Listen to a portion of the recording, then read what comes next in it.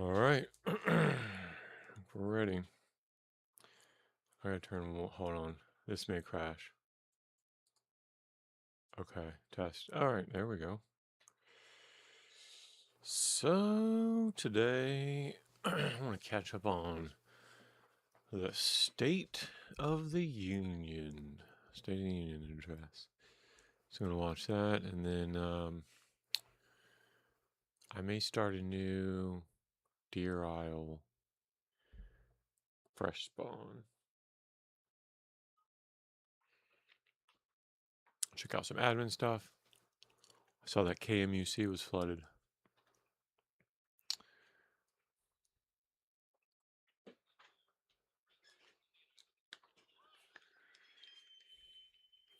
So I wonder how you get that mosquito out.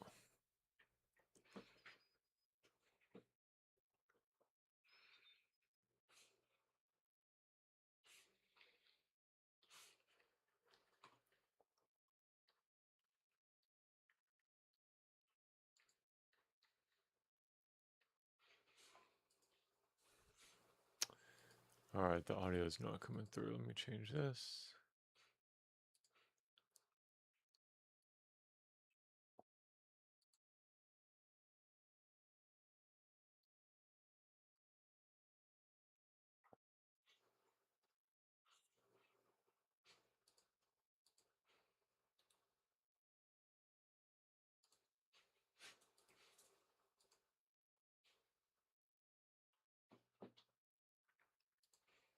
Oh, I think I messed that up.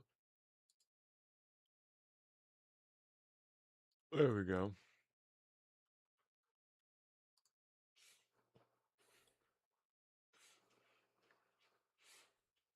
Where's the audio? Well, thank you very much, everybody. It's really an honor. Speaker Johnson, Vice President Vance, First Lady of the United States.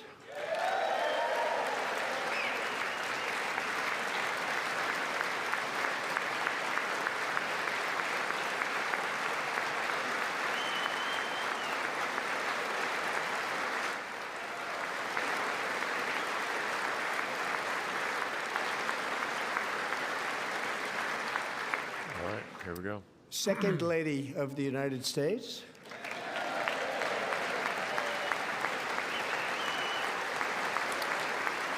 Let's go ahead and get this done. Members of Congress and my fellow Americans, our nation is back, bigger, better, richer, and stronger than ever before.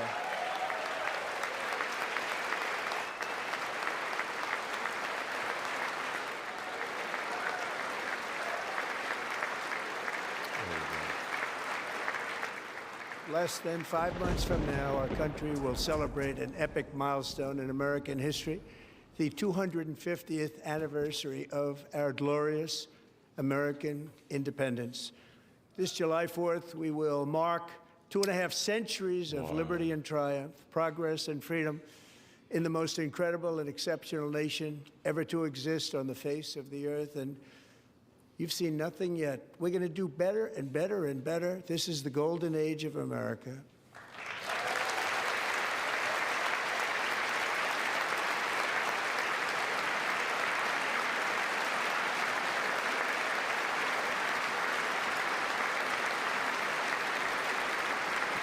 When I last spoke in this chamber 12 months ago, I had just inherited a nation in crisis with a stagnant economy, inflation at record levels, a wide open border, horrendous recruitment for military and police, rampant crime at home, and wars and chaos all over the world. But tonight, after just 1 year, I can say with dignity and pride that we have achieved a transformation like no one has ever seen before, and a turnaround for the ages. It is indeed a turnaround for the ages.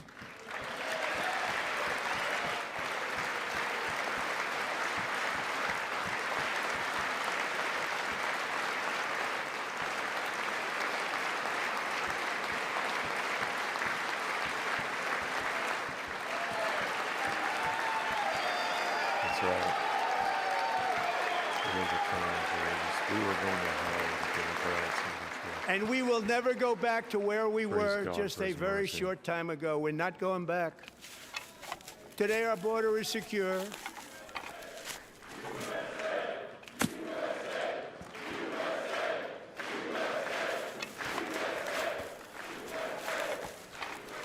Thank you.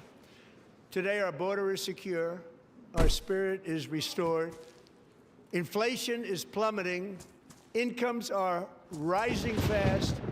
The roaring economy is roaring like never before.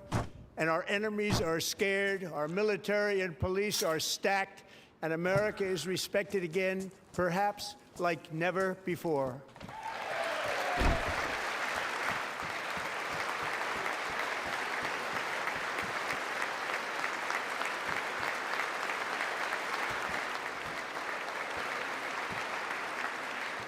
After 4 years in which millions and millions of illegal aliens poured across our borders, totally unvetted and unchecked, we now have the strongest and most secure border in American history by far. By rotten fish.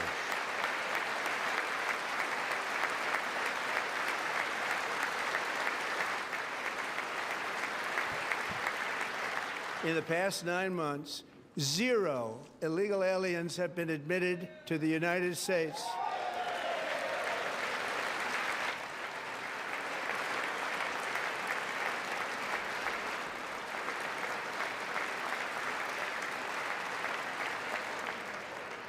But we will always allow people to come in legally, people that will love our country and will work hard to maintain our country. These are big. Aren't these big? This is bigger than regular countries.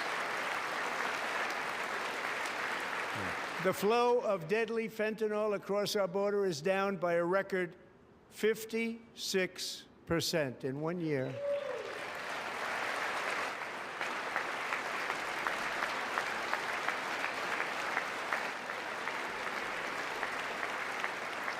And last year, the murder rate saw its single largest decline in recorded history. This is the biggest decline, think of it, in recorded history, the lowest number in over 125 years, year 1900. In fact, substantially before my wonderful father, I had a wonderful father, Fred, before he was born, substantially before he was born. That's a long time ago. He wouldn't like me to say that, but that's a long time ago. The Biden administration and its allies in Congress gave us the worst inflation in the history of our country. But in 12 months, my administration has driven core inflation down to the lowest level in more than 5 years.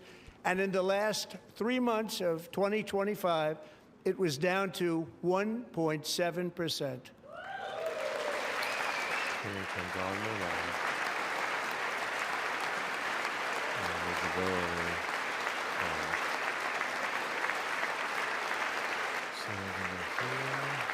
Gasoline, which reached a peak of over $6 a gallon in some states under my predecessor, it was quite honestly a disaster, is now below $2.30 a gallon in most states, and in some places, $1.99 a gallon. And when I visited the great state of Iowa just a few weeks ago, I even saw $1.85 a gallon for gasoline.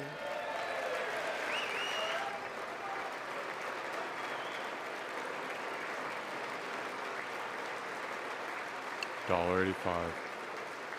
Mortgage Stock rates market are the at lowest 50,000. in 4 years and falling fast, and the annual cost of a typical new mortgage is down almost $5,000 just since I took office. 1 year.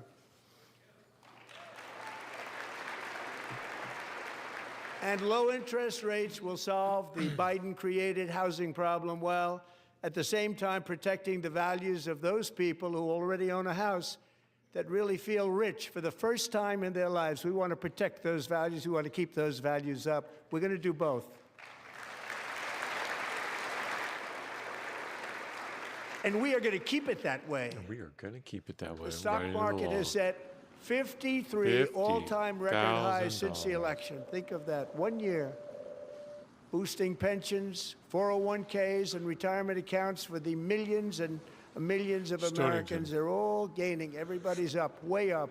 In 4 long years, the last administration got less than $1 trillion in new investment in the United States. And when I say less, substantially less.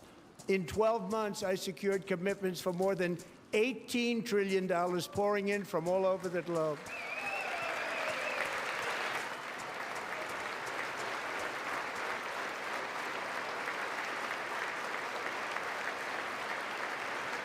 Think of it, much less than $1 trillion for 4 years versus much more than $18 trillion for 1 year. What a difference a president makes.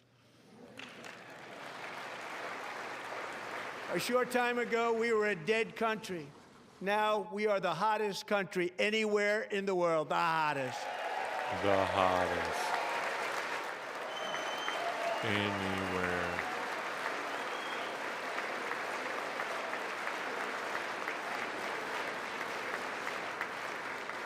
As thousands of new businesses are forming in factories, plants, and laboratories are being built, we have added 70,000 new construction jobs in just a very short period of time. It's getting bigger and bigger and stronger.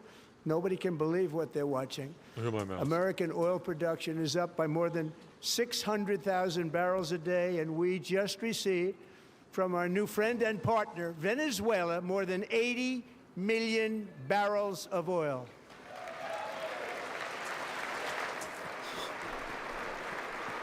$80 million barrels. American natural gas production is at an all-time high because I kept my promise to drill, baby, drill.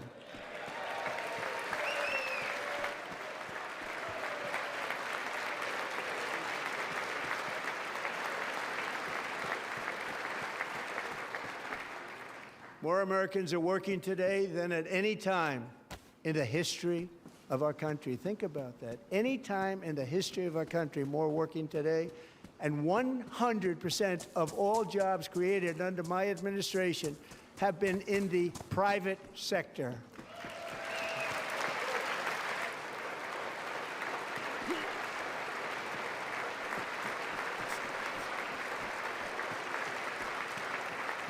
We ended DEI in America. Yes, we did. Except in defense contractors, who are still there.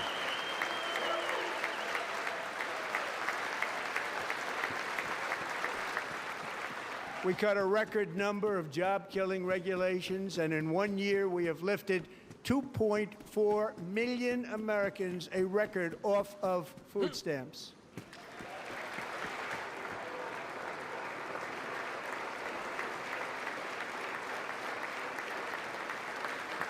And for all of these reasons, I say tonight, members of Congress, the state of our union is strong. That's right, baby. Strong. All the Democrats sitting down.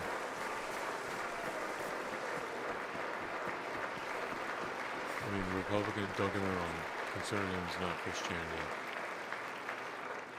Our country is winning again. In fact, we're winning so much that we really don't know what to do about it. People are asking me, please, please, please, Mr. President, we're winning too much. We can't take it anymore. We're not used to winning in our country. Until you came along, we're just always losing, but now we're winning too much. And I say, no, no, no, you're going to win again. We're going to keep winning. You're going to win big. You're going to win bigger than ever. And to prove that point, here with us tonight is a group of winners who just made the entire nation proud. The men's gold medal Olympic hockey team. Come on in. Winners.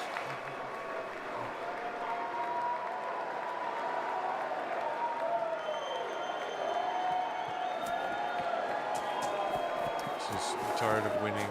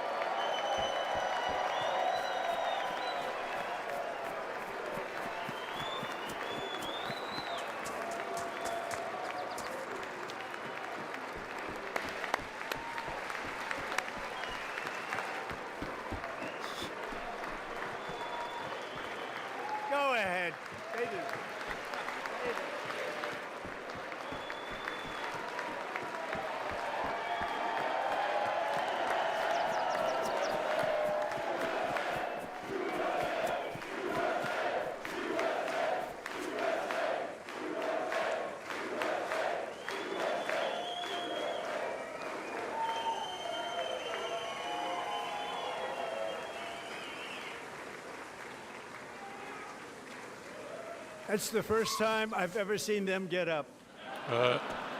And actually, not all of them did get up. That's right. But they beat a fantastic America. Canadian team in overtime, as everybody saw, as did the American women who will soon be coming to the White House.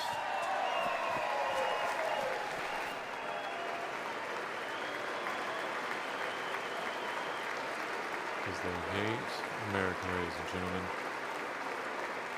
They hate America.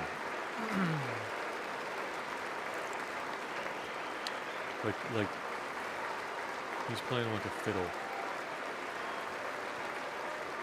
So now the women, now they stand up. They were in the Oval Office before, and I just want to say a second very big congratulations to Team USA. But I have to say that, and I told them this, and we took a vote of the team. I said, anybody votes no, I'm not doing it. So they stood there, and they weren't about to say no, because I've never seen a goaltender play as well as goalie Connor Hellebuyck.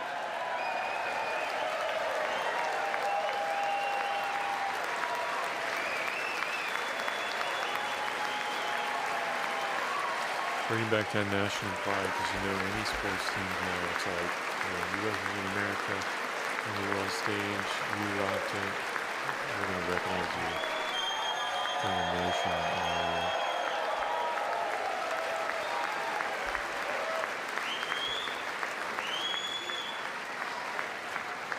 Think of it, 46 shots on goal, and I asked him, the one shot, the one where you put your stick in the back and it hit the neck of your stick and bounced off.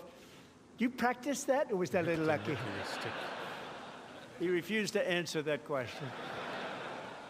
But I just want to tell you that the members of this great hockey squad will be very happy to hear, based on their vote and my vote, and in this case my vote was more important, that I will soon be presenting Connor with our highest civilian honor, which we will be given and which has been given to many athletes over the years. But when I say many, not too many, like 12, it's called the highest civilian honor in our country, the Presidential Medal of Freedom. Wow, Connor. Good job.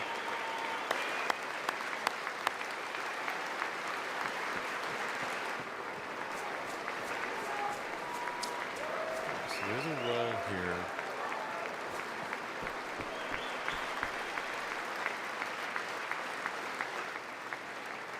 Great athletes have gotten that, very great, the best, and I thought he deserved it. And I did take a vote, think every that's on single that. one of them. I said, I'm not giving it if anybody goes no, and every single one of bit of them water. rapidly put up their hand. So I want to thank you. What a special job you did. What special champions you are. Thank you very much.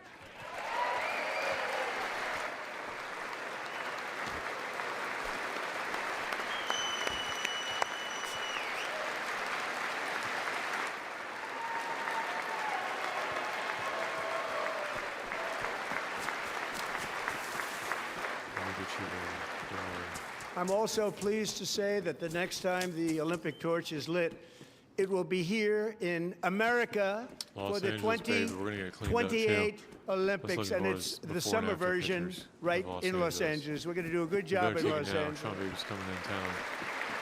We're cleaning it up.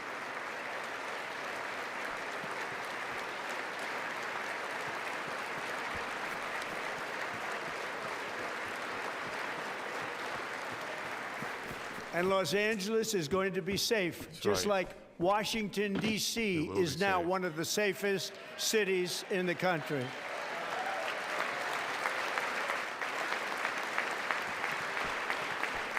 And this year, and I must say I got them both. I got them in my first term, and I was disappointed because I didn't think I'd be the president when this happened. But strange things took place. Yeah. And now I've got them Almost because I got assassinated. the Olympics and I got the 2026 FIFA World Cup. And I wanted to claim the 250th, but I didn't get away Nice. with that one. I couldn't claim that one for myself. But we're getting the World Cup, so we have the World Cup and the Olympics coming, and that is exciting news. Incredible. Incredible. America's winning. I'm calling on So this will terrorist be a attacks now. year to celebrate our country and the heroes who have kept it free. Men like Buddy Taggart. At age 17, Buddy volunteered to defend America in World War II, serving in the Pacific Buddy. under the great General Douglas MacArthur. He fought bravely in the famous Battle of Manila, worked so hard. He was badly wounded and almost killed by enemy machine guns in Luzon. And 81 years ago this month, he liberated the largest internment camp in the Philippines, one of the largest anywhere in the world. But he earned many honors, including a Purple Heart and a Bronze Star, came home, started a family, and tonight he is in the gallery looking forward to July 4th, 2026, his 100th birthday.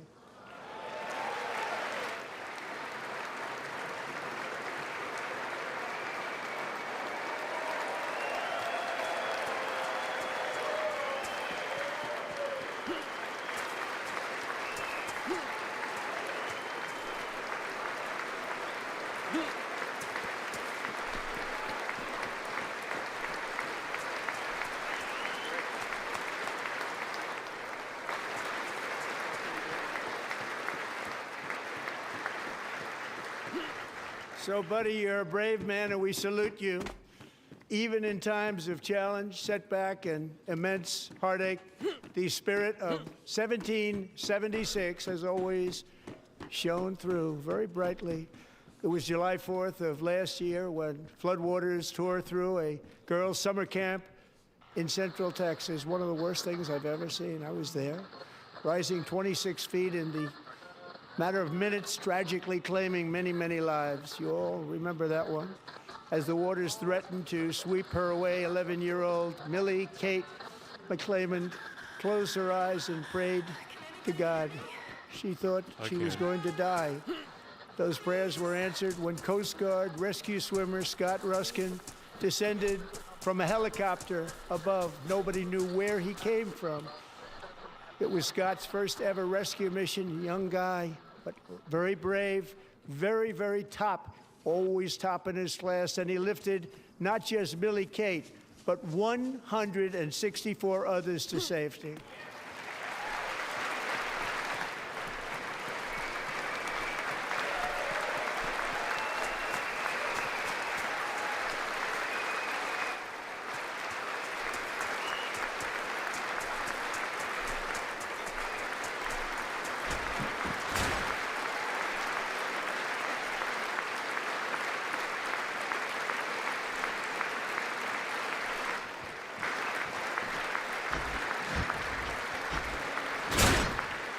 People watched Scott from a distance, and they couldn't believe what they were seeing. The winds were blowing, the rain was pouring, everything was going, and that rapid water, nobody's ever seen anything like it. They said, wow, that's something. Tonight, Scott and Millie Kate are here together, reunited for the very first time. Thank you, Scott, Millie Kate.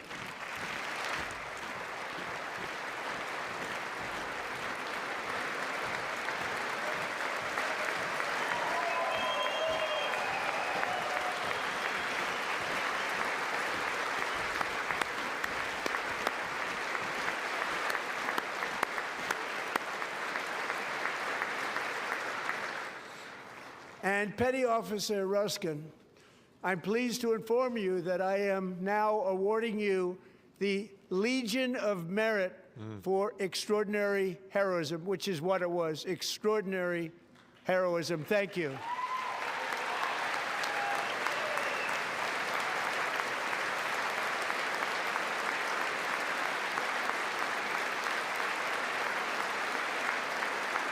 And I'd like to have the military aide to please come down and take care of the service. Military aide, thank you very much. Take care of that very important service. Thank you very much. From 1776 to today, every generation of Americans has stepped forward to defend life, liberty, and the pursuit of happiness. And they're really doing it for the next generation. But now it's our turn. Together, we're building a nation where every child has the chance to reach higher and go further, where government answers to the people, not the powerful, and where the interests of hardworking American citizens are always our first and ultimate concern. That is the debt we owe to the heroes who came before us, and that is the promise we must keep to America for our 250th year. Last year, I urged this Congress to begin the mission by passing the largest tax cuts in American history, and our Republican majorities delivered so beautifully. Thank you, Republicans. Thank you. Thank you. Less taxes all the way around. In Minnesota, Florida, I ain't paying no more in taxes. I ain't paying no more. I'm getting rid of that. All Democrats, every single one of them, voted against these really important and very necessary massive tax cuts.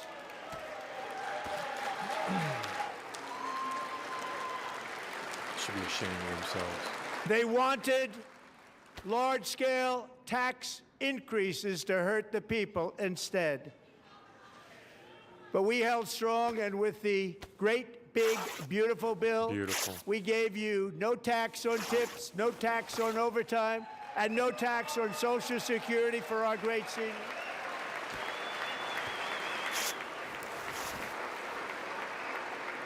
No tax on tips, no tax on overtime, no tax on Social Securities. Delivered by Republicans. And we also made interest on auto loans tax deductible the first time, but only if the car is made in America. Baby. Made in America. So if I find another kid, I'll fix those shoes. Recently in Pennsylvania, I met Megan Hemhauser, a devoted mom who's homeschools her children. Beautiful, 2 children, during the day while waiting tables at night, as her husband works overtime, operating very heavy equipment.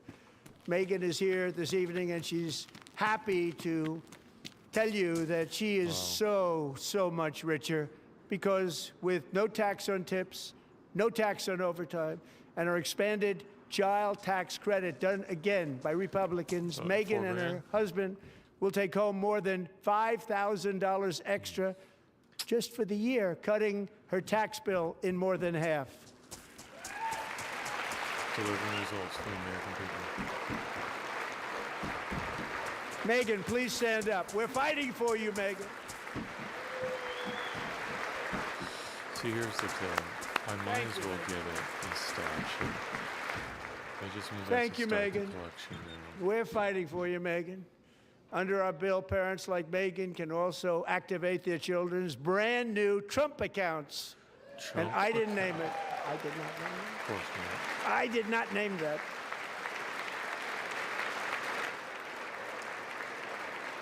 Nobody believes me, but I did not name it. It was named by a very tall man sitting right there in the third row. Nice man, a good man.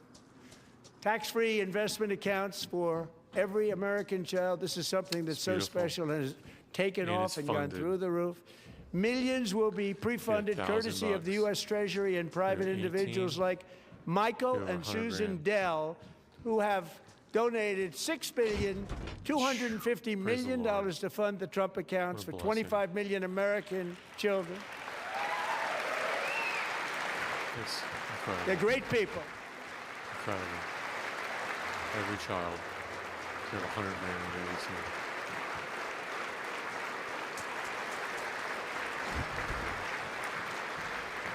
America is winning. You know, I asked Michael Dell, how do you make all that money? He said, well, I just sat on my dorm in school, and I made computers, and I'd sell them to people. And I just kept selling and selling and selling, and pretty amazing story. That's called the American dream. He sold a lot of computers, a lot of those laptops, so I congratulate him on that, but I really thank him and Susan, as well as others like Brad Gerstner, a very tremendous guy. He was behind it right from the beginning. Brad Gerstner. Thank you, Brad. I figured it that fertilizer. I started gardening.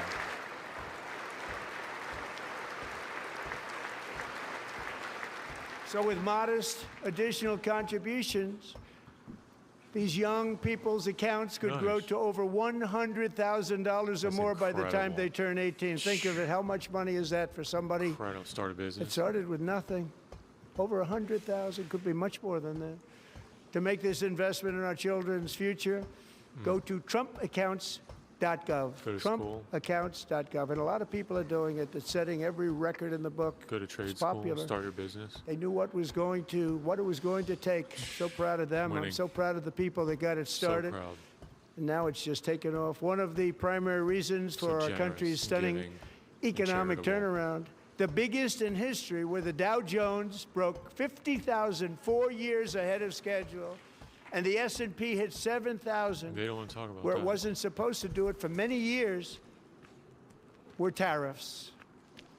I used these tariffs, took in hundreds of billions of dollars to make great deals for our country, both economically and on It's all a right. They're a legal national deal. security basis.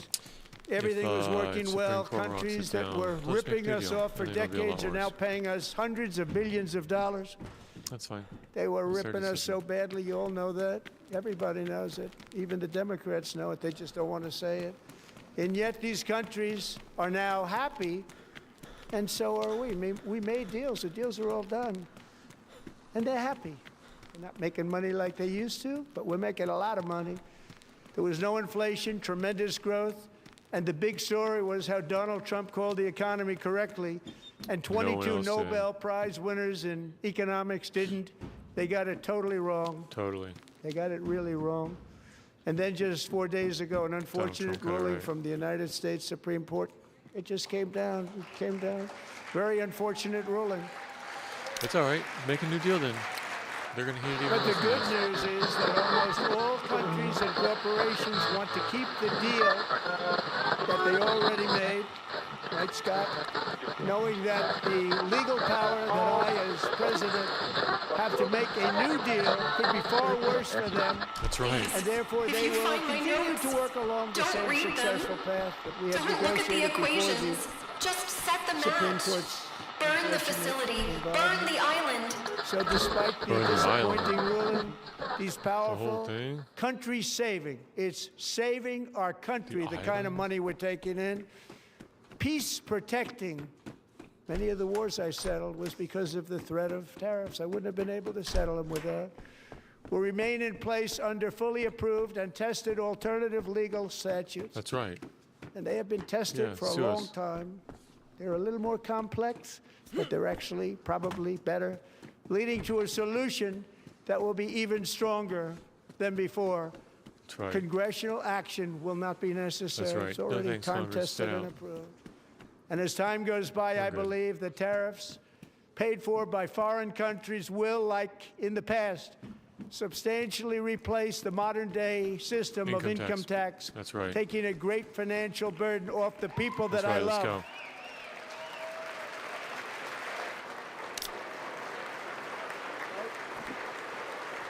That's right. Right? Right. That's right.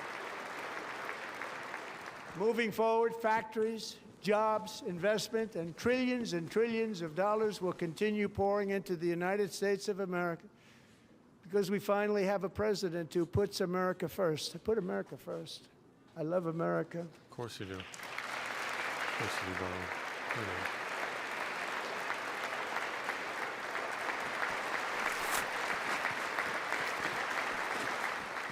For decades before I came along, we had the exact opposite. From trade to healthcare, from energy to immigration, everything was stolen and rigged in order to drain the wealth out of the That's productive, right. hardworking people After who Minnesota make our run country California, great, baby. who make our country run. Under Biden and his corrupt partners in Congress and beyond, it reached a breaking point with the Green New Scam, open borders for everyone. They poured in by the millions and millions from prisons, from mental institutions. They were murderers, 11,888 murders. They came into our country. You allowed that to happen. And record-setting inflation that cost the typical family $34,000 in just a speck of time. Now the same people in this chamber who voted for those disasters suddenly used the word affordability, a word. They just used it. Somebody gave it to them, knowing full well that they caused and created the increased prices that all of our citizens had to endure. You Is this caused the that first problem. Z I've seen so far? You caused that problem. Yeah.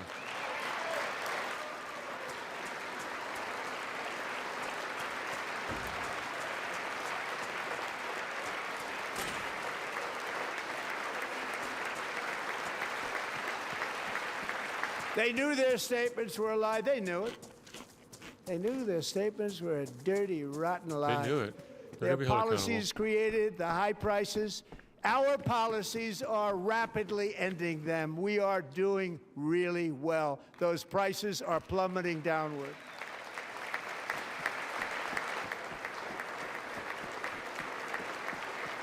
Go check this hospital up here. The price of eggs is down 60%, Madam Secretary. Thank you. The cost of chicken, butter, fruit, hotels, automobiles, rent is lower today than when I took office by a lot. And even beef, which was very high, is starting to come down significantly. Just hold on a little while. We're getting it down.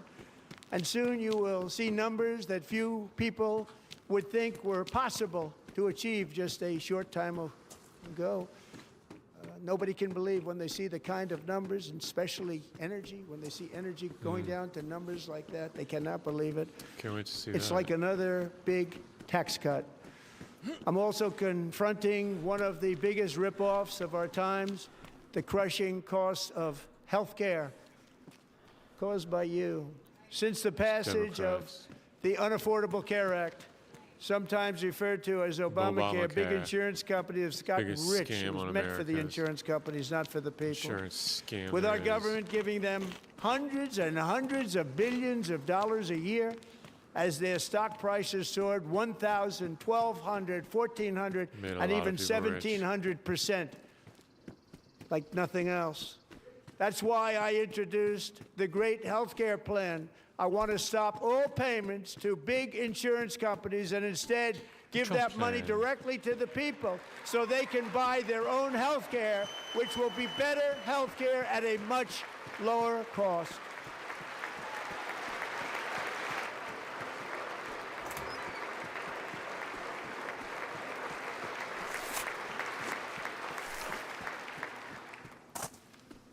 In addition, my plan requires maximum price transparency. That's a big deal. Yep. It's American Sounds so cost. simple, Maximum so big. transparency.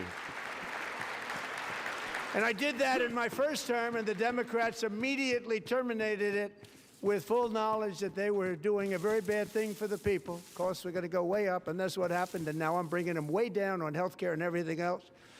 I'm also ending the wildly inflated cost of prescription drugs like has never happened before.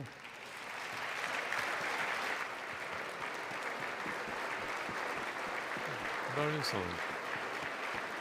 About insulin.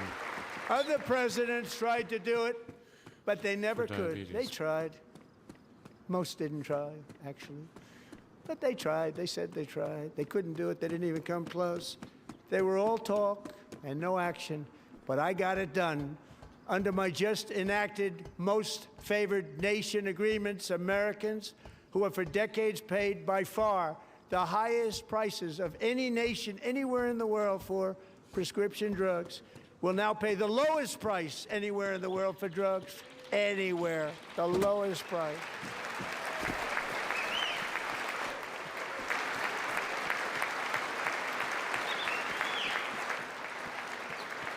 So in my first year of the second term,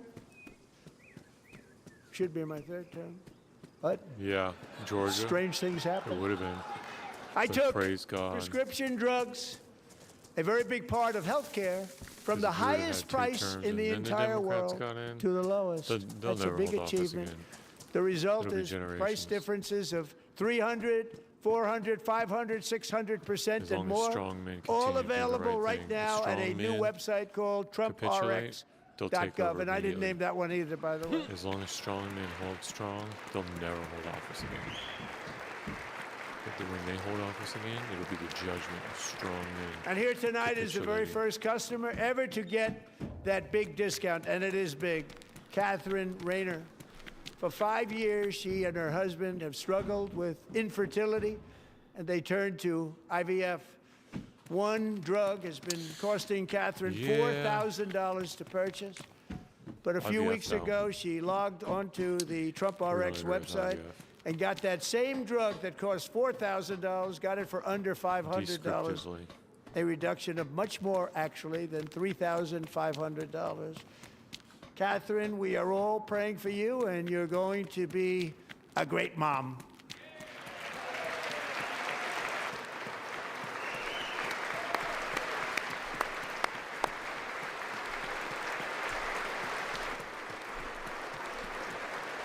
That's a well-heard man.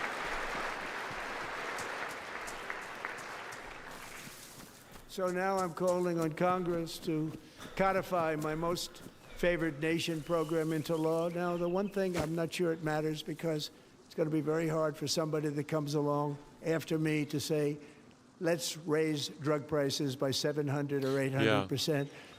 They'll But lose that John one. and Mike, if you don't mind, codify it anyway. They may do it. Codify it anyway. Thank you. Many Americans are also concerned that energy demand from AI data centers could unfairly drive up their electric utility bills. Tonight, I'm pleased to announce that I have negotiated the new Ratepayer Protection Pledge. You know what that is? We're telling the major tech companies that they have the obligation to provide for their own power needs. They can build their own power plants as part of their factory, so that no one's prices will go up. And in many cases, prices of electricity will go down for the community, and very substantially down. This is a unique strategy never used in this country before. We have an old grid. It could never handle the kind of numbers, the amount of electricity that's needed. So I'm telling them they can build their own plant. They're going to produce their own electricity. It will ensure the company's ability to get electricity while at the same time lowering prices of Jobs. electricity for you, and could be very Less substantial. bills. So all of you cities and towns, That's right. you're going to see some good things More happen over stable the energy next grids. number of years. At the Another co- at pillar the of cost the of the American of the dream that has corporations. been It's a- under attack that's the is Democrats' home wet ownership. dream. With us tonight is Rachel Wiggins, a mom of two from Houston. She placed bids on 20 homes and lost all of those bids to gigantic investment firms that bypassed inspection, paid all cash, and turned those houses into rentals, stealing away her American dream. She was devastated. Stories like this are why last month I signed executive order to ban large Wall Street investment firms from buying up in the thousands single-family homes. Wonderful.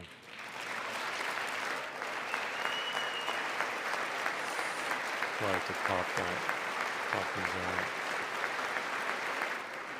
And now I'm asking Congress to make that ban permanent, because homes for people, really, that's what we want. We want homes for people, not for corporations. Corporations are doing just fine. Racel, thank you very much. Good luck with your home. You'll get one soon.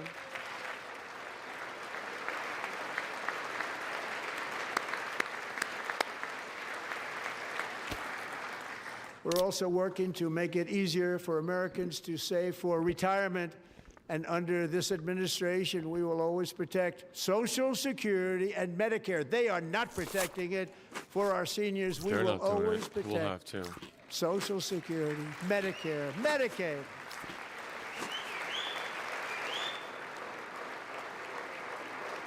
Since I took office, the typical 401k balance is up by at least $30,000.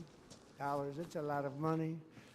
We have millions and millions of people, because the stock market has done so well, setting all those records.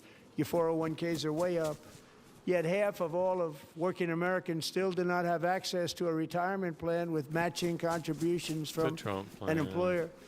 To remedy this gross disparity, I'm announcing that next year my administration will give these often forgotten American workers, great people, the people that built our country, access to the same type of retirement plan offered to every federal worker.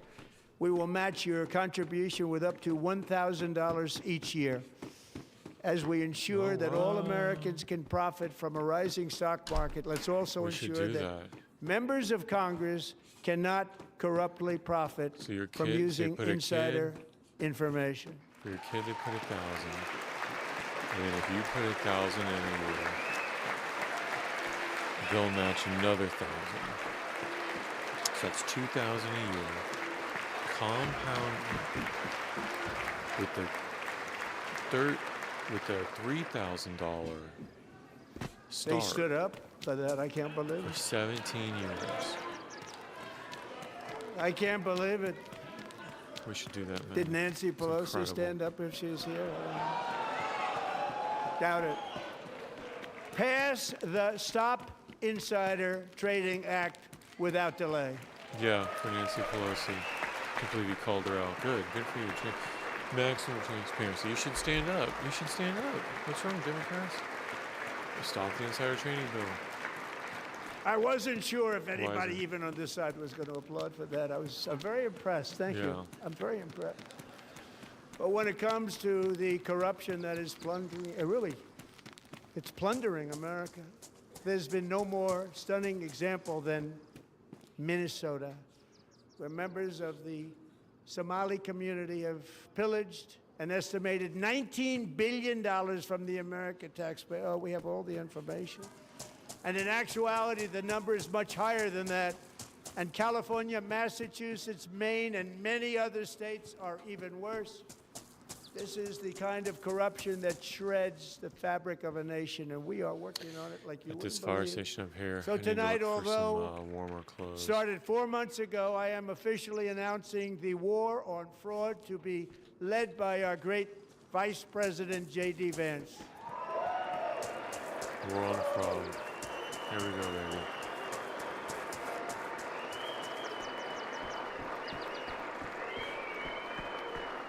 We're gonna do California. We're gonna do Chicago.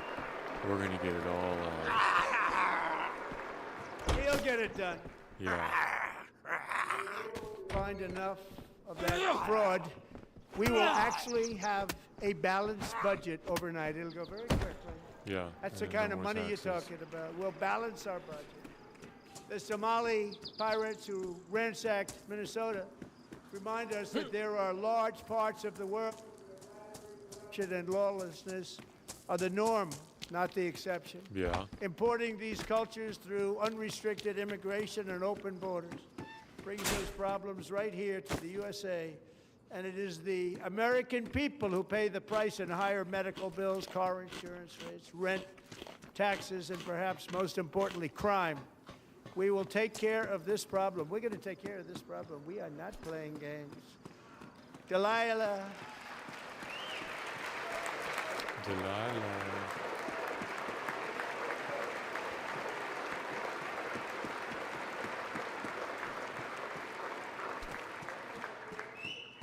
Delilah Colden was only 5 years old in June Nice. 2024 when a Matt. 18-wheel tractor trailer plowed into her Oh my stopped car gosh. traveling at 60 miles an hour That's or how you more. start that story? The driver was an illegal alien let in by Well, of course, the Joe Obama Biden and administration. That's given a right. commercial driver's license by open borders politicians in California. Doctors said Delilah See it all would the never time. be able to walk or talk, have a good They're life. pulled over. She wouldn't even be able to eat again. But against all odds, she is now in the first grade learning Your to lights walk. on. And she's here this evening with her dad, Marcus, a fantastic man. Delilah, please, you are a great inspiration. Please stand up. All right, so we're in Stonington.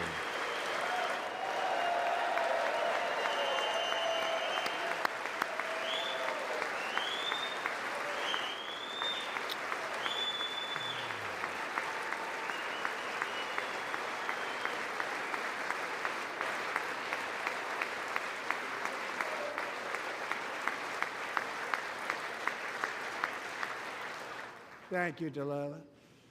Many, if not most, illegal aliens do not speak English and cannot read even the most basic road signs as to direction, speed, danger, or location.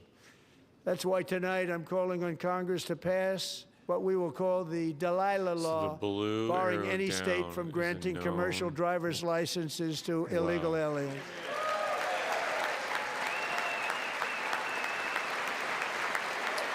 I think I'm gonna go to the right. I don't think I've gone left to Paris Island. I think I'm gonna stay to the right. And yesterday, as you probably saw just at the go White boat- House, go I hosted camp. a ceremony with The Americans who lost their treasured temple loved ones or to get the a scourge gun of and just camp illegal immigration. People came into our country, how Just we gonna do allowed that. this to happen with our open Just gonna get a gun borders. and camp the swamp. These are the angel moms and families you that think about for it, that's just- decades our that's government the betrayed and our media best path. totally ignored. Totally That's the ignored. It bottleneck. was terrible.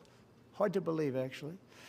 In 2023, a 16-year-old high school cheerleader named 'Cause you're gonna find 'em. Elizabeth Medina was supposed to perform in her town's Christmas parade, but she never arrived. Her mother, Jacqueline, went home to look for her, and she found her lying dead in a bathtub, bleeding profusely after being stabbed 25 times.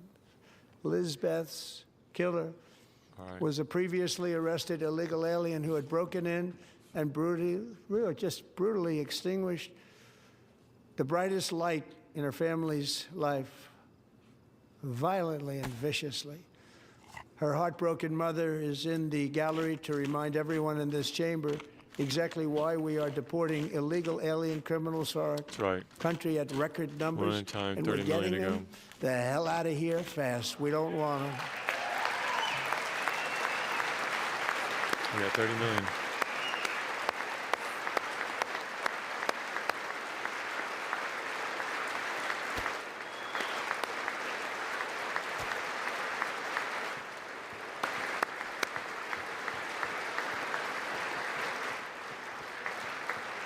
Thank you very much, Jacqueline. Thank you.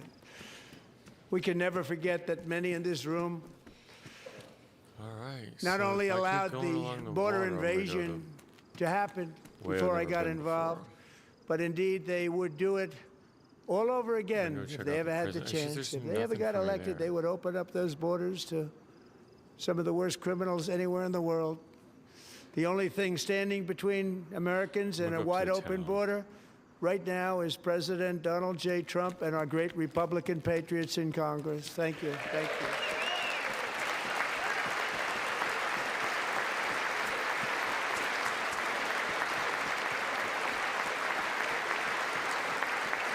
As we speak, Democrats in this chamber have cut off all funding for the Department of Homeland Security. It's all cut off. It's all cut off. They have instituted another Democrat shutdown, the first one costing us 2 points on GDP. 2 points we lost on GDP, which probably made them quite happy, actually. Now they have closed the agency responsible for protecting Americans from terrorists and murderers. Tonight I'm demanding the full and immediate restoration of all funding for the border security, homeland security of the United States, and also for helping people clean up their snow. We have no money because of the Democrats, and it would be nice. We'd love to give you a hand at cleaning it up, but you gave no money. Nobody's getting paid. It's a shame. So you have to think about it. We have, in case you didn't know, a pretty large snowstorm out there. One of the great things about the State of the Union is how it gives Americans the chance to see clearly what their representatives really believe. So tonight I'm inviting every legislator to join with my administration in reaffirming a fundamental principle. If you agree with this statement, then stand up and show your support. The first duty of the American government is to protect American citizens, not Amen. illegal aliens. Easy. Easily. No Democrats stand up. No Democrats stand up. Because that's what they believe. They're satanic. They want to take over the nation and kill us.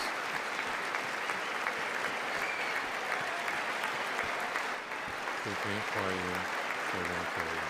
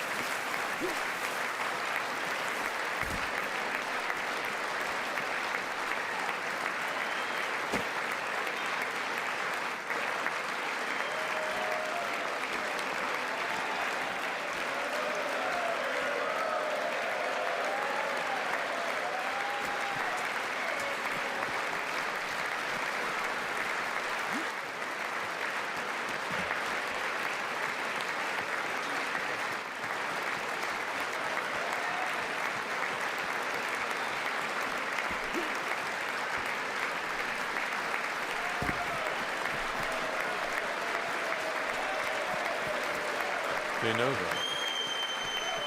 And now it's obvious, and they'll never get elected.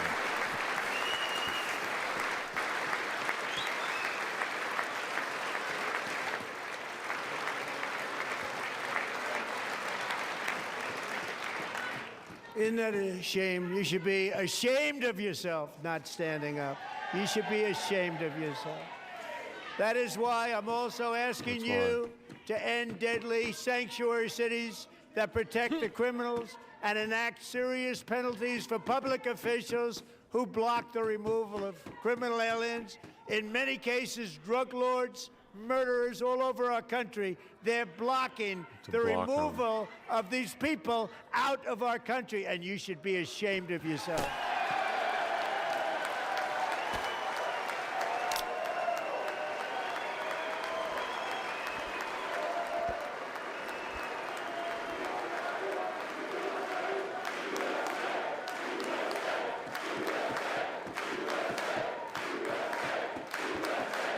USA. Everybody sees it. You think they'll ever get elected again? I think they're miserable. And perhaps most importantly, We're winning. I'm asking you to approve the Save America Act.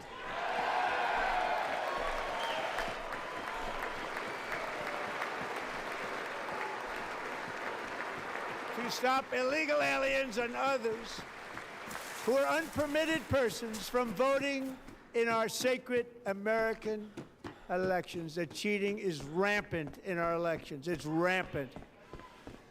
It's very simple. All voters must show voter ID. That's right. Easy.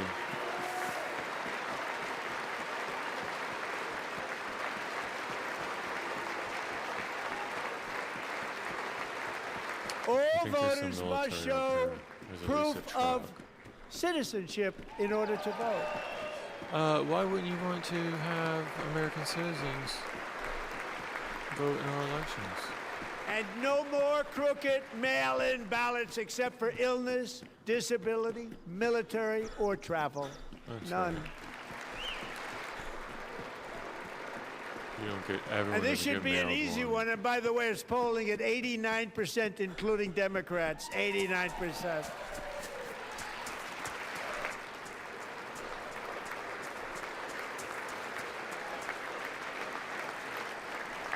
And even the new communist mayor of New York City, I think he's a nice guy, actually.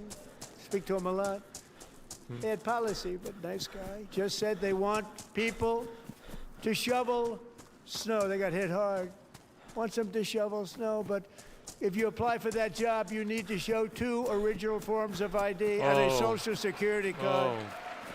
Well, then what's the problem? Yet they don't want identification for the greatest Retards. privilege of them all, voting in America. No, That's right. It's the greatest privilege.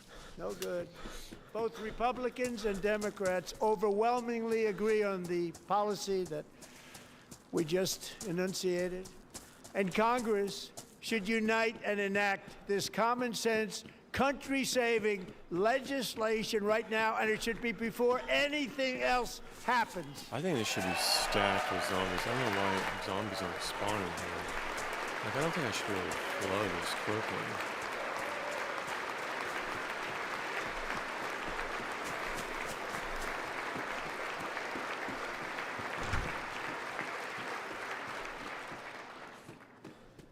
And the reason they don't want to do it, why would anybody not want voter ID? One reason, because they want to cheat. There's only They one want to reason. steal the next election. They make up all excuses. They say They're liars it's and racist. They cheaters. come up with things you almost say, what imagination they have. They want to cheat. They have cheated. And their policy is so bad that the only way they can get elected is to cheat. And we're going to stop it. We have to stop it, John.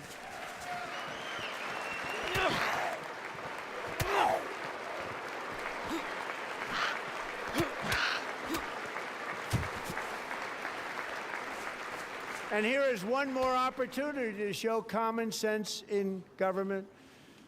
In the gallery tonight are Sage Blair and her mother, Michelle. In 2021, Sage was 14 when school officials in Virginia sought to socially transition her Oh, no. to a new gender, treating her What- as what a do you- boy and Where's hiding the- it from her parents. behind her parents' Hard back? to believe, isn't it? Oh, it's incredible. Before long, a confused We're gonna Sage put a ran stop away to from that. home after she was found in a horrific situation in Maryland. A left-wing judge refused to return Sage to her parents because they did not immediately state that their daughter was their son. Sage was thrown into an all-boys state home and suffered terribly for a long time. But today, all of that is behind them because Sage is a proud and wonderful young woman with a full-ride scholarship to Liberty University. Sage and Michelle, please stand up.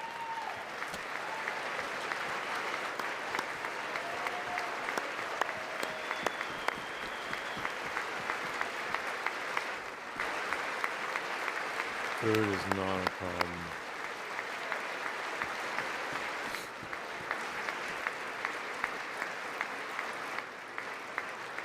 And thank you for your great bravery. And who can believe that we're even speaking about things like this? 15 years ago, if somebody was up here and said that, they'd say, what's wrong with him? Yeah, But now we they have would. to say it because it's going on Democrats all would be the over ones. numerous states without even telling the parents.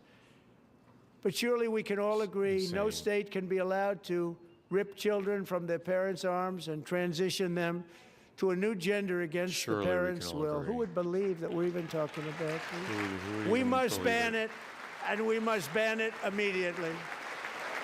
We will. Canada's a mess. It's godforsaken. If they turn, Look, and nobody stands up.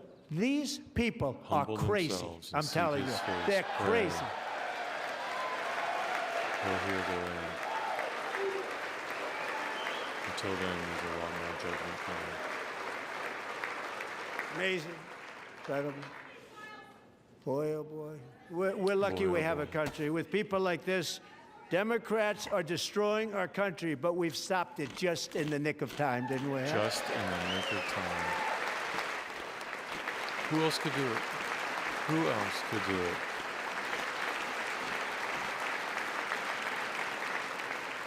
No one cares more about protecting America's youth than our wonderful First Lady, now a movie star. She's a movie star. Can you believe it?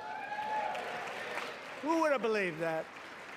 Over the past year, she has had an incredible impact championing AI legislation, advancing a landmark executive order on foster care, and helping secure $30 million to launch the Melania Trump Foster Youth to Independence Initiative. It's a tremendous, really a tremendous thing that happened and had a lot of bipartisan support. She gets much better bipartisan support than I do. I get none. She gets a lot. Yeah, because they have Trump derangement syndrome. Someday you're going to have to tell me how you did that. Because they have And Trump derangement students and syndrome. educators in every Easy. state have joined the First Lady's efforts in the presidential AI challenge, keeping America's next generation positioned to succeed and strongly succeed in the future.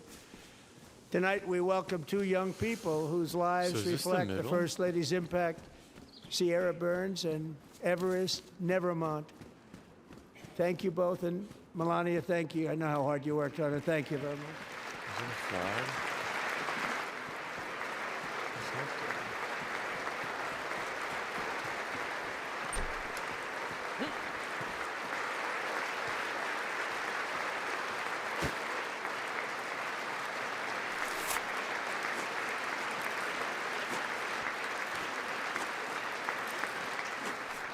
All right, I think I got enough food. I'm very proud to say that during my time in office, both ATV or a car the first going. 4 years, and in particular this last year, there has been a tremendous renewal in religion, faith, Christianity, and belief in God. That Tremendous would just renewal. change everything. I got a fire up and down.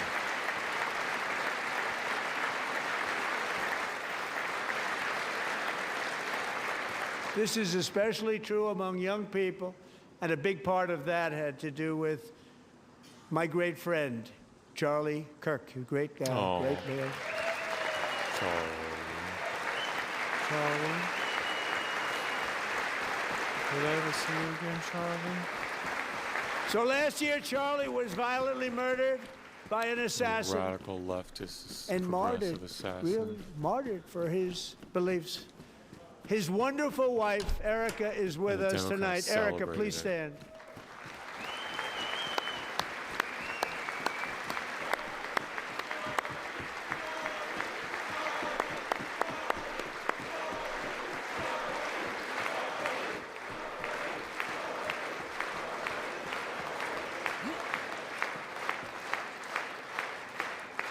Thank you, Erica. Been through a lot. In Charlie's memory, we must all come together to reaffirm that America is one nation under God, and we must totally reject political What is Ted? violence of any kind. Did I set this up here? Oh, wow. I think I did. Oh, wow. We love religion, and we love bringing it back, and it's coming back at levels that nobody actually thought possible. It's really a beautiful thing to see. Above all, unleashing America's promise requires keeping our communities safe. We have made incredible strides, yet dangerous repeat mess. offenders continue to be released by What a mess pro-crime this is. Democrat politicians again and again.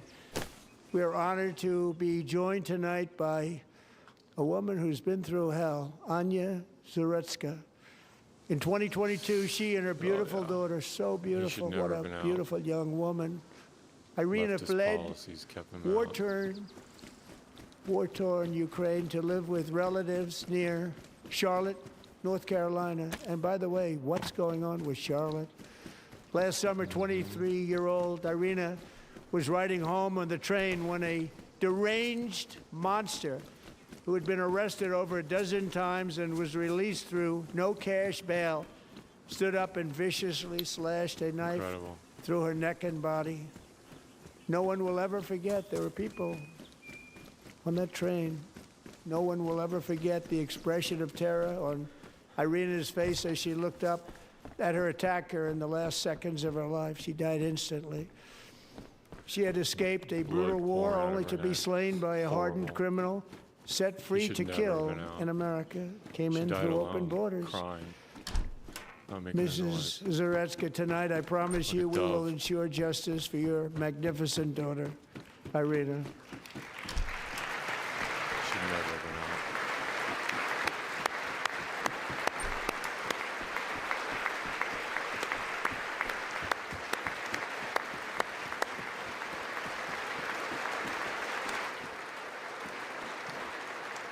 Hello.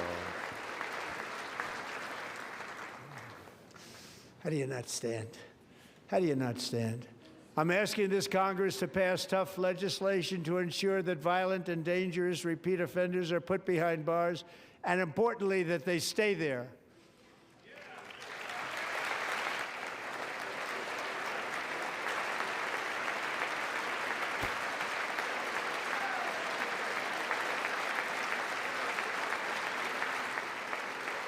Starting last summer, I deployed our National Guard and federal law enforcement to restore law and order to our most dangerous cities, including Memphis, Tennessee, big success, New Orleans, Louisiana, big success, and our nation's capital itself, Washington, D.C., where we have almost no crime anymore in Washington, D.C. How did that happen?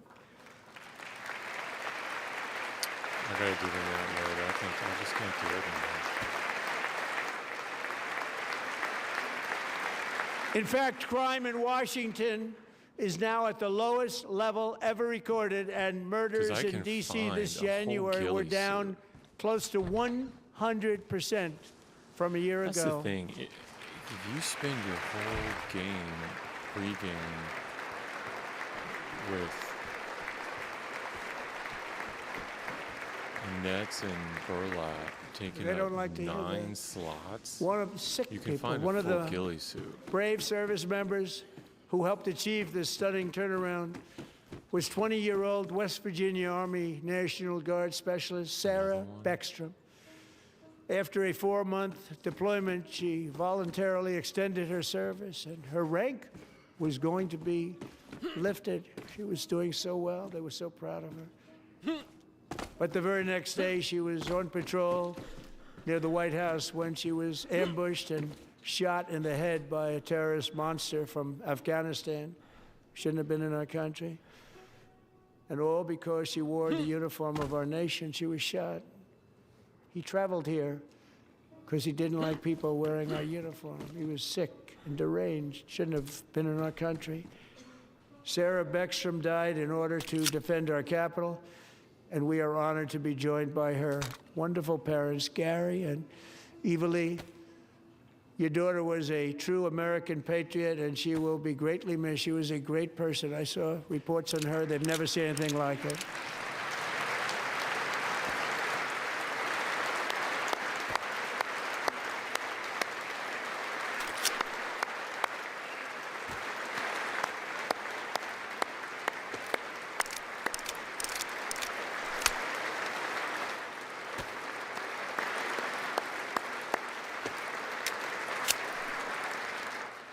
So sorry. Thank you very much. She's a great young lady. I saw reports that were like, perfect. She was perfect. Serving alongside Sarah that day was Staff Sergeant Andrew Wolf. The terrorist shot Andrew in the head, and no one thought he could possibly make it. The two of them, Sarah and Andrew, both shot violently in the head. Neither was expected to make it. They weren't even given a chance, except his wonderful mother, named Melody, who I spoke to the same night, and she was so positive. The doctors thought that Andrew was gone, but his mother said, no, no, Mr. President, Andrew will be fine. He's going to make it. I've never seen anything like it. I mean, he was given almost no chance. She said, I have no doubt, sir, he's going to be okay. This was a conversation that I had with her that night, with her son laying helplessly in bed, blood all over. Everybody is praying, she said, sir, he will be okay. The doctors didn't understand what she was saying, and after looking at the results of the damage done, neither did I. She was so strong and conclusive that even Andrew's great father felt she didn't really understand the gravity of the situation. But she turned out to be right. Right, Melody? She turned out to be right. I think I need to go up. I think that's down. So then I can go to...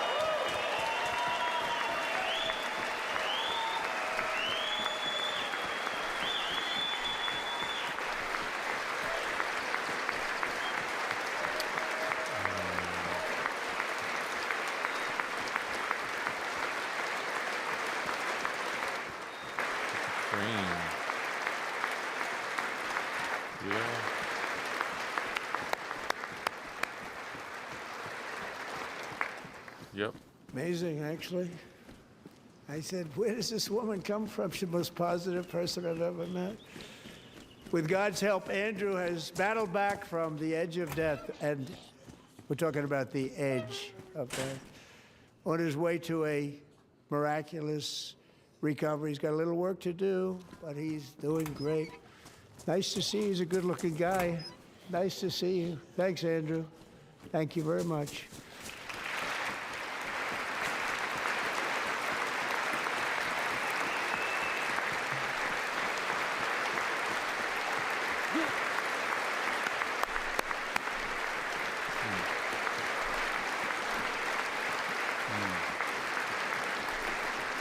So, Andrew, while you're up, now I'm going to ask a highly respected General James Seward to present Staff Sergeant Andrew Wolf and the great family of Sarah Beckstrom with the award created by our late, great President George Washington himself. It's called the Purple Heart.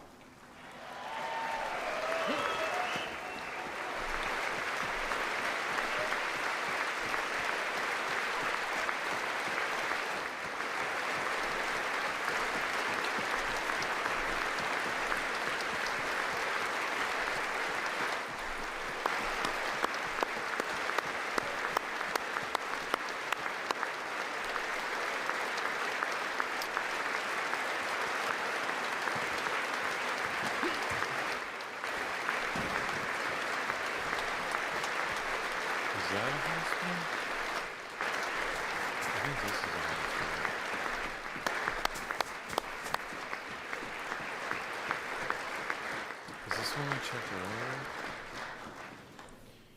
We love you all. Love you. We're proudly restoring safety for Americans at home, and we are also restoring security for Americans abroad. Our country has never been stronger. In my first 10 months, I ended 8 wars, including Cambodia. Isn't it funny? Sick people. Cambodia and Thailand, Pakistan and India. Would have been a nuclear war. 35 million people said the Prime Minister of Pakistan would have died if it were not for my involvement. Kosovo and Serbia, Israel and Iran, Egypt and Ethiopia, Armenia and Azerbaijan, the Congo and Rwanda, and of course the war in Gaza, which proceeds at a very low level. It's just about there. And I want to thank Steve Witkoff and Jared Kushner for your help. Thank you, Steve. Thank you, Jared.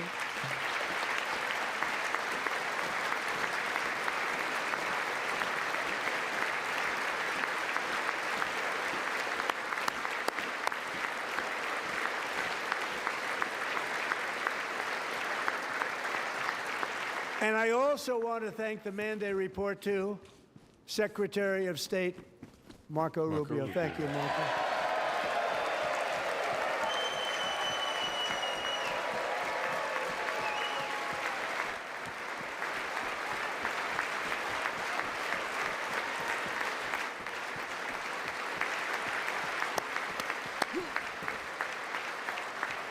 People like you. You know, Marco got 100% of the votes when he was in confirmation. I think our next one was about 54%. And some of the Democrats are now saying, I can't believe we approved that guy. And he said it's an honor that they feel that way, right, Marco? You have done a great job, great Secretary of State. I think he'll go down as the best ever.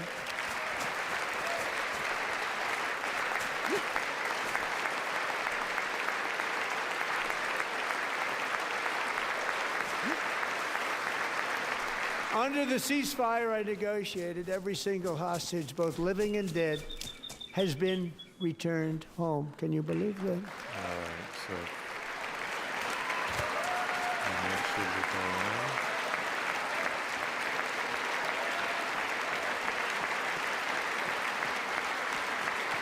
going. Nobody thought it was possible. Nobody thought that was possible. Both living and dead. And those parents who had a dead son, their boy, they'd always tell me their boy, they wanted him as much as though he were living. It was an amazing period of time. And they came back, and when we got all of the living hostages back, and many, many before them, but I always said those last 20 are going to be very tough, but we got many, many more, hundreds. But I said those last 20 are going to be tough. We got them back, but we only got back 14 or 15 of the dead of the 28. And believe it or not, Hamas worked along with Israel, and they dug and they dug and they dug. It's a tough thing to do, going through bodies all over, passing up 100 bodies sometimes for each one that they found. Tough job. And they finally got it back to 27. And then Steve and Jared, they got it back to 28. They found all 28. Nobody thought that was possible, but we did it. And I remember the family of the 28th. They were so grieved, but they were so happy as it's possible to be. They had their boy back. The mother said, "Sir, we have our boy back." What a period of time that was, but we got them all back. So thank you both very much. Great job.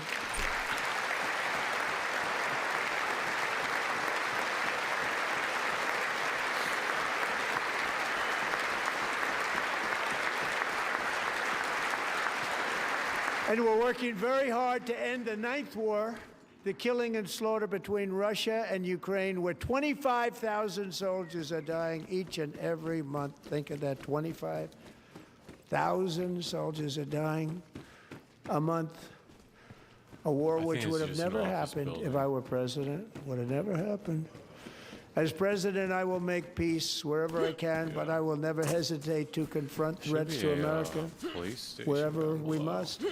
That's why in a breakthrough operation last June, the United States military obliterated Iran's nuclear weapons program with an attack on Iranian soil known as Operation Midnight Hammer. Oh, here I am. Okay. So if I go north here. Good.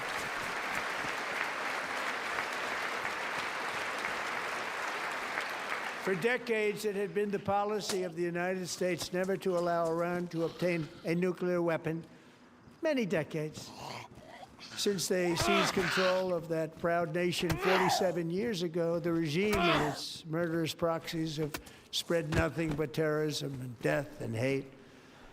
They've killed and maimed thousands of American service members and hundreds of thousands and even millions of people with what's called roadside bombs. They were the kings of the roadside bomb.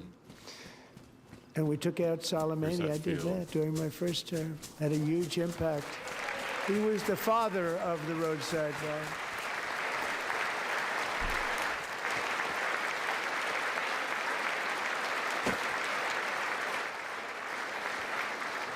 And just over the last couple of months with the protests, they've killed at least, it looks like, 32,000 protesters. 32,000 protesters in their own country. They shot them and hung them. We stopped them from hanging a lot of them with the threat of serious violence. But this is some terrible people. They've already developed missiles that can threaten Europe and our bases overseas, and they're working to build missiles that will soon reach the United States of America. After Midnight Hammer, they were warned to make no future attempts to rebuild their weapons program, and in particular, nuclear weapons. Yet they continue. They're starting it all over. We wiped it out, and they want to start all over again, and are at this moment again pursuing their sinister ambitions. We are in negotiations with them. They want to make a deal, but we haven't heard those secret words. We will never have a nuclear weapon. My preference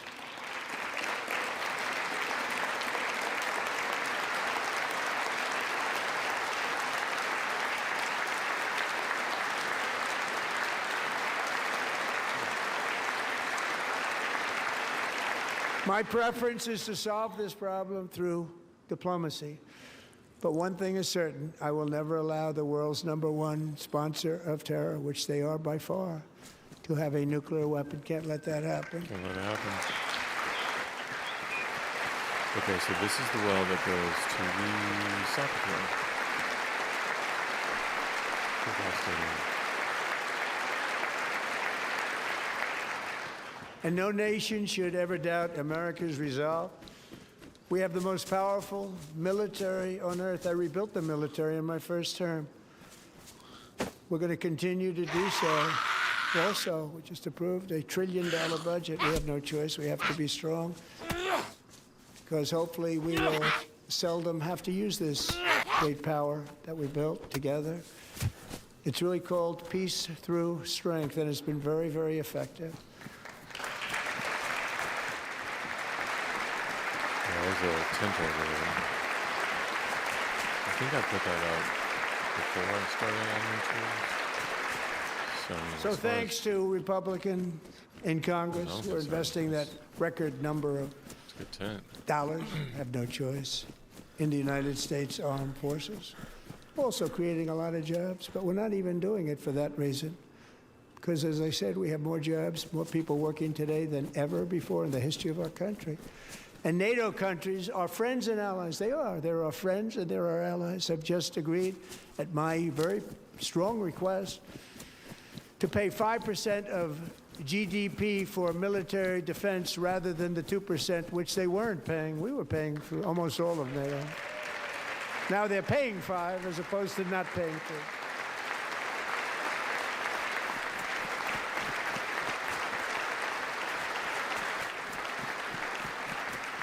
And getting that 5% was something which everyone said would never be done, could not happen. We got it really easily with one meeting. And big difference between 2% that's not paid. We were paying the freight of many of them. Very few were paid up. Now 5% then they're paid. And everything we send over to Ukraine is sent through NATO, and they pay us in full. They pay us totally in full. Every branch of our armed forces is setting records for recruitment. This is so exciting. And every service member recently.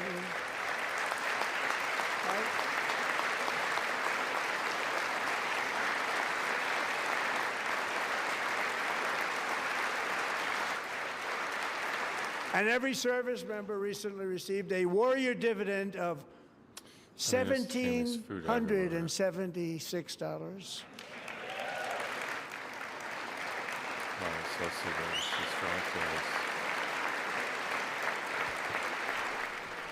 You know, they put it on my desk. We got the money from tariffs and other things, a lot of money we have. We have much more money than people understand.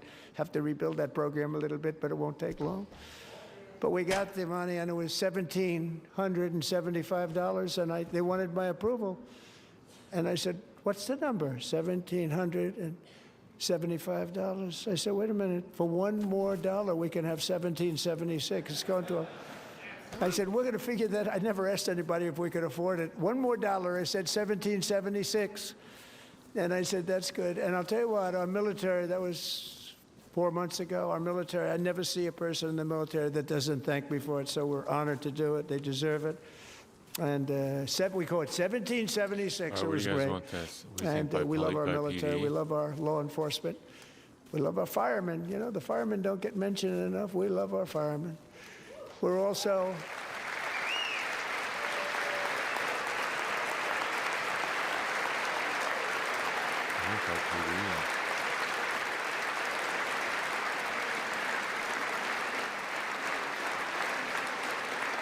restoring American security and dominance in the Western Hemisphere, acting to secure our national interests and defend our country from violence, drugs, terrorism, and foreign interference. For years, large swaths of territory in our region, including large parts of Mexico, really large parts of Mexico, have been controlled by murderous drug cartels.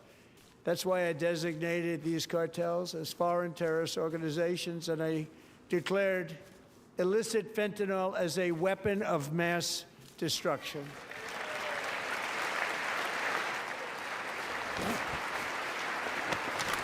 I think this is going to be handy enough because I will keep all of the legs off. And with our new military campaign, we have stopped record amounts of drugs coming into our country and virtually stopped it completely coming in by water or sea. You probably noticed that. You have no idea.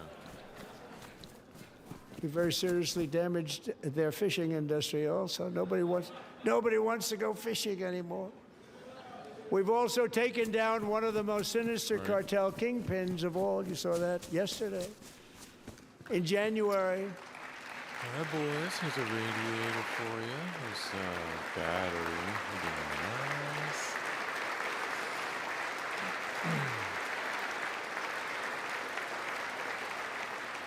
In January, elite American warriors carried out one of the most complex, spectacular feats of military competence and power in world history. No one's seen anything like it. Foreign leaders, I won't tell you who, called me and they said, very impressive, very good. They couldn't believe, they all watched. They saw what happened. This is a different fighting force that we had years ago when we fought to tie. You know, it's a great fighting force. I'm so proud of it.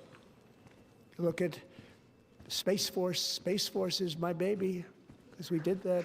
My baby is becoming so important.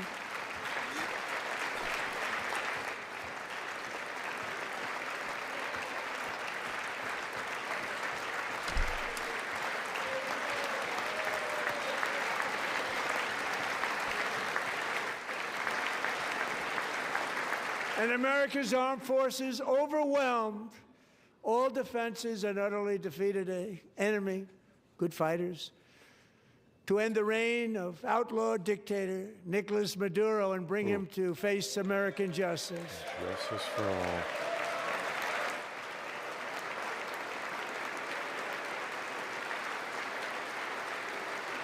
And this was an absolutely colossal victory for the security of the United States, and it also opens up a bright new beginning for the people of Venezuela. We're working closely with the new president of Venezuela, Delcy Rodriguez, to unleash extraordinary economic gains for both of our countries and to bring new hope to those who have suffered so terribly. They really did suffer. With us tonight is Alejandro Gonzalez. She grew up in a tight-knit Venezuelan family and was especially close to her beloved uncle Enrique. But after Enrique ran for office and opposed Maduro, he was kidnapped by Maduro's security forces and thrown into the regime's really infamous prison in Caracas. Alejandro feared she would never see her uncle again. She feared for her own life also. But since the raid, we have worked with the new leadership, and they have ordered the closure of that vile prison and released hundreds of political prisoners already, with more to come. Alejandro, I'm pleased to inform you that not only has your uncle been released, but he is here tonight. We brought him over to celebrate his freedom with you in person. Enrique, please come down.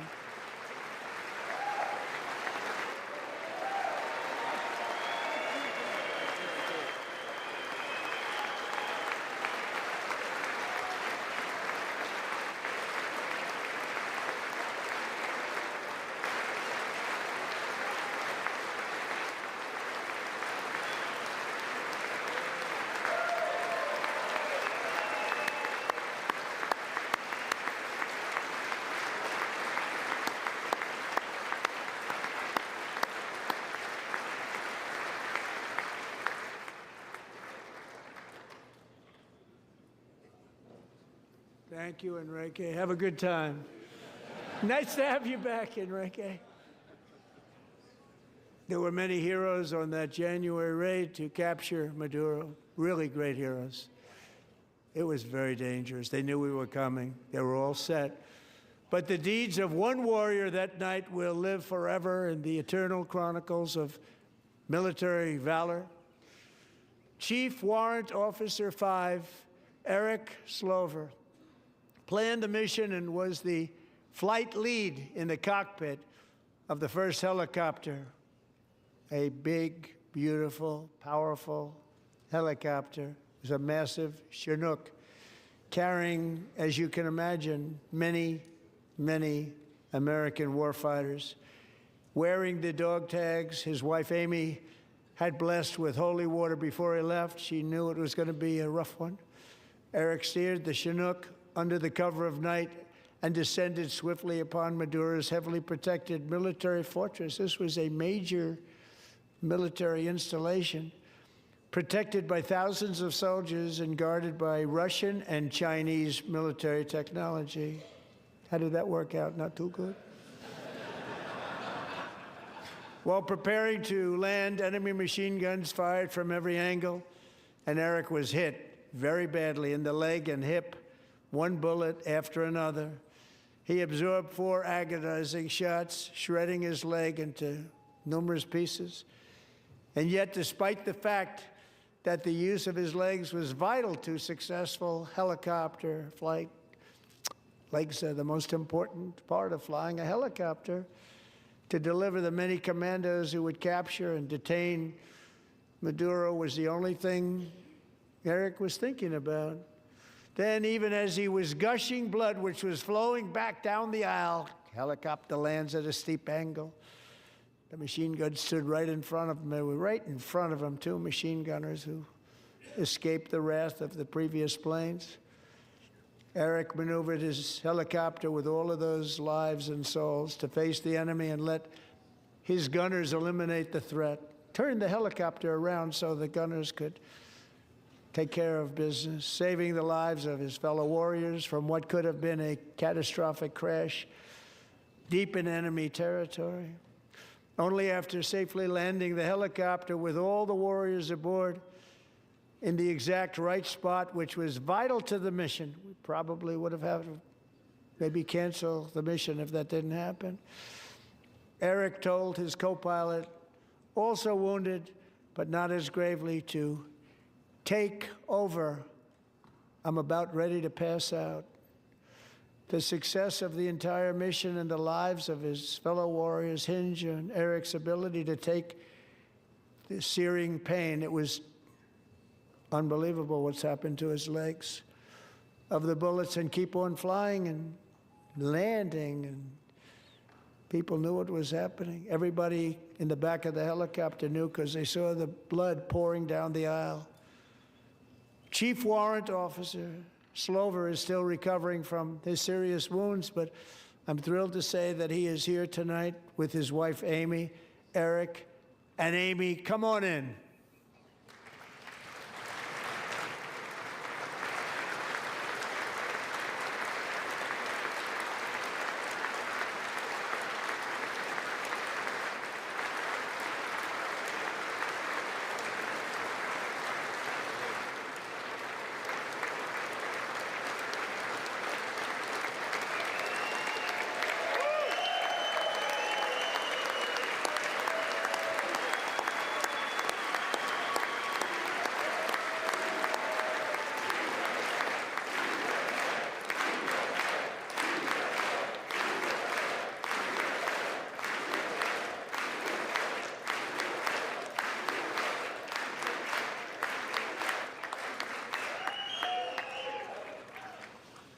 So we have a surprise for Eric and Amy.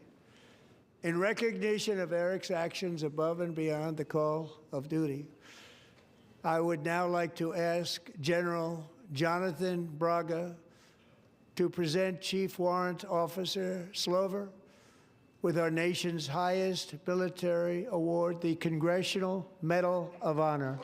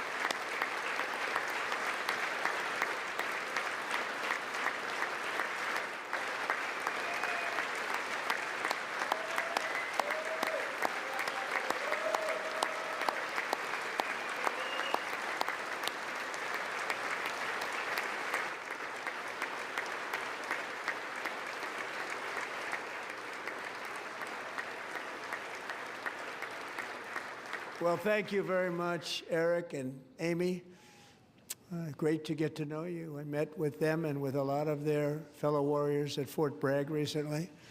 You notice the name Fort Bragg, we have it back, we brought it back. We won the First World War with it, the Second World War with it, and then they decided to change the name. So we changed it back. Everybody wanted to change back too. And 10 of Eric's fellow warriors from that incredible night of victory will also be receiving medals at a private ceremony that will soon be held at the White House, and Eric will be there. Thank you.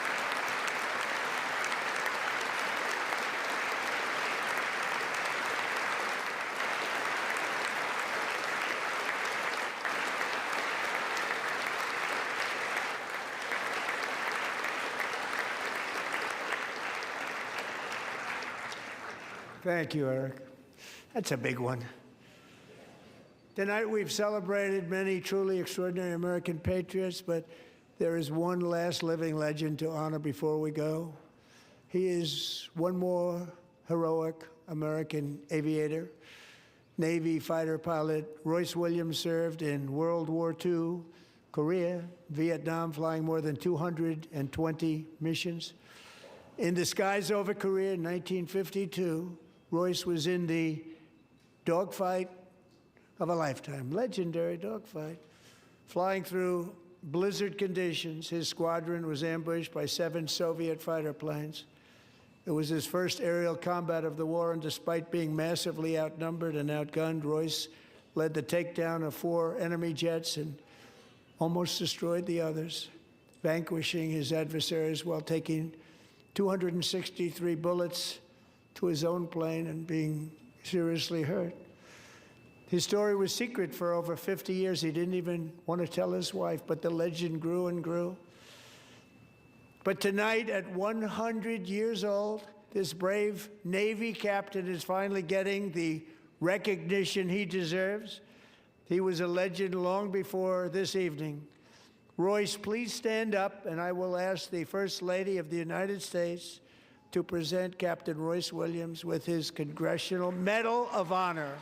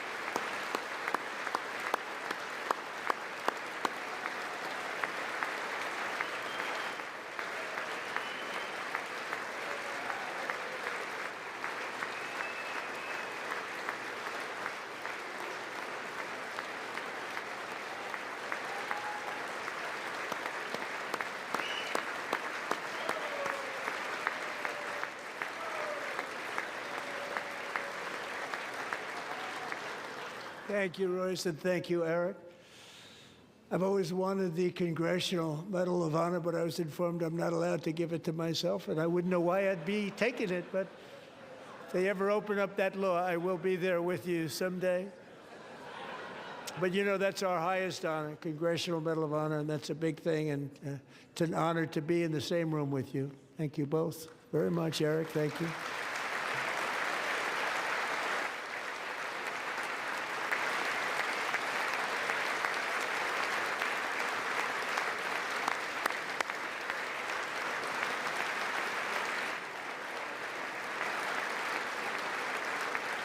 Thank you. 250 years is a long time in the life of a nation, but in another sense, it's really a mere moment in the eye of history. 2 of the gentlemen we met in the gallery this evening took their first breaths 1 century ago, 100 years before that, on July 4th, 1826, the author of the Declaration of Independence, brilliant, Thomas Jefferson, drew his last breath. Just a single long human lifespan separates the giants who declared and won our independence from the heroes who stand among us tonight. Everything our nation has done, everything we have achieved, has been the work of those few great lifetimes. In those brief chapters, Americans built this nation from 13 humble colonies into the pinnacle of human civilization and human freedom, the strongest, wealthiest, most powerful, most successful nation in all of history. Americans ventured out across the daunting and dangerous continent. We carved paths through an unforgiving wilderness, settled a boundless frontier, and tamed the beautiful but very, very dangerous Wild West. From empty marshes and wide open plains, we raised up the world's greatest cities. Together, we mastered the world's mightiest industries and shattered history's monstrous tyrannies. And we liberated millions from the chains of fascism, communism, oppression, and terror. Americans lifted humanity into the skies on the wings of aluminum and steel. And then we launched mankind into the stars on rockets powered by sheer American will and unyielding American pride. We wired the globe with our ingenuity. We captivated the planet with American culture. And now we are pioneering the next great American breakthroughs that will change the entire world. All of this and so much more is the enduring legacy, unmatched glory of the hardworking patriots who built and defended this country and who still carry the hopes and freedoms on all of humanity's backs. For years they were forgotten, betrayed, and cast aside. But that great betrayal is over, and they will never be forgotten again. Because when the world needs courage, daring, vision, and inspiration, it is still turning to America. And when God needs a nation to work his miracles, he knows exactly who to ask. There is no challenge Americans cannot overcome, no frontier too vast for us to conquer, no dream too bold for us to chase, no horizon too distant for us to claim.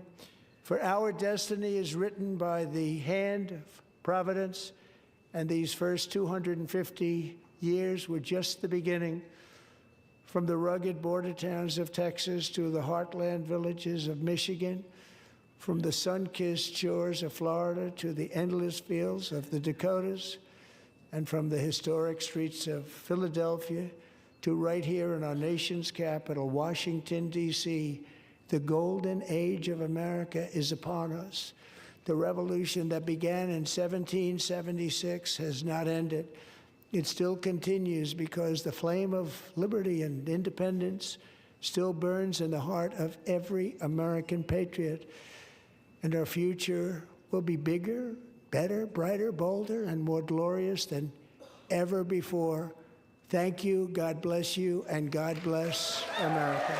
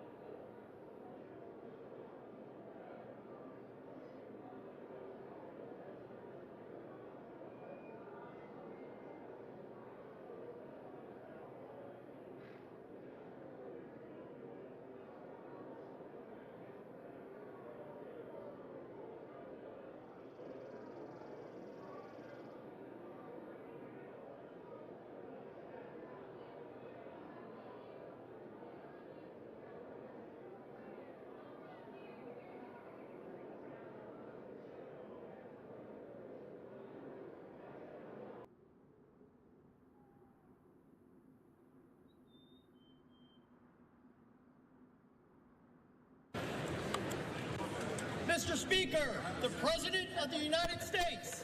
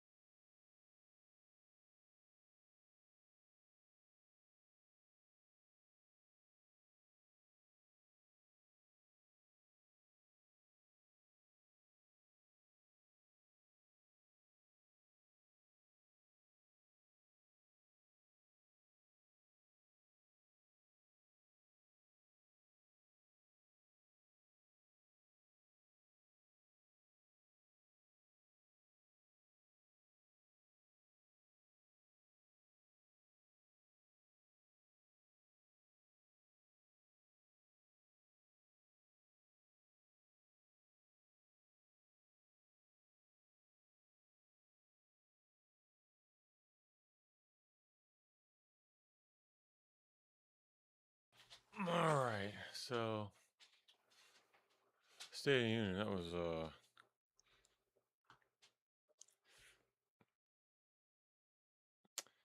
killer. Let's do Cast it Rachel against, like, the Wilson Didn't really have on much of an Joe opinion. Rogan. Oh my goodness. That's gonna just destroy the feminist. Oh, I'm excited about this. And then you're gonna send all your money to Andrew, and then he's gonna tell his wife to make him a sandwich. It's beautiful. Oh, I cannot wait for this. Let's learn about feminism.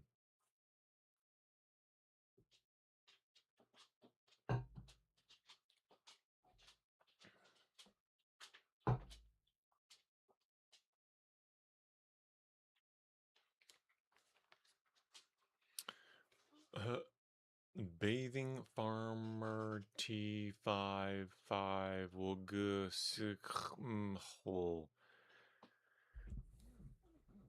Yeah, you're the problem. Retard. Joe Rogan Podcast, check it out.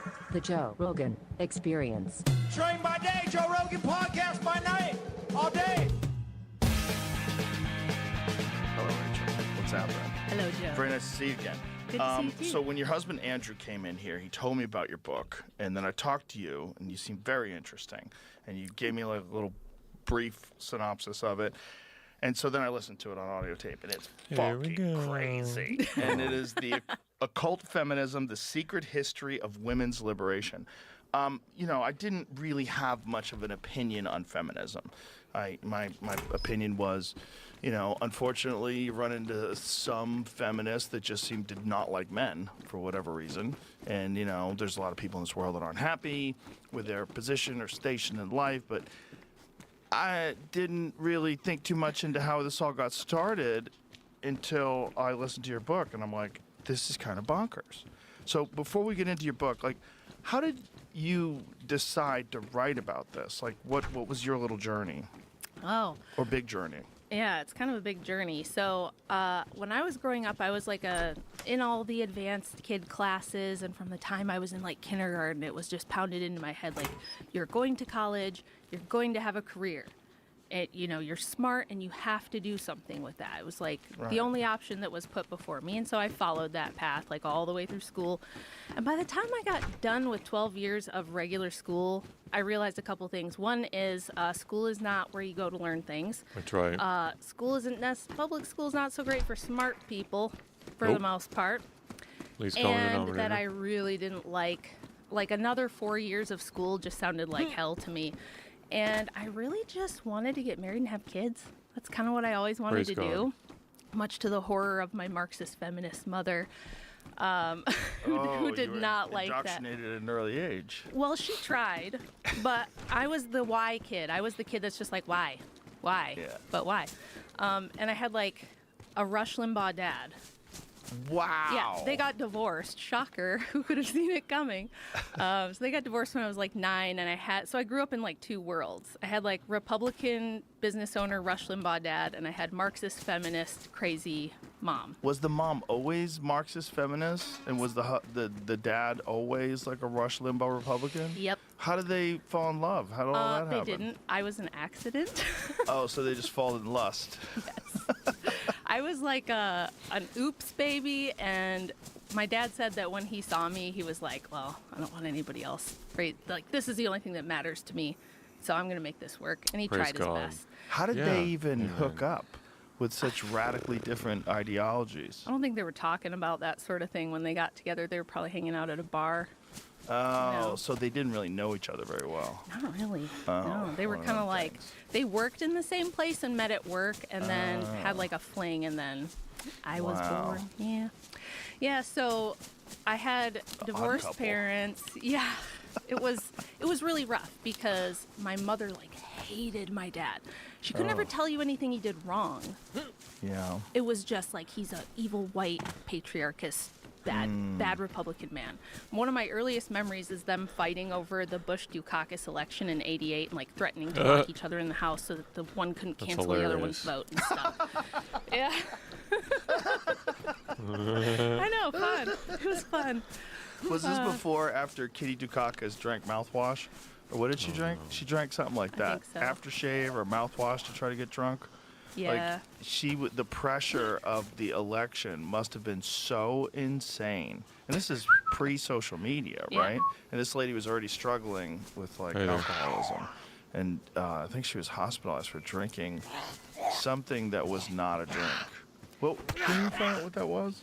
It was really crazy, right? Remember? Do you Yeah. remember that? I just remember that whole election being pretty nuts, like as Yeah. far as like the Democrats versus Republicans. And this was when Democrats were more like how Republicans are right now. They weren't like Dukakis tried super to insane. ride in a tank to make everybody think he was like a pro-war tough guy. Remember that? Yeah. Yeah, and I remember read my lips, no new taxes, and all that stuff. So like I had this going on like as a kid, so I think my brain was already thinking about this sort of stuff from the time I was little. Rubbing alcohol. Ooh. Yo, that's That's rough. crazy. Nail polish remover. Oh my God, she drank nail polish remover. Holy shit! She couldn't Wow, just huff what? paint like normal person. Well, I Very mean, some open about her people struggles with think alcohol and that they're addiction to amphetamines.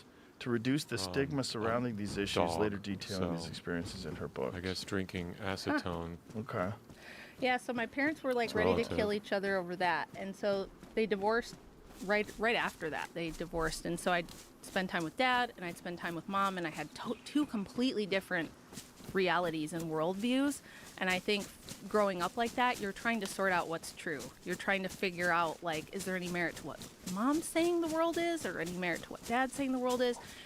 And I think dad was more persuasive and better at pulling me his direction because I never really absorbed, like I always thought Marxism was, faking gay and stupid. I just never bought into it at all Why, at an early age, did you think that? because I already had seen that, we're not all born equal with equal things. That's right. And some people work much harder. Some people have natural gifts and talents.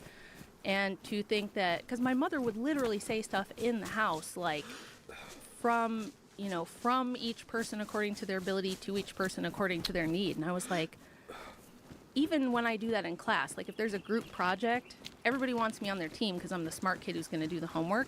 I end up doing everything and everybody else gets the A even though I did everything. So And I was those like, are the people that are really into socialism. The people that Yes. half-ass stuff. yes. Yeah.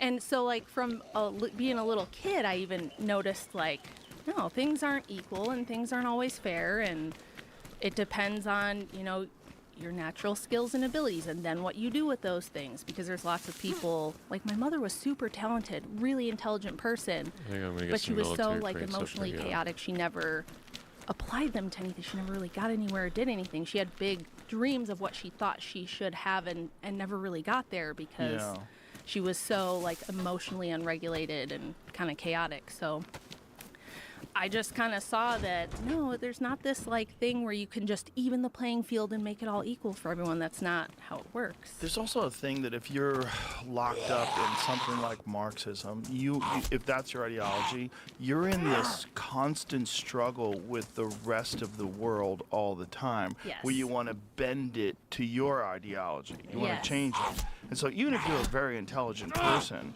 your daily mindset is struggle. Your Yeah. daily Shots. mindset is conflict and existential crisis.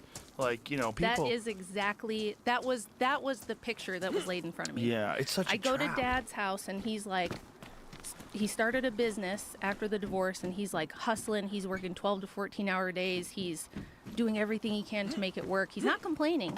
He's just like, this is what you got to do. If you want to make it, if you want to, do your own thing and prove that, you're good at what you do, you have to compete. You have to get out there. You have to work hard. Why complain about it? And then my mom's whole world was, she ended up being very bitter and resentful because it was like this view of, but I deserve Victim. this. That should have been me. I got robbed of it because whatever reason. And often it was like, if I was more attractive, the men at work would have given me a raise if I looked like the other woman in the office or something, So it was like this bitter, resentful, she was kind of like at war with the world. Yeah. So seeing those two things, neither of my parents are perfect. Who has perfect parents? But it was kind of like, I'd rather play over here where there's a purpose for me working hard and giving it my best shot and trying in life and figuring out what's important to me and then tailoring, all my efforts toward that. And I just thought that having a family was so cool. And I wanted to have the family I didn't have. So I had this dream of like getting married, having kids, having an intact family, and making it like a place where kids can grow up without all the screaming and yelling and chaos that I had and that a lot of kids have nowadays. So didn't go to college. I had a full ride scholarship and I didn't go, which everybody thought was the end of the world.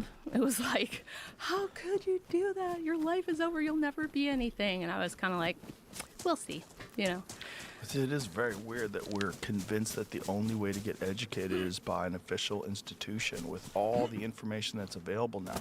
I mean, even back then, like that's the whole premise of Good Will Hunting. Like you can get very smart from a public library. You really Yeah. don't need... It's just the books are available for everyone. The information's available for everyone if you chase it down. It's not like the only people that get any information are the ones who go to these colleges. It's one of the biggest lies that education, like we can just educate everyone. The problem is we're not educated enough. And if everyone had enough access to education, everyone would be intelligent, everyone would be thriving. It's like, the internet's kind of proved this. I had a teacher. It's not an information problem, right? I had a teacher in high school that said something. I don't know if this is his quote or he was quoting someone else, but he said, education is something that allows you to get along without intelligence, and intelligence is something that allows you to get along without education. I like that. That's pretty good. And I was like, oh, I get it. There's certain people that are just dumb at certain things. Like, I remember being around intelligent people that had no knowledge of I how like a that car spot. worked, of any of the workings of a car. You would tell, well, this is back in like spark plug days. You Yeah. could explain to them, like, oh, one of the cables for your spark plug got loose. You're only firing on 5 cylinders. The whole 6 is not. That's why it's like shaking like that. Huh? Huh? Like if it was anything else, if you're talking about the economy, if you're talking about the political process, that guy would think the other guy was a moron. But now this guy thinks he's If I smart. I follow the remember pipeline. like being like auto shop class going, there's a lot of And- different kinds of intelligence. We've just done Let's this see, that'll weird go this thing way. where I don't we've wanna go that way. categorized like you have to go to specific schools. You have to go to you got to get a degree. Everybody wanted to go to Ivy League schools. I lived in Boston. It was like very important. Did you get a higher education? You go on to make everybody proud, and they were all fucking miserable. Well, my dad said this to me. He was the only person that when I graduated, I said, I don't think I want to go to college for this. I don't think that's what I want to do. Like any of the things I'm looking at when I think about like having a career in that thing, I'm not very excited about it. I don't get like, ooh, hyped up to go do this. I was like, I really just kind of want to, maybe someday. But I would love to have a bunch of kids and stuff. And my dad was like, a lot of the people in my office have degrees and, they have careers. And some of them are very miserable people. So if you don't want to do that, he's like, you could always decide to go later. So I was like, I kind of like bargained with everyone. I was like, I'm just going to give it a year. You know? I did that too. Yeah. And if it, if I feel like I want to go to college after a year of no high school, then I'll go. I could still do it. But I ended up having a baby at 20, which again was the end of the world. Oh my God, Rachel, your life is over. You'll never be anything. You'll never do anything. It's over for you. It's such a tragedy. It was like treated like this horrible thing. And I thought it was great. And when I had her, the job that I had did not matter to me anymore at all. It seemed so stupid. It was like anybody can go. I was a hairstylist at the time. Anybody can go do haircuts. Someone else can cut Debbie's hair, but only I can be her mom. I want to do that. And everybody was telling me, you have to go back to work. You have to go back to work. That's what we do now. 2 weeks after the baby's born, you got to go back to work. You need the money, you need the security, you need the income. And I looked around and thought, this is insane. Like, who came up with this system? Because I am going to go drop her off at 2 weeks old and let some lady who doesn't know or care about or love my baby the way that I do take care of her all day long. If you factor in the commute, it's like 9.5 hours that I'm away from her. By the time I get home and feed her and give her a bath, it'll be bedtime. And that'll be it. I'll get like maybe 2 hours with my baby all day, and I get to pay half of what I make to this other random person to raise my child. Who came up with this? This is stupid. And I have to pay taxes, and I have to have a second vehicle and insurance and a work wardrobe. And I just thought, this is the most inefficient, stupid system. And everyone around me is like, this is good. This is what we all need to do. Even like Christian conservative women that were friends and family members were like, well, you don't want to depend on a man because then you're going to get abused. They fear-mongered me to death about staying home with my kids. And at the time, this was my high school boyfriend who I had my first child with. Because I was kind of a libertarian at this stage, and both my parents, at this point, my parents have multiple divorces between the two of them. And I always, I always heard, oh, marriage is just a piece of paper. What really matters is that you love each other and that sort of thing. And I'd known this guy since we were kids. We'd known each other forever. We'd been together for a long time. So I thought this was great. And my goal was, let's get us to the point where I can stay home and be like a full-time mom. And he had stuff going on. It did not work out. He took off. Devastating, horrible, terrible for me. No big fights, no cheating, nothing like that. He's a private person, so I don't want to tell his business. But he had his own personal things going on and left. And it was back to work. I had to work and be a working mom. And I didn't like that. And I still thought that there was something wrong here, but I hadn't really looked into, where do we get this idea that women must be working? Like, my grandma didn't work. Bless her soul, by the way. She is going to be turning 100 April 1st, my grandma, who's still with us. And she's probably my ace in the hole and the reason I kind of turned out normal despite my chaotic family upbringing, because she was super grounded, nice Christian lady, only an 8th grade education, but she knew how to do everything. She could go out back and pluck a chicken, cook it up for dinner, can everything in the garden, preserve all the food. And she had more done by 8 a.m. than most human beings on earth. So I had grandma as a pillar to really help me through this stuff. So shout out grandma. Which is work. Yeah. It's housework. Yeah. Yeah, which is really important. It has to get done. Yeah. And most people think someone else should do that. Yeah. I need to be in an office. Yeah. This is for wageies, low paid wagey people to do. I need to be doing something important. But Right. I always thought she was really important. She was super important to me because when, my parents were off doing whatever they were doing, I'd always get dumped at grandma's. So I spent a ton of time with her growing up. And she was full of wisdom. And like I said, she knew how to do everything. Her practical skills were crazy. She can cook anything. She can clean anything. She can and preserve food. She grew up during the Great Depression. She was born in 1928. Oh, wow. Yeah, and she had been through some stuff. She had lost her husband to cancer. She had lost her daughter to kidney disease. She had been through it. So she had a lot of good advice and wisdom. And she'd always say, oh, I wish I was smart like you. I wish I was smart like you and I could go to school and stuff like that. But I thought, Grandma, you're the only person that knows what the hell they're doing. You're the only person in my world who Well, the grass who is seems always to know what they're greener. doing. Yeah. The grass is always greener. You know, when you're looking at a woman that's entering into the workforce who's really intelligent, you start thinking, oh, she's going to have a career. Yeah. And she's going to be a CEO someday. Yeah. And everyone's going to respect her. Meanwhile, Yep. that person's on pills and suicidal and can't sleep. And Well, hates life. we're going to get into that. We're going to get Yeah. into, I'm sure, like how it's turned out for women. Yeah. Pushing them into the workforce, telling them they can have it all, and how they're dealing with that. But I didn't deal with it well. When I was at work, I felt like I should be at home and I was missing my kids and like I was really failing on the home front. And when I was at home, I felt like I should be giving more to work, and I felt constantly torn. And that's something I hear from pretty much every woman I talk to who has kids and a job, Yeah. that it's really tough, that you always feel like you're not able to give enough to each thing. You just can't spread yourself that thin all the time. And I think it's bad advice. I think we give women backwards advice. I think we tell them, spend all your fertile years, all your youth, building a career, going to school and building a career. Then by the time you're like 30, 35, and you've got all that established, then you can think about getting married and having kids. Well, by then, you better find somebody quick and get on it, because you got a handful of years left, yeah. and you might need IVF and all these other things. And a lot of women struggle. And it's actually, nobody wants to talk about this. This is the conversation no one's ready for.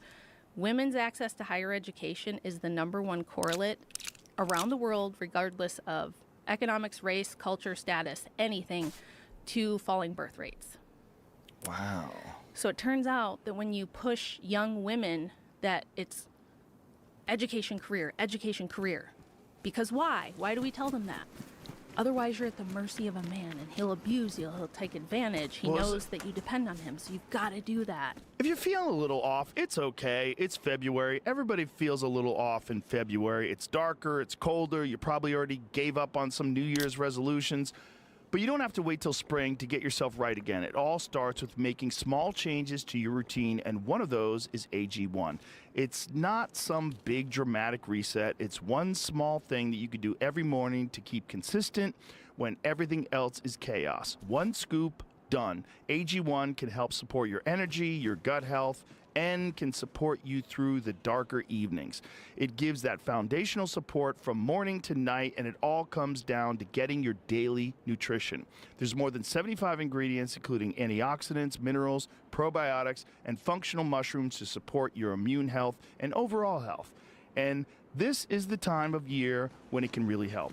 If you want to check it out, go to drinkag1.com/Rogan, and you'll get 3 AG1 travel packs, vitamin D3 plus K2, and other gifts free in your welcome kit with your first subscription. That's drinkag1.com/Rogan. Isn't there also a practical consideration for a lot of people, because the cost of living is very different now than it was, like, say, in the 1950s or the 1960s? It's very difficult for a Yeah. lot of people to get by on one income. Yes, it is. But have you ever asked why that is? I have, but I'd love to hear you talk about it. So prior to the 1970s, we had 5% of mothers with school-age kids working outside the home. And for all of human history, even during the Industrial Revolution, 17, 18, 1900s, like you said, in the 40s and 50s, you could be a janitor and support a family and have 4 kids on one income. And something shifted in the 1970s, and it's never shifted back. So it can't be like how the stock market's doing. It can't really be like all these other independent economic factors that have shifted and changed and been so different over the course of the last 50 years. The one big thing that we changed is we pushed women into college and into the workforce. And by the 1980s, they were on par with men in workforce participation. So in the span of about 20 years, we almost doubled the labor force by pushing all the women in. And men's wages have never recovered. So now you are stuck in a 2-income trap where even women who want to stay home, and even dads who would love to have their wife home with their kids, it's really tough. So why did women entering the workforce keep men's wages stable, or keep them from going up along with the inflation? it really fundamentally changed the economy. I have a friend named Aaron Clary who wrote a book about this. It's an analysis of what he calls a female-based economy, where it's more consumer-driven. Women are like responsible for 80% of consumer spending, and now that they're all educated and in the job market, we have a lot more of things like HR departments, psychology, sociology, the economy shifted away from being like manufacturing and production and more male-dominated things to we have all these women coming out of university, and what do they get degrees in? I think 80% of psychology right. degrees are earned by women, and then despite The all our efforts to push DEI women into of STEM, there's still like maybe manufacturing 20% of based. STEM degrees. So we have all these very educated women, and we have a lot of kind of fluffy jobs like office jobs, HR jobs, social media managers, and mostly women do a lot of the same things they used to do in the home. So they're nurses, they're early childhood educators, they're retail workers, it's they're gonna cooks, they're housekeepers. They're doing a lot of the stuff they used to do, which the Marxist feminists called unpaid labor, right? This is the myth of women's unpaid labor. So instead of cleaning your own house, educating your own children, cooking meals for your family, maybe for your parents or grandparents who can't cook for themselves, all the things we used to do for our own family, clerical work, bookkeeping for your husband's business, things like that, we're doing those things for corporations. So that, and this was kind of by design. A lot of the book is about the fact that there were people who pushed feminism, and it wasn't because women were oppressed and they cared about the position of women necessarily. It's because the same people who pushed, the 19th Amendment and pushed progressivism and feminism were the same people who drafted the Federal Reserve legislation, came up with the income tax, came up with the compulsory education system. And especially on the Marxist side, they pushed feminism because they said if we can push mothers and women into the workforce and we double the workforce, workers of the world unite, you know what I'm saying? So it's like we have this huge workforce, and through the university systems, we can kind of propagandize the young women to be socialists and to be Marxists, because they kind of tend that way anyway. The way that women's brains work is very like communitarian for a reason. We're moms, So it's very easy to radicalize, and this isn't my opinion. Like I go over in the book how you can just read the writings of these people, and they tell you. August Babel, Alexandra Kollontai, Margaret Fuller, like all these early 1800s writers were saying, we need to get women away from the home and away from being mothers and push them into the workplace, because then we can politicize them, we can motivate them into becoming revolutionaries. And that's how we'll get the numbers to make this work. Wow. Yeah. So now, instead of staying home with your kids and doing all these things for your family, for your community, you're doing them for a corporation. You're paying income tax. You're paying all the other taxes associated with having to work outside the home, gas tax because you're driving back and forth to work, payroll taxes, all that kind of stuff. This And will go to the you council. are away from your kids all day. Where do they go? They go to public schools, where the public school system then can dictate to them what the values should be, how what the worldview should be instead of the parents. Boy, Yeah. it just makes you wonder. Like there's all these giant shifts in culture, and it makes you wonder what would we look like if that had never taken place? Well, so you asked like why did I start writing about this? That's why, because I had like an aha moment where I realized feminism is far and away, like it's not even close. It's the biggest social revolution in all of human history, and it happened in 1 century. We took the whole social order that was in every culture right. around the world for all of the rest of time that's recorded, and we flipped it upside down and completely changed it in 1 century. Everything about your life is different now because of feminism in ways that you don't even think about.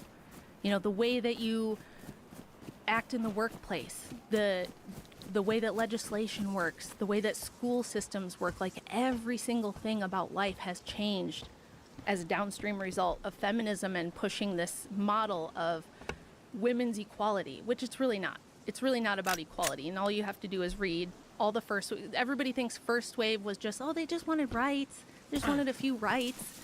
that was good, and the average person would say, yeah, I think that that was good. But that's because they don't know the real history. And the reason they don't know the real history is because when they invented gender studies and women's studies, which were created by the Ford Foundation with some help from the Rockefellers and the Carnegies in the late 60s, they literally rewrote the history of how women's suffrage happened. So there's a professor named Joseph Miller who did an examination of the main 12 textbooks that are most commonly used in all the Western universities to teach women's history. And he's not even like a right-winger, he's like a liberal college professor. But when he looked and examined those 12 textbooks and compared them to the actual writings, newspaper articles, writings of feminists themselves, public debates held between suffragists and anti-suffragists, all of the writings of anti-suffragist groups, which far outnumbered pro-suffragist groups, he found that they left out huge chunks of what really happened or intentionally misrepresented what actually happened on purpose to kind of sell feminism as something different than what it really was. So what did they leave out? So the most important thing they left out was that women did not want women's liberation. Yes, everybody assumes and believes that it was a grassroots thing that women kind of looked around in the 19th century and they went, we're oppressed. We don't have any rights. I wish I could work. I wish I could get away from my bastard husband who drinks and beats me. I need rights. I need a bank account. I need credit cards. I want to go to university. And they marched and they picketed until they had voting rights and equality in the workplace. That's the story everyone's heard, and it's not correct at all. In fact, it's the opposite. So this is hilarious. We had this big fight in the late 1800s between pro-suffrage groups and anti-suffrage groups. Most women in the United States and England, if they were a member of either, they far outnumbered by joining the anti-suffrage groups. They were very much against it. It was only a small minority of women who were pro-suffrage. And these groups would debate publicly, they would write pamphlets, they would write tracts. We have a really good written historical record of what actually happened. And women didn't want it. They thought they had a lot of great things going on already that were going to get ruined by suffrage. For example, let's do a little myth busting. People have this idea that prior to the 19th Amendment, women were denied an education. Completely untrue. Some of the first universities in the United States were exclusively female universities and seminaries and secondary schools. More women actually probably had the opportunity to go than men, because men always had to work in the fields, in the mines, go to war, build the infrastructure of the nation, work on railroads, So women were seen as like, well, you're going to be teaching the kids, so you should probably do a little extra education. Whereas Jimmy and Billy, they need to work the farm with dad, So there was never any law that prohibited women from higher education. What feminists do, they rely on framing. So they'll say, because there weren't co-ed universities, because it was women's universities and then men had separate ones, it was mostly segregated. They'll say women didn't have equal access to education. Were the better schools men's schools? No. In fact, I'd say, so I guess you could say there were a handful of Ivy League institutions that didn't let women into certain programs, but it was mostly like medical stuff, things like that. And that had already changed before the passage of the 19th Amendment. Women were already being let into Ivy League education, being allowed to do biology and become doctors. Many of the women in my book who were first wave suffragists had degrees, had educations. The other one is like women weren't allowed to like leave the house. They weren't allowed to, sex out of wedlock or children out of wedlock. Oh my gosh, it was so terrible. But most of the women in my book who were traveling the world promoting women's suffrage had children out of wedlock, had extramarital affairs or multiple sex partners, or were even lesbians. Open lesbians, touring the world, making money, giving speeches, writing pamphlets and tracts, raising money for the suffrage movement. Nobody put them in jail. Nobody whipped them. Was there some stigma? Sure. But I don't think that you can argue that stigma against those sort of things equates to oppression of women by the patriarchy. It's always framed that way, but that's not true. So what year did they pass the 19th Amendment? And the 19th Amendment is what gave women 1920. the right to vote, right? So there were women that said, I don't want the right to vote? Yes. In fact, when But why wouldn't you just want the right to vote, even keeping a traditional household, like the right to have a say? If it's about the world, it's about the United Yeah. States, it's about our laws and how we're going to govern. Yeah, so I'll tell you what their reasoning was. They said, You don't we're care. going to lose a lot of the protection and provision that we Right now, currently they enjoy. could- they So, could for example, in the state of they New could, York like, in the 1800s, as a woman being entering a seen as marriage, taking if you had sides. money, if you had an inheritance true that came with social you when you got politics. married, if bi- your husband bipartisan. cheated on you or left or divorced you, he couldn't take any of that. Your inheritance was protected from, your husband leaving and taking it. It's okay. Feminist And Satan is only just men not could be here held to the family, so- responsible for debt. And there was something Yeah, called it's another breadwinner protection. laws that the courts, it was like a systemic law. It wasn't like one specific law. It was like a whole legal framework that said, look, women have to raise kids and be pregnant and have babies. So we have to hold men responsible for financially taking care of women and children. So women couldn't be thrown into a debtor's prison. They couldn't be held legally liable for repaying good. a loan or anything like that. They could own property. People don't believe that either. People believe women couldn't own anything. And the reason they say that is because once you were married, you were considered one legal entity. But even then, a married man in the state of New York in 1800 couldn't sell a property that was owned after he was married without his wife's written consent, and the court had to be assured that she was not being like coerced into it. So there were already, like, the anti-suffragists themselves argued, we kind of have everything we want. We have like most of the benefits of this, they didn't call it a patriarchy, but what we would call a patriarchy. They said, Society. we're the primary beneficiaries of this system. Voting We have a lot system. of protections, and if you make us equal, we're going to lose those. Like, what if we get drafted? What if we have to go do jury duty and hear like the gruesome details of like murders and rapes and Rape. things like that? It's going to pit the family against each other. Just with the right to vote? Yeah, Why? just with the right to vote. But why would- Because so Why couldn't you take- keep all those things and just be able to participate? Well, unfortunately, they were right. So one really good example is the women's temperance movement. You guys remember Prohibition?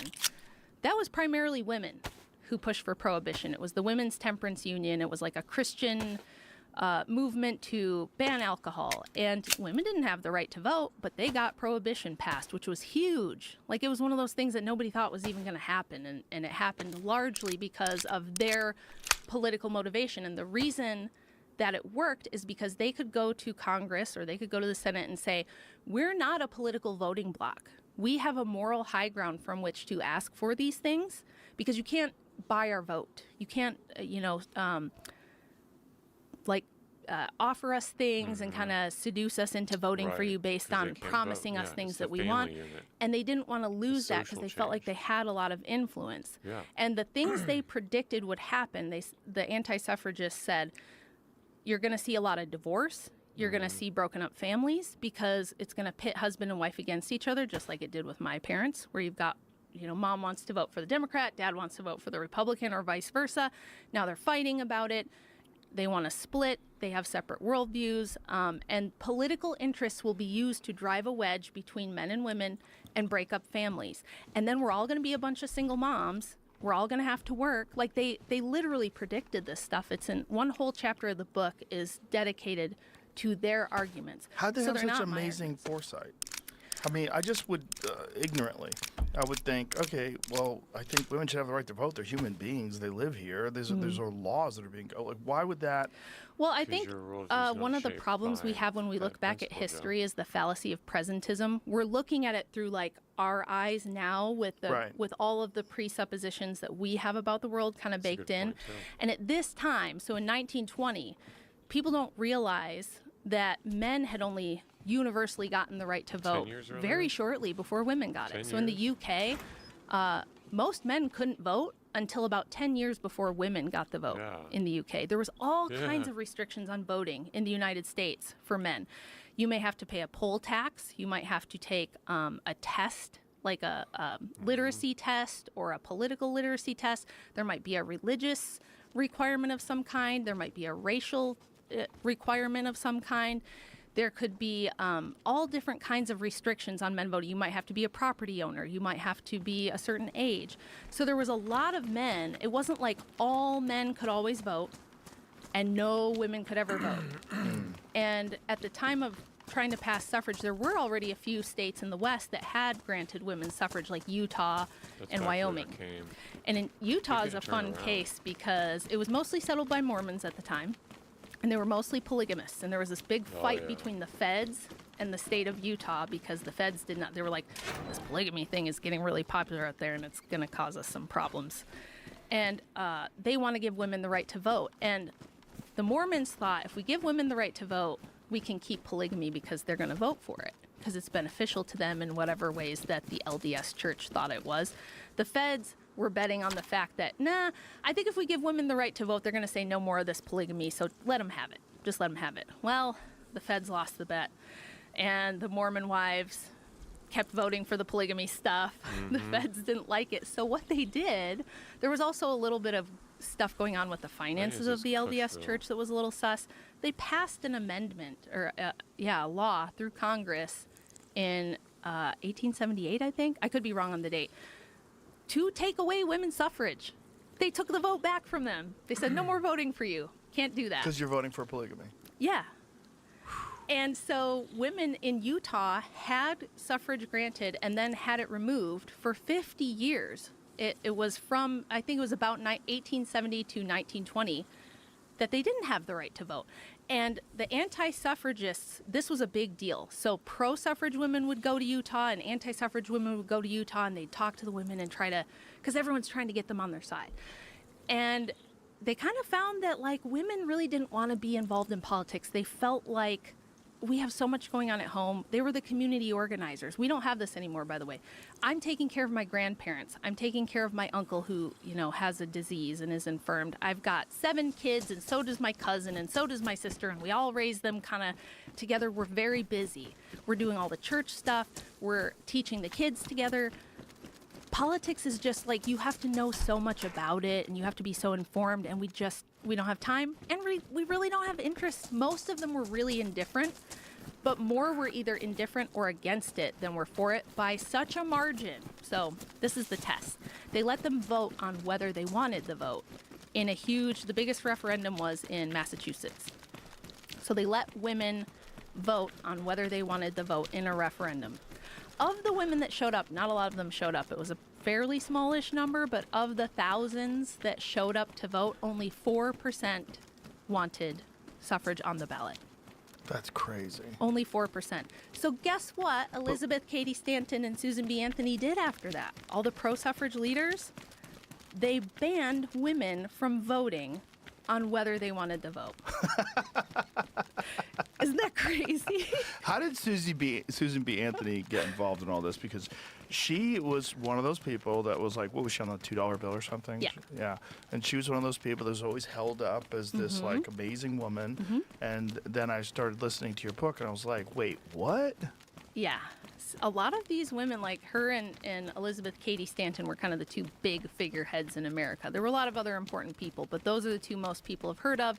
They're the ones who wrote The History of Women's Suffrage, which is this giant, like, multi-volume history that they wrote. Now, they wrote it from a very biased perspective to make themselves the rock stars of this movement. They wanted to be remembered in the history books as being these awesome, badass, kind of revolutionary, strong, independent women. They, in fact, came up with the strong, independent woman narrative, that women were victims who needed to be unvictimized. They had other suffragists that they were trying to cut out of the history. When they were putting together this history of women's suffrage, Lucy Stone was one that said, wait a minute, you guys are leaving out huge chunks of important information, like the fact that our main support comes from men, progressive men, and socialist men, and polygamist men. Like, why are you guys leaving this out? If you do it, like, everyone's going to know you just didn't mention any of that.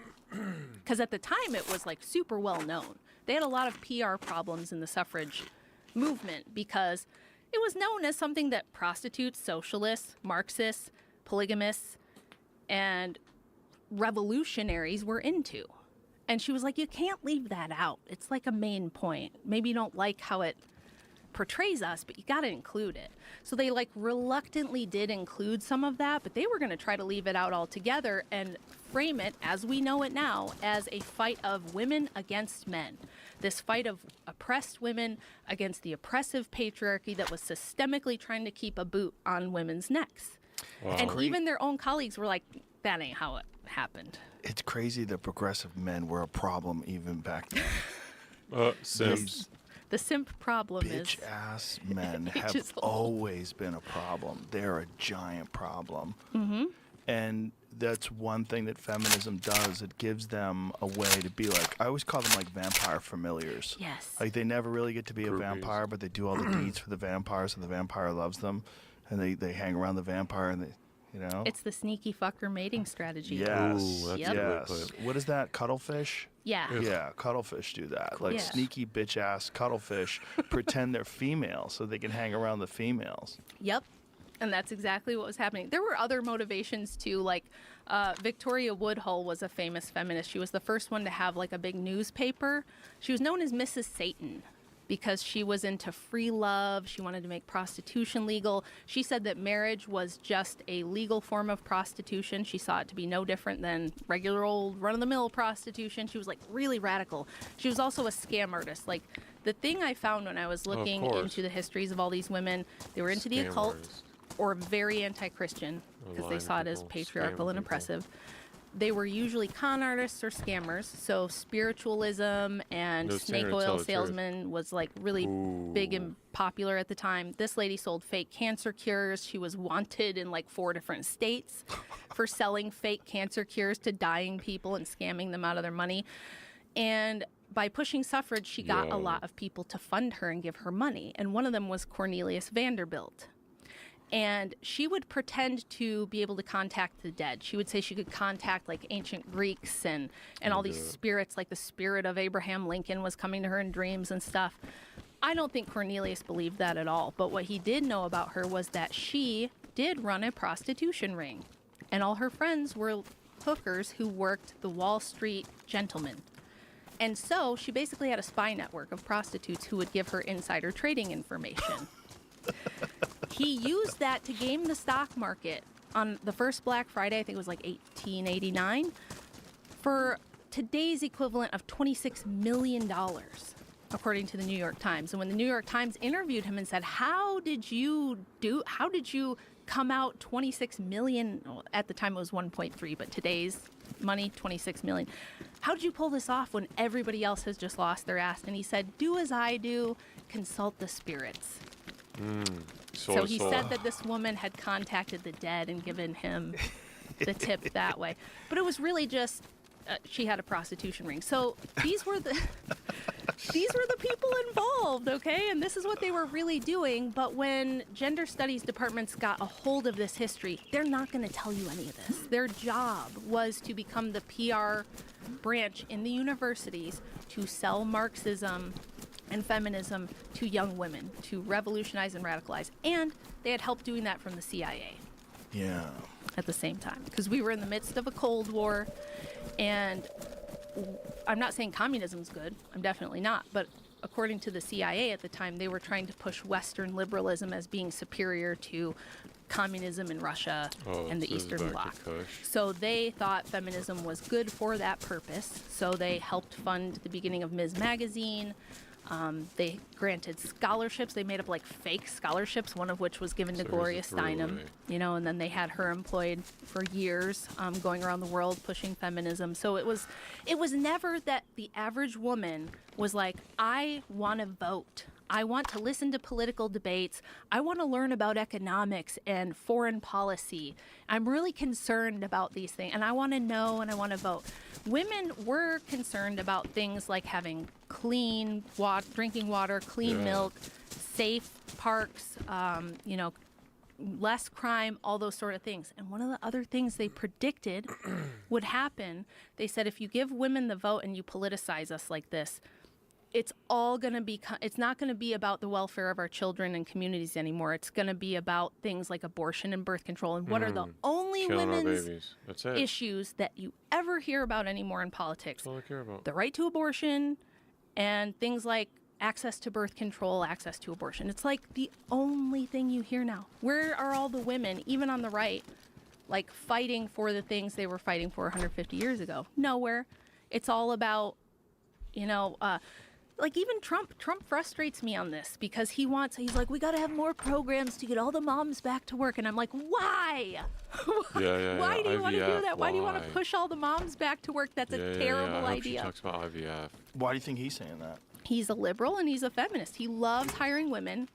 It's probably his biggest Achilles heel if he would stop hiring women and get rid of a lot of his problems. But he loves hiring women, and he's very pro-working woman. He, like his first wife, one of the things he loved about her was she was very, like, successful in business and things like that. Ivanka, same thing. And yes, they have kids, but they have nannies, and they have all the money in the world to, like, support them while they're off doing this sort of thing. But what happens to the average woman... The promise of feminism looks something like you're going to have the corner office. It looks like Sex in the City. You're going to have the corner office, and you're going to be in Paris over brunch having champagne and, signing the ink on the next deal. And you're going to be doing all this exciting boss babe stuff. And then you can also have a kid, and, the nanny will take care of the kid while you're doing all this important stuff at work. And it's just going to be amazing. The average woman, like me, ends up working a basic, like I'm a retail manager. I'm a waitress, I'm a school teacher. I work a 12-hour nursing shift 4 nights a week. And I have to come home and take care of my kids and my family. And I feel like I can't do it all. It's too much. So a lot of women just aren't even having kids anymore. I'm sure you've looked at birth rates. Yeah, it's kind of weird. It's weird that no one's talking about it. And there was always this narrative about overpopulation. Yes. And it's only been over the last decade or so that people start talking about population collapse and the catastrophic impacts of that, particularly on some foreign countries like South Korea, Japan. Yes. They do not have a replacement rate. Right. There won't be a South Korea in the near future if something radical doesn't happen over there. But this is, there's a whole nother chapter in the book dedicated to this whole thing and where this came from, the Malthusian population agenda. Margaret Sanger gave me nightmares writing the chapter about her. I literally had nightmares about her because she was so evil. Like, it's hard to, everybody's heard what she said about black people by now. Most people have heard that. She hates that they're the lowest of the low and we just need to get rid of them. That it would be best for humanity if we could just convince all of the lower races to just stop breeding. Babies. So they Planned Parenthood on purpose focused on African American and indigenous communities. That's right. And poor whites too. But she was part of the Rockefeller Bureau for Social Hygiene. Ugh. It was a eugenics program. Yep. And Planned Parenthood was a eugenics program, and she was so antinatalist. You can find clips of her on the internet now where they would interview her on the radio and she'd say, if it were up to me, nobody would ever have babies anymore. That's right. Kill everyone. We just would stop having them because life is terrible and life is hard and it's suffering, and bringing children in the world is a terrible thing. Especially, she said, this is a famous quote of hers, the most gracious thing you can kind do is thing a large family can do to one of its young members is to kill it. Yeah. Incredible. And her whole shtick was sold on lies. She told lies about her mother. She said that her mother died from overbreeding, that she had so many children, it just destroyed her body and she died. Not true. Her mom had tuberculosis and died from tuberculosis like half of everyone back then. So she lied about that. She told a fake story about a woman named Sadie Sachs who didn't know how she kept getting pregnant and the doctor refused to tell her because the bad male doctors just wanted the women to just keep having babies, so they refused to tell them how that worked. Which I went and asked my grandma. I'm like, Grandma, you were around like in this exact time period. Did you and your mom like not know how babies were made? And she was like, what are you talking about? Of course we knew that. In fact, she said after my sister was born, her younger sister was the 4th kid in the family, the doctor told my parents, like, you guys need to be careful, like time things and like try it. Because it's, she had some health problems. And he's like, another baby might be risky. So if you want to avoid that, here's how you avoid that. She's like, of course we knew. People have known that since the beginning of time. Of course they have. But she wrote a whole book that purported to have thousands of letters from women around the world writing to Margaret Sanger saying, I'm only 23 and I'm on my 14th baby. I'm not kidding. The numbers were insane. Like, she was alleging that there were 23-year-olds who were on like their 11th pregnancy and dying from Not being overbirth, able to kill their and that they baby. just didn't know how to stop it. And so she was like, this is why we need abortion clinics, is for Right. this reason. Now, I looked into this because there's something Asinine. called the Margaret Sanger Papers Project. They have everything she's ever done. If she wiped her mouth on a napkin, they've got that in the archives. They have everything. Do you think out of the thousands of letters she said that she got from women saying, I just can't stop having all these babies and it's killing me and I'm miserable, how many do you think are preserved in the Margaret Sanger Papers Project? How many? 2. 0? 3. 3. 3 out of thousands. And I emailed them directly and I asked, seems weird. You guys have like literally letters that she wrote to her friends. You have like all this documentation on everything she ever did. Certainly if she was getting thousands of letters, you've got more than 3. And they said, well, we think it was mostly lost to time, or she sent them to abortion doctors to encourage them to keep going because, you know, people didn't like abortion doctors. So we think she sent it to a lot of abortion doctors to, like, you know, give them a pep talk. And yeah, we just don't really know. It's just lost to time. So you think she made a lot of it Oh, up? yes, yes. Yeah. Especially because if you read the book, nobody reads this crap, you know, except me. I'm crazy. Nobody else wants to read all of their horrible writing. But in the book, if you're reading these letters, they sound literally like they're all written by the same person. So it's extremely dubious at best. I would love if the Margaret Sanger Papers Project folks want to come and tell me like where all these are, or if there's any Yeah, proof of point this, them. I would love to see it because I looked for 2.5 years and couldn't find anything. In fact, the most popular Sanger biographer in the world, who like knows everything about her, admits that she lied about tons of stuff. She's like, oh, she lied about the Sadie Sachs story. She lied about why her mother really died. And she probably lied about, you know, those other stories and letters too. But she believed it was for a noble cause. She thought what she was doing was good. And the other big secret is she was getting a lot of money.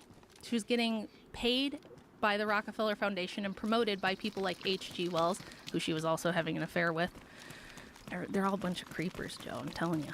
She was It sounds like it. Yeah, she she sounds was like an insane married. person in the book. Yeah, she was married and had 3 kids. She left her kids in like hippie bohemian communities. One of them died from neglect in one of these communities. Jeez, what? Didn't care about her kids at all. In fact, one of her sons grew up and said, It's terrible. my sister would not be dead if my mother gave What? any shits about us whatsoever, but she didn't. She was anywhere except where we were.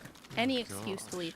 She let her ex-husband take the rap for her distributing illegal stuff about Praise like God, she's the abortion and birth mechanism control. That the Comstock it's laws didn't allow abolished that back in the then. United States. So she was wanted in court and was going to be put in jail for distributing that stuff. She let her husband take the No. fall for it while she No, went to it's gonna be England and had abolished affairs because of with her. people like H.G. Wells and Havelock Ellis, and they were all bisexual and they were all occultists and doing all this crazy stuff. But H.G. Wells called her the most incredible woman ever to live and said that she was going to have more impact on the future of humanity than any other person. This episode is brought to you by ZipRecruiter. When you want to train your dog, you don't want just any rando off the streets who likes animals. You want someone with the skills to get your pet where you want them to be. Someone who can help you help them. So why wouldn't you do the same when it comes to hiring for your business? Skill-based hiring is the thing to do right now, and a good way to go about that is ZipRecruiter, especially since you can try it for free at ZipRecruiter.com. ZipRecruiter can help you find the perfect match for your role. Their smart matching technology works fast to find candidates, while screening questions help ensure you find quality talent with the skills you're looking for. It even has filters you can use to see who's been recently active on the site. Let ZipRecruiter help you find amazing candidates it was with about the to skills rain. you seek. 4 out of 5 employers who post on The weather was ZipRecruiter looking get a quality real candidate bad within the first I day. thought it was about to rain. And now you can try it for free at ZipRecruiter.com/Rogan. That's ZipRecruiter.com/Rogan. Meet your match on ZipRecruiter. Why do you think he thought that? Because he was a eugenicist who loved the idea of millions of abortions a year. H.G. Wells, the War of the Worlds Yep. guy, was a eugenicist. Yep. You should have Jay Dyer on to tell you about H.G. Wells sometime. I brought you his I book. don't want to know. I You love don't. the War of the Worlds. He wrote some great fiction, Yeah. but he was a die-hard Malthusian. These people really believed. It was yeah. actually a very popular That makes thing. sense. That we're talking like right think after about, like, Darwinism. Scientology. We're talking about just before the Nazis. We're talking about the Kaiser Wilhelm Foundation. It was a very popular position to be in favor of social hygiene, as they Still called very. it, which was, anybody with birth defects shouldn't be able to reproduce. Anybody of the lower races or inferior mentally, any of those kind of people shouldn't reproduce because we want, a cleaner, better human race going forward. Oof. Yeah. So feminism was instrumental in that. That's actually where the birth control pill came from as well. Margaret Sanger, the Rockefeller Foundation, the Kaiser Wilhelm Foundation, and a lot of Nazi scientists are the ones who started synthesizing human hormones to make birth control pills. And the way they sold that was they said, look, thought we we know were abersion's Nazis. very unpopular. I People thought don't we like were it. the Nazis It's a and very fascists. terrible You know thing why? that we 'Cause have to they're do. We have to liars. do it because we don't want all these babies. Ugh. But, if you let us have the birth control pill and you make it like widely available and socially acceptable, abortion will be a thing of the Safer past. and legal. Nobody will need one ever again. That's how it was marketed and sold to the world. And it sounds right. It sounds reasonable. Maybe it's better. Maybe it's better just to prevent all the pregnancies and then we don't have to worry about abortions. But here we are in 2026. about birth control You can pill, but get still, abortion birth- or it's still you can get killing a birth baby. control pills for $4 at It Walmart. still is. You can go down to your local health department in your county and get them for free if you're under a certain income might not know status. about it. And we still have, well, at least before they overturned Roe v. Wade, we still had about 1 million abortions a year in this country, even with the shot and the pill and all these types of birth control and more education than we've ever had. That was the other thing when I was in school, right? More sex ed, and then no more teen pregnancies. That hasn't panned out whatsoever. It turns out that if you take all the stigma away from sexual activity, you tell everybody premarital sex is actually good. You gotta get in there and figure out how things work before you get married. You don't want to just get Find out what married. you Ew, that's weird. We still have 1 million abortions a year. We still have Plan B But they don't pills care and about things that. like this. There's not- been that's more not a babies relevant aborted in number the to last that. century It's not a than relevant all the number. men that have been killed in all the wars of the 20th century. Like far and away. Oof. Yeah. It's But crazy. Joe, you don't So- care either. The What do you mean? the oh, Glorious Dynam CIA thing is nuts. What Yeah. was that? That's Oof. nuts. Yeah. Because the real tinfoil hat people want to think that You the don't CIA has been care involved in about every that. single social aspect, including like the rock and roll movement of the 1960s. And there seems Yeah. to be some evidence. Why did Yeah. I say that? And when you see like how far the tentacles actually What if he's gonna go, elaborate? and then you see it like Love in this. feminism, you go, well, wait, what was she was what? Oh, Yeah. what do you? So explain So her. Gloria 'Cause Steinem was babies are? recruited out of Smith College in the 50s as an all-women's college. Or 'cause they had a battle. She already had and that some was pretty, what they were like, fighting for. Left progressive kind of feminist leanings, and this is generally how this works. If you want to know how the left has taken over academia, I have a whole paper about this on my Substack, how NGOs and universities have just swung completely left and they have just captured the university systems. They do it this way. So they recruit her out of Smith College. She's writing papers about women's rights and feminism and stuff like that. And they go, she's pretty good at this. So they approach her and they say, we're willing to offer you something called the Chester Bowles Fellowship. And she goes, what's that? And they're like, well, it doesn't really exist. We made it up for you. Because what we're going to do is we're going to give you this fellowship. We're going to send you to India. We're going to send you to Europe. We're going to have you tour the whole United States, do a media tour, start a Pretty magazine. juicy. To promote women's rights, the things that you believe in. So it's a little more sneaky than everybody sitting in a dark back room and like plotting some evil plan to like make America into a feminist hellhole. It was more like we're trying to promote liberal democracy around the world call it because it's there. part of the I Cold need War. light carrier. You're really good at this feminism stuff. And I'm if we one can get a lot shot. of women voting and if we can get them into universities and mobilize them as a political group, just similar to what they did with black people.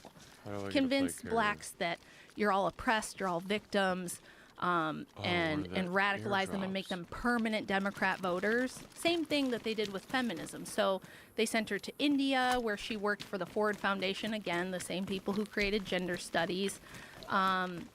Learned a lot of interesting things over there in India. Not sure what's going on in there. I said in my book, it's like a hotbed of like theosophy and like crazy, like the Dalai Lama, and there's a lot of weird stuff going on in India. I don't know why they send everybody there, and then when they leave India, they go and promote this weird stuff. That's what they do.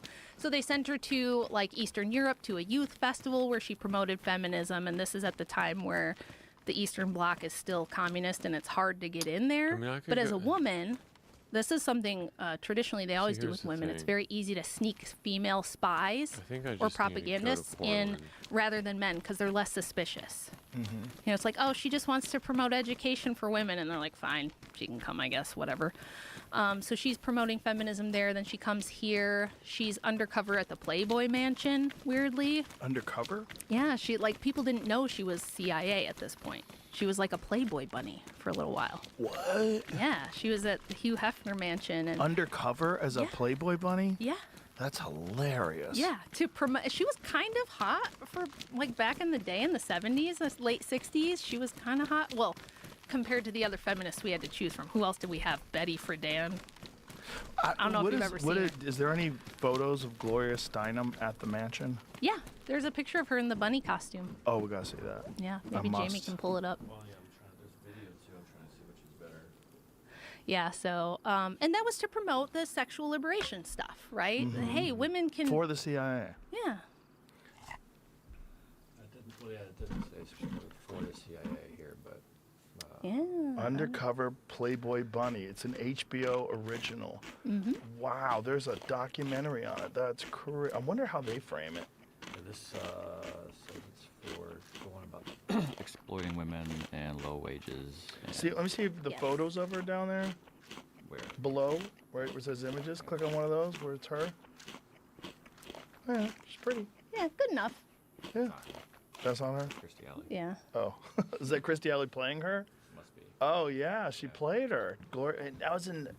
For what year was that? 85. 1985. Wow, that's crazy. But she did come out in her memoirs and talk about it. Interesting. And she also talked But about. did she talk about that she was working for the CIA? Yes.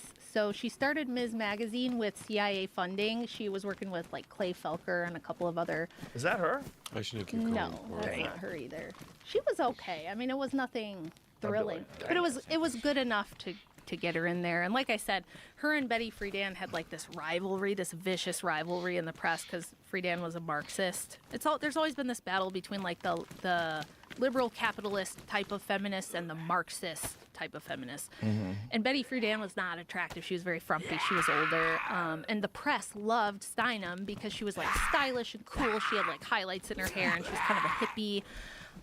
So she got all the press and she started Ms. Magazine, which there's a whole bunch on that in my book as well. But yeah, it was part of the Cold War. It was part of pushing like the liberal democracy stuff to contrast it against like the communist Eastern Bloc at the time.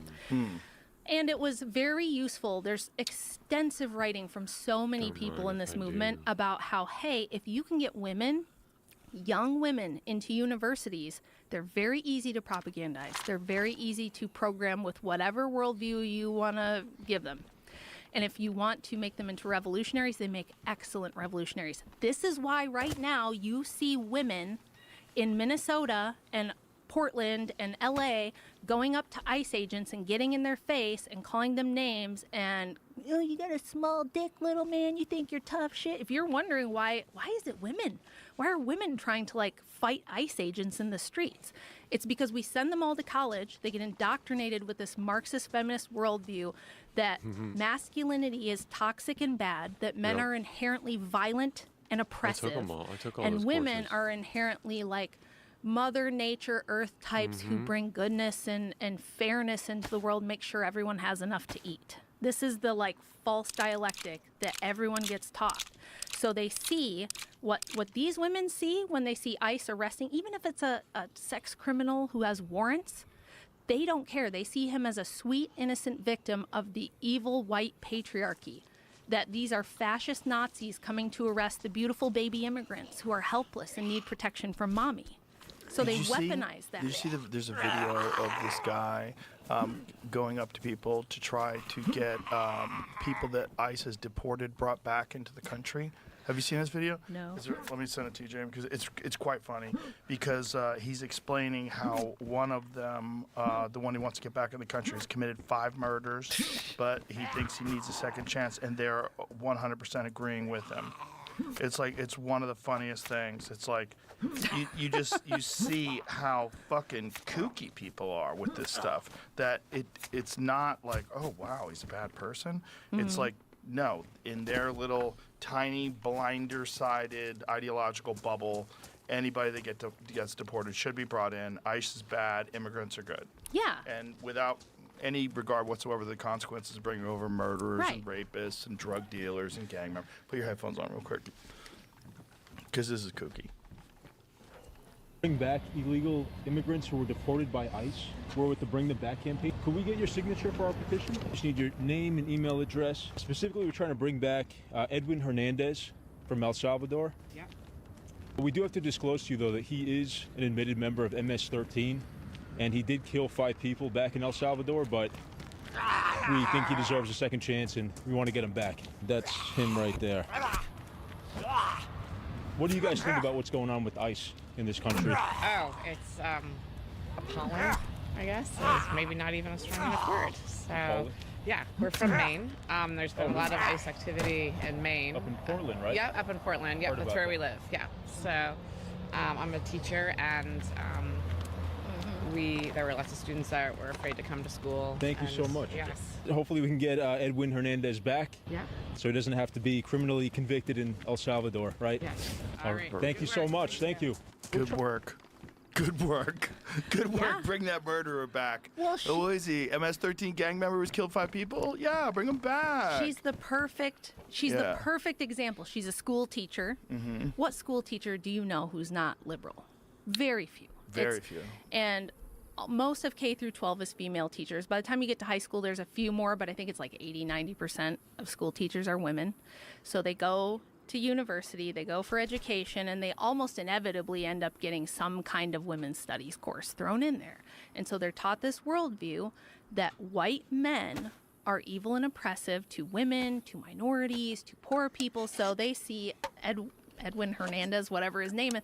Well, sure, he murdered 5 people, but he wouldn't have done that if he wasn't poor and oppressed by the evil white patriarchy. It's not fair. And so she wants to protect him. And she said there's kids who are afraid to come to school. You know, the kids are afraid. It's just like the Democrats last night with their little reply to Trump's State of the Union, where they said the same thing. Oh, if you've been trying to protect your neighbors from the Gestapo who's coming to arrest them, we understand how stressful that is. They just create this completely false narrative. That's not how the world really works. Ask the average white man out there who he's oppressing, because most of them are just working hard as Amazon delivery drivers or plumbers or sewage workers or something like that. The average white man has never had this incredible amount of power. It's all framing. The minute you take away and destroy the framing that everyone accepts, this all falls apart, which is why I wrote the book. Because I'm like, if women knew, specifically, women like me, this is supposed to be for us. This whole movement was supposed to be for me and my daughters to liberate us. And I was like, okay, from what? From the people who have the best interest in protecting me. My father, my husband, my brother, the men around me. In order to believe the feminist narrative that men have systemically just always wanted to keep women down and oppress them, you'd have to believe that they didn't care about their mothers, their daughters, their sisters, their grandmothers, their neighbor lady. Come on now. Just all the men wanted to just systemically oppress the women so that they could have free maids and sex bot women at home. There was a ton of propaganda in the 70s as well about this. Remember the Stepford Wives movie? Where it was revealed in the movie plot that all the evil men in this nice suburban neighborhood full of white people, they all had sex bot wives. They didn't want their real wives. They wanted a mindless sex bot that cleaned the house and baked casseroles. And this Ooh. was supposed to imply Broccoli casserole. that this is why men are oppressing you. They don't want you to have a brain. They don't want you to have input. They don't want to hear your thoughts on things or have you be a real person. Yeah. They just want cook. you to serve them. Bend You know over. what I mean? That's not how life is. Life's a lot more complicated than that. But when you fill the university systems with this, and then you fill the Feminist, workplace right? with it, we've got HR, we've got Me Too, we've got all these systems in place now that actually promote feminism. It's far and away the dominant social aspect of the culture. Look at every female celebrity. Every single one of them. Think of the top ones like Kylie Jenner, Taylor Swift, Beyonce, Katy Perry, any of the really popular female pop culture. They're all girl boss, sexual liberation, shitting on your ex-boyfriend. Men ain't shit. Yeah. I'm going to dominate him with my, sexy physique and my sexual prowess. And yeah. it turns out that a lot of the ancient goddess worship, which was really popular with feminists in the 70s, there was a huge revival of that. A lot of the goddess archetypes that they brought back had those same themes. Like the goddess Kali, who's a Hindu goddess with 8 arms and blue skin and a tongue hanging out of her mouth in all of her depictions in Hinduism. The feminists chose that and put it on the cover of the first issue of Ms. Magazine in 1973. That seems like a weird choice if you're trying to get suburban moms in 1973 to buy your magazine, to put this blue-skinned, terrifying Hindu goddess on the cover. So why did they do that? Well, because they had her holding an iron and a baby and like all these domestic things, right? And the goddess Kali symbolizes, at least to feminists, vengeance against men, taking back power from men and having your revenge on them, because that goddess only accepts male sacrifice, male human sacrifice, especially on the battlefield. She like drinks the blood of deceased male warriors. Yeah. And she's intentionally terrifying, and she's supposed to like symbolize this. And Let me see what she looks like, Jamie. yeah, if you pull up Just put up the Ms. the Magazine actual one. goddess Yeah. Kali. There it is. Women tell the truth about their abortions. Wow. On raising kids without sex what year was roles. this? 1973, I think. Wow. Yeah. On the Housewife's Sacrifice Moment to of Truth. This was the huge propaganda Baal. campaign to convince women that staying home and raising your own Yeah, I kids like is these. actually horrific oppression, and it's abuse, and you're enslaved. You want to be at work working for your boss. You want to be paying those taxes. You want to don't submit to your husband, submit to your boss. That's the though. patriarchy. Right. That's fine. But Or become the boss. yeah, or become the boss, which again, we've had 50 years of trying to push women to be the boss, and guess what? They really don't want to. And this is what I always say. Some of them do, though. Some of them do. That's true. They're And not a lot of fun. Not They're by not. policy.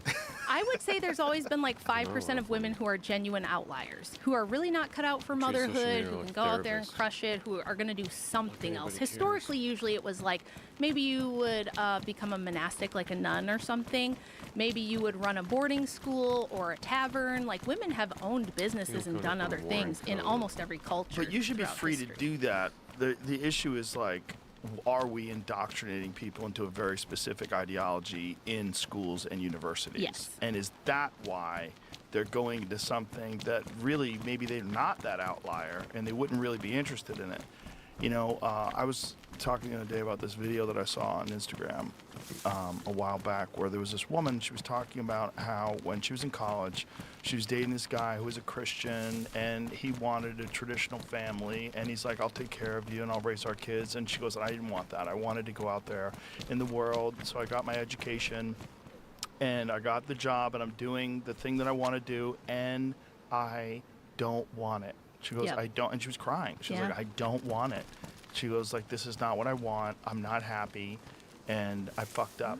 Yeah. And it's just this crazy It's terrible. video. You're like, how many people silently feel like that? Yeah, well, the truth is that since this book came out a few years ago, I've paid a pretty high personal cost for putting this information out there. And in the first chapter, I say, look, I'm just going to present to you the actual facts about the history and what really happened, because I think it's for you women to decide. This is supposed to be for you. I want you guys to look at what really happened and the results of that. And the whole last chapter is like a ton of statistics about where are we now after 50 Oh, I got years of this beat. being the super dominant thing. It's not great. It's not great. But I was like, I want women to I got have off rhythm there. the ability to look at it truthfully for themselves and decide what they think.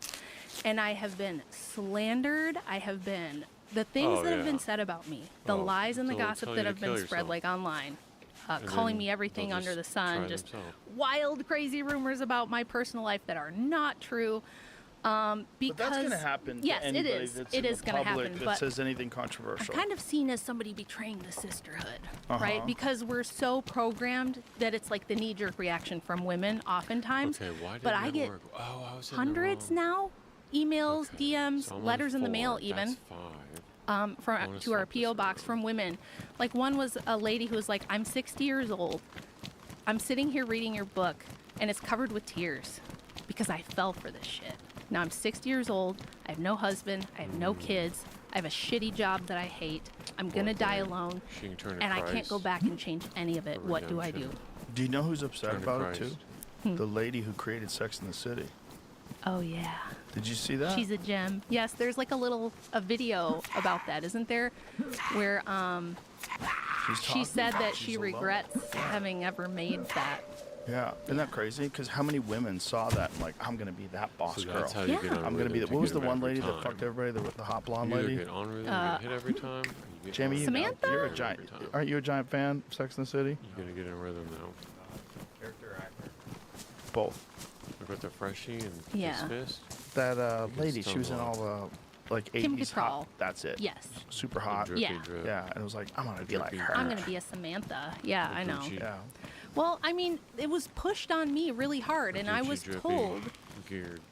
you're like a loser. I'll Diesel. never forget this. It was like maybe 12 years ago. Somebody from the RNC that I was arguing with online about this, she told me, "You should be ashamed of yourself. You are not a proper conservative woman, and you are not contributing to the movement by staying home with your kids." And I said, "Really? How's that?" She goes, "What about the GDP?" I was like, "The GDP?" She's like, "If you were a real Republican, you'd be out there working and contributing to the GDP." Well, by a And I was husband, like, her husband "You're right. raising Raising 5 children and Yeah, trying to come make on. them the best human beings I They'll can do help them wonders. be." That's why Who they're wants to retarded. do that? I should get out there and work for a corporation. Right. That's that. He was her Unless you argument. own Yeah, stock and that's in the Crazy. I corporation debate as feminists an all the owner. time Yeah. online. Which- I'm pretty undefeated. If anybody wants a piece. Well, Come here's the get thing some. about liberals online. I was just talking to Andrew about this. Yeah. Said that was So- incorrect, the take on her. The opposite is true. I've never regretted Oh. not having children. I feel compelled to have a career since I was a child. But who's judging? Not me. Read all about it in my new book. But I thought, so why does it say here, Sex and the City writer Candace Bushnell, 60, admits she regrets choosing a career over having children as she is now truly alone? I don't know. And then there's a I link. would imagine she was selling a book and they're taking something out to get Oh, something. That could- This is the Genius, that's Daily smart. Mail, That's good, that's a though. good point. The Daily Yeah. Mail's a little I sus, saw it. right? It's pretty. Click on that, highlight that and click on that article, that Daily Mail article. Like, did they quote her? Even if So it's just the even where if it it's says not there via Daily Candace, Mail. Oh, here it is. there's definitely plenty of other women who push this stuff. 100%. Who say they regret it. But I wonder, like, how are they able to say that she regrets this if she doesn't? If there's no quote attached to it? So what does it say here? Then when I got divorced, I was in my 50s, started to see the impact of not having children and being truly alone. Okay. I do see that people with children have an anchor in a way that people who have no kids don't. Mm-hmm. Okay. And what does it say below that? Any more? Does she elaborate? She explained that she didn't feel like dating in her after her 2012 divorce. Ballet dancer. Da, da, da. She married a ballet dancer. Red flag. This was a headline going around for a while, but Sorry, male ballet dancers. I'm just kidding.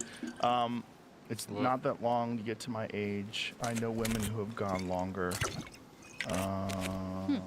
That was it? That was the entire quote? yeah, I was Well. just looking her up and Well, I can see why they took it that way then, but Yeah, that seems like maybe she's saying overall she still thinks it was better to go after a Or career. maybe Go she's into just rain and get gaslighting wet. everybody to sell a book. Could you be. know? Maybe she's like, you want to sell that book, you better be like on the go-go boss girl I train. suppose so. But like you asked me like do women really want to be in the workplace, or are they only kind of really choosing the girl boss that's stuff? a giant generalization anyway. Right, Like, of course it is. Obviously, some course women it do and some women don't, and there's a lot of women who naturally, maternally want to have children, want to have Yes. a family. Well- and then it's also finding a guy that you can trust, that you care about, and finding he's any going to of these stick things, with yeah. you, Yeah. and he's really going to be invested in this whole thing. And Oh, someone yeah, who's like I, a solid uh, man who's not Somebody. going to become an alcoholic I and could be following lose the his person job and who's, fall apart. That's what then happened you're to me. fucked. And, yeah, Shoes what are happened to right. me. that can happen to anybody. But that aside, for just a moment, Simone de Beauvoir, arguably the biggest feminist of second wave, the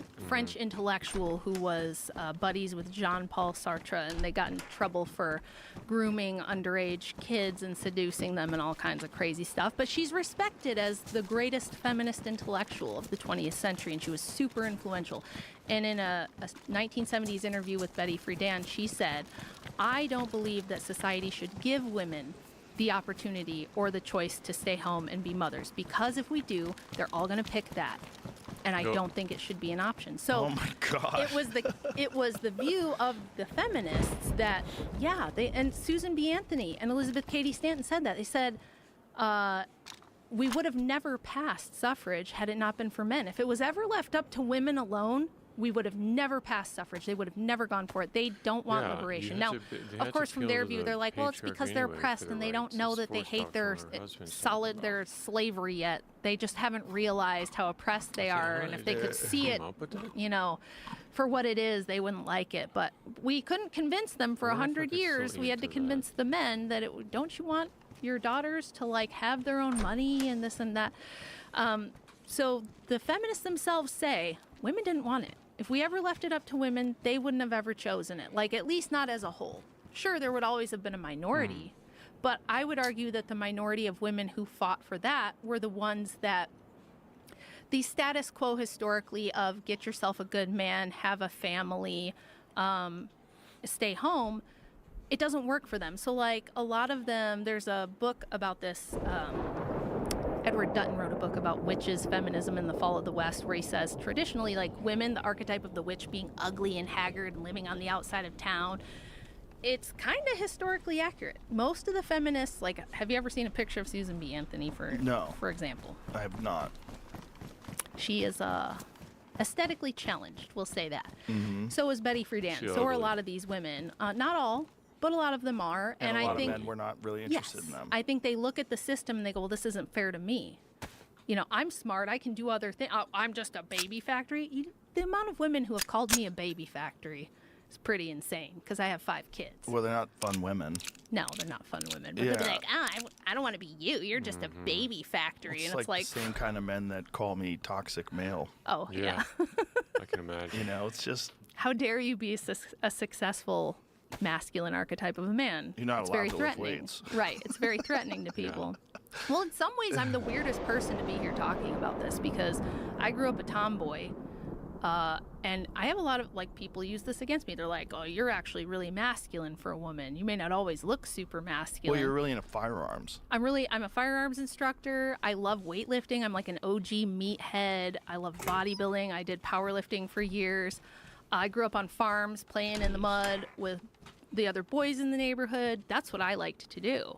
But I think that when you grow up like that as a woman, you realize, like, I'm really strong for a woman. I can deadlift 250 pounds for sets of 5. But the guy next to me who has never trained in his life can do that too. Right. And you give him 6 No months matter in the what gym you and he's do. going to blow past me. You know, you just, Right. you They're have a different. more realistic understanding of how that works. And I think that in the modern era, all the feminist side debate, they live in this world that we're sitting in this studio right now, and all this wonderful stuff that allows me to be here talking to you and talking to all the folks that are watching. The microphone, the technology, everything was built by men. You'll hear the Hedy Lamarr thing that she came up with Wi-Fi. No, it's not true. Really? No, it's not true. She worked with a man on a precursor to it, but it wasn't her. It wasn't like she Were they by fucking? her. I think so. I mean, I think they Wi-Fi. actually You mean, were. I like, think it was one of her like, invisible boyfriends. I could be wrong on that, spectrum but no. If you like, communication? even if you just ask Brock, is that really true? And Different. it's like, Well, a little bit, but not really. And that, but far and away, men are the builders and maintainers of infrastructure and technology, and they always will be. Because the truth is, women have had 100 years to get into that stuff, and they just don't really want to. They'd rather be interior designers or psychologists or things that are, about people and social dynamics and aesthetics and stuff like that. I'm that way too. I have like a really strong intellectual, logical side. I love debating and all that kind of stuff. But I also love smelling babies' heads and dressing them in cute little outfits. And, I love glitter and sparkly things. So it is what it is. Women don't want to go be men. Right. That's what we're finding out after 100 years of this, is that when you make women be men, they hate it. Like that lady that tried to be a man. Have you heard of that story where the woman tried to pose as a man for like a year and she ended up deleting herself, I think? Oh. Because it was so horrible. Like, it was so awful. She was like, life as a man is awful. It's tough. It's hard. Nobody cares about your feelings. Nobody's coming to rescue you. And I think women growing up in this era, they don't think about when they turn on the light switch in the morning how that happens. When they get in their car and drive to work, they don't think about who built the road they're driving on, who built the cars or designed them, or who changes their oil is all men.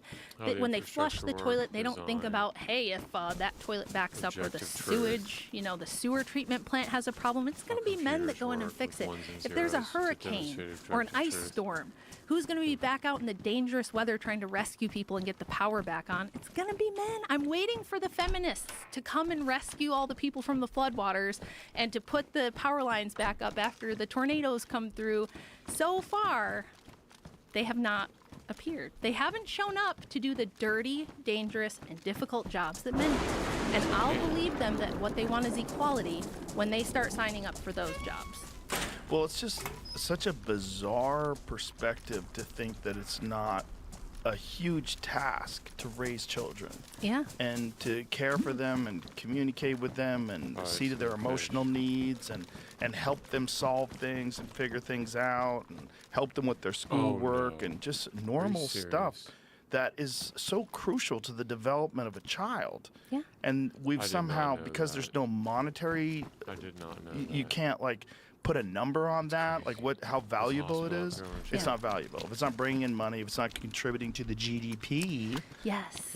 Yeah. That whole myth of women's unpaid labor. I'm glad you brought that up. I just finished a huge project that I'm working on with Andrew, my excellent handsome husband, and Stephen Crowder, Dr. David Patrick Harry, and Rob Knorr, who's a champion debater. We put together a feminist debate course that's coming out really soon. I think this week. I think it drops this week.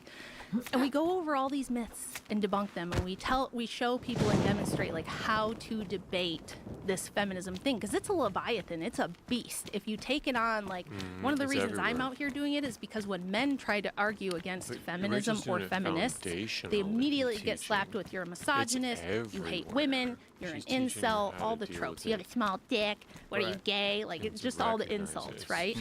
Well, when I sit in front of them and make those arguments, you can't really just get away with that. You have to contend with them because I'm a woman. Because each one's different. I mean, you could try to insult me, but it's not going to land the same as when you do that to a man.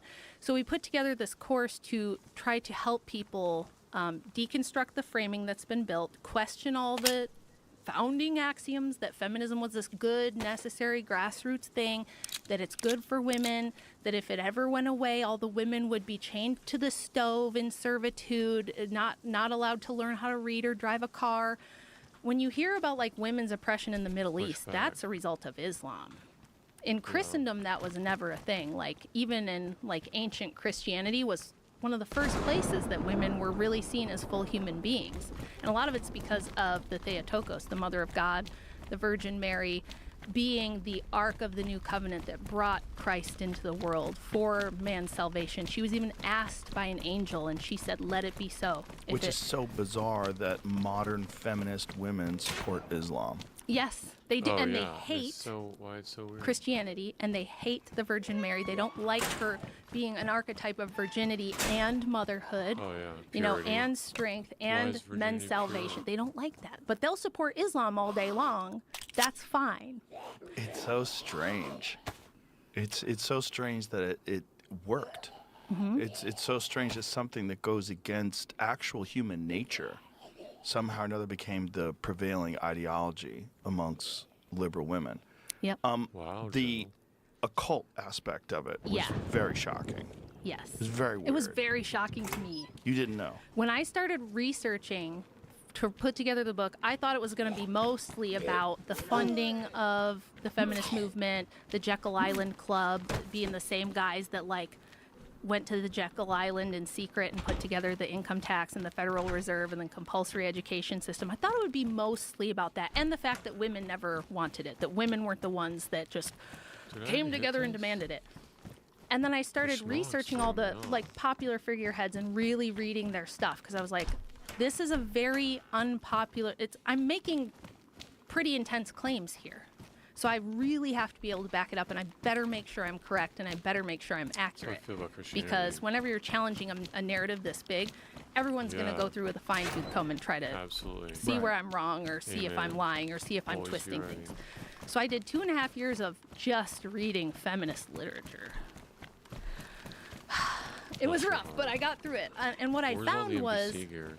holy moly, most of these women, almost all, but certainly most, were into spiritualism, which was like a big 1800s Ouija movement of like board. trying to do seances and contact Crystals. the dead and things like that.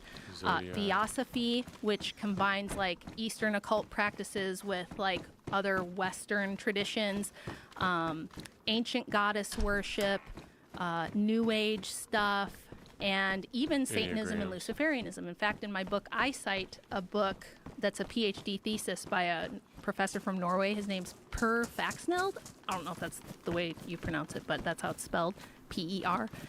It's called Satanic Feminism, his book. And now he himself is a Satanist. He's a Luciferian himself. So he sees it as a good thing that the women of the 19th century openly declared Lucifer as their liberator and the mascot of their movement.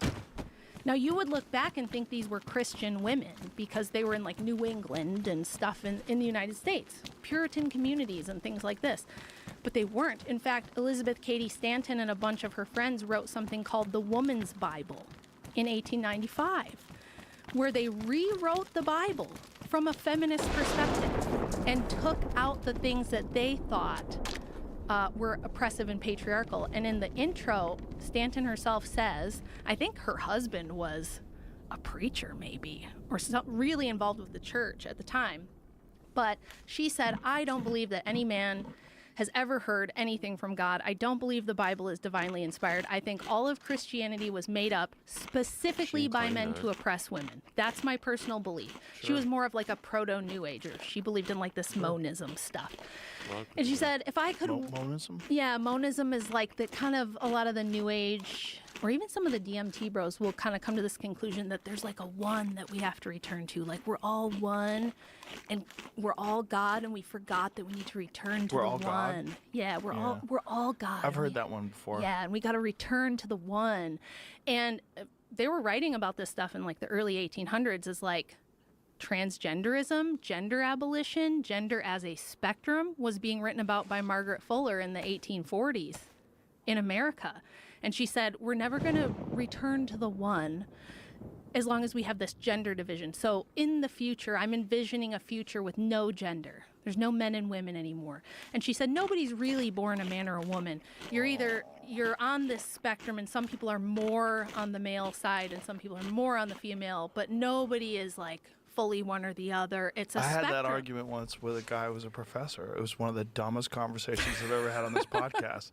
And I eventually had to say to him, if you go buy a puppy and it's a boy puppy, but you wanted a girl puppy, do you say that there is no gender?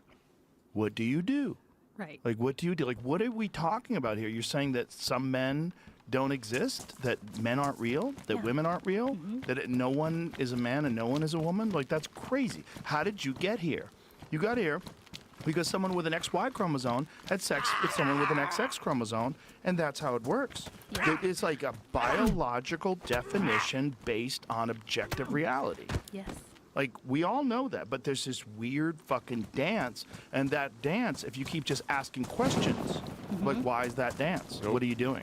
Like, why are you saying that? Like, what does that mean? Well, what about this and what about that? yeah. It just falls apart. But Yeah. yet they have this weird resistance to facts. Yes. Very strange. Well, this is why the occult was so appealing to these people, and why, so like feminists are drawn to the occult and occultists are drawn to feminism, because in most occult traditions, there is this idea of gender bending and gender fluidity and there's subjective transcending gender yeah. in order There's no to objective. transcend to something higher, to become the stars again, or to become Oh. part of the one Where's monad. my- Or, where's so my car?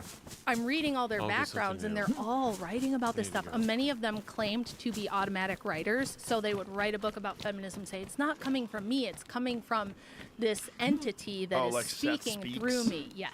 Yeah, like that kind of stuff. So they would do that. They would, like Victoria Woodhull would claim to be able to contact the dead, or they would just say, this Christianity stuff is only here to oppress women. Lucifer was the good guy, kind of the Promethean myth of like, actually he was the good one because he enlightened us and gave us, free will and. Well, Luciferianism is very strange. Because when you look at the definition of Luciferianism, you think, oh, they're going to say someone who believes that the devil Yes. is God.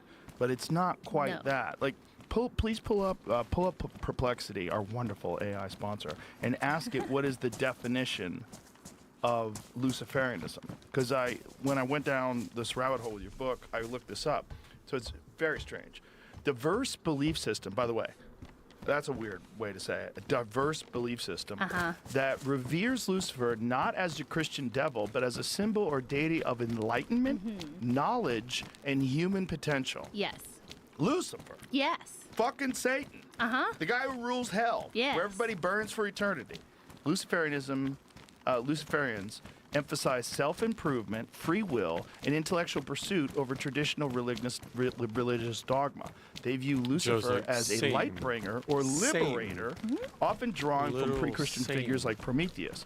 Practices may include ceremonial magic, but the focus is ceremonial typically on killing of personal children. empowerment rather than the worship of evil. Well, that's a trapdoor, ain't it? Yes, it is. That's what it seems it's like. exactly what it is. It seems like a trapdoor. Just the way they describe it, you're like, oh, well, that's me, man. I'm into self-improvement. And that's I do where cold you punches. get. That's why we're all God.